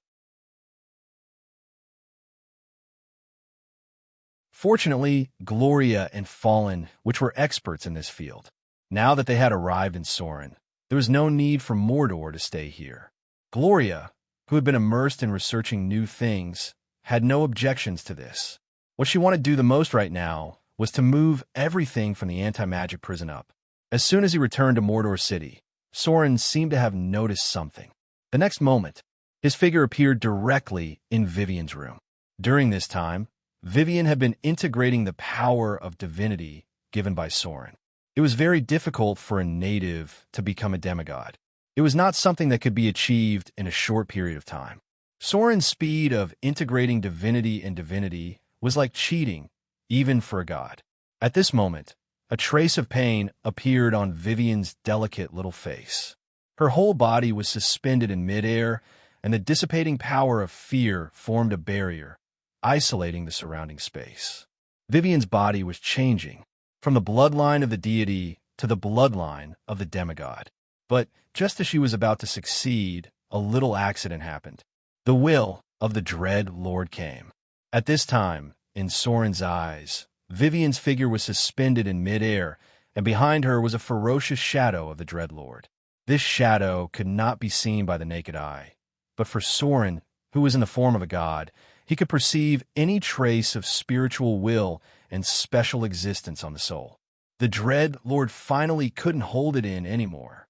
Just when Vivian was about to integrate the power of divinity and become a demigod, he launched an attack on Vivian, trying to invade her mind and seize control of her body. This was a seed that was engraved on the soul. It had been left as early as the moment Vivian was born. Even Soren had no way to erase it. If the Dread Lord succeeded, then Vivian would disappear completely, and the Dread Lord would be reborn in her body. Not only could he take back his divinity and divine power, but he could also absorb Vivian's power. Finally can't take it anymore. A cold, murderous intent appeared in Soren's eyes. Without hesitation, he reached out his finger and gently touched Vivian's forehead. The Dread Lord was dead. His remaining divine power was not enough for a direct resurrection, so he could only attack Vivian at the most critical moment, trying to destroy Vivian's spiritual will in one fell swoop. This mark was left on her mind and soul. Soren instantly realized the Dread Lord's plot. The next moment, he activated his divine form and directly entered the spiritual space where Vivian's soul was trapped. Time froze at this moment. Vivian's painful expression seemed to have disappeared, and a surprised smile appeared on her delicate little face. At this time, a ray of light appeared on Soren's body. A little bit of divine light merged into Vivian's body and turned into an invisible shadow that directly entered Vivian's body.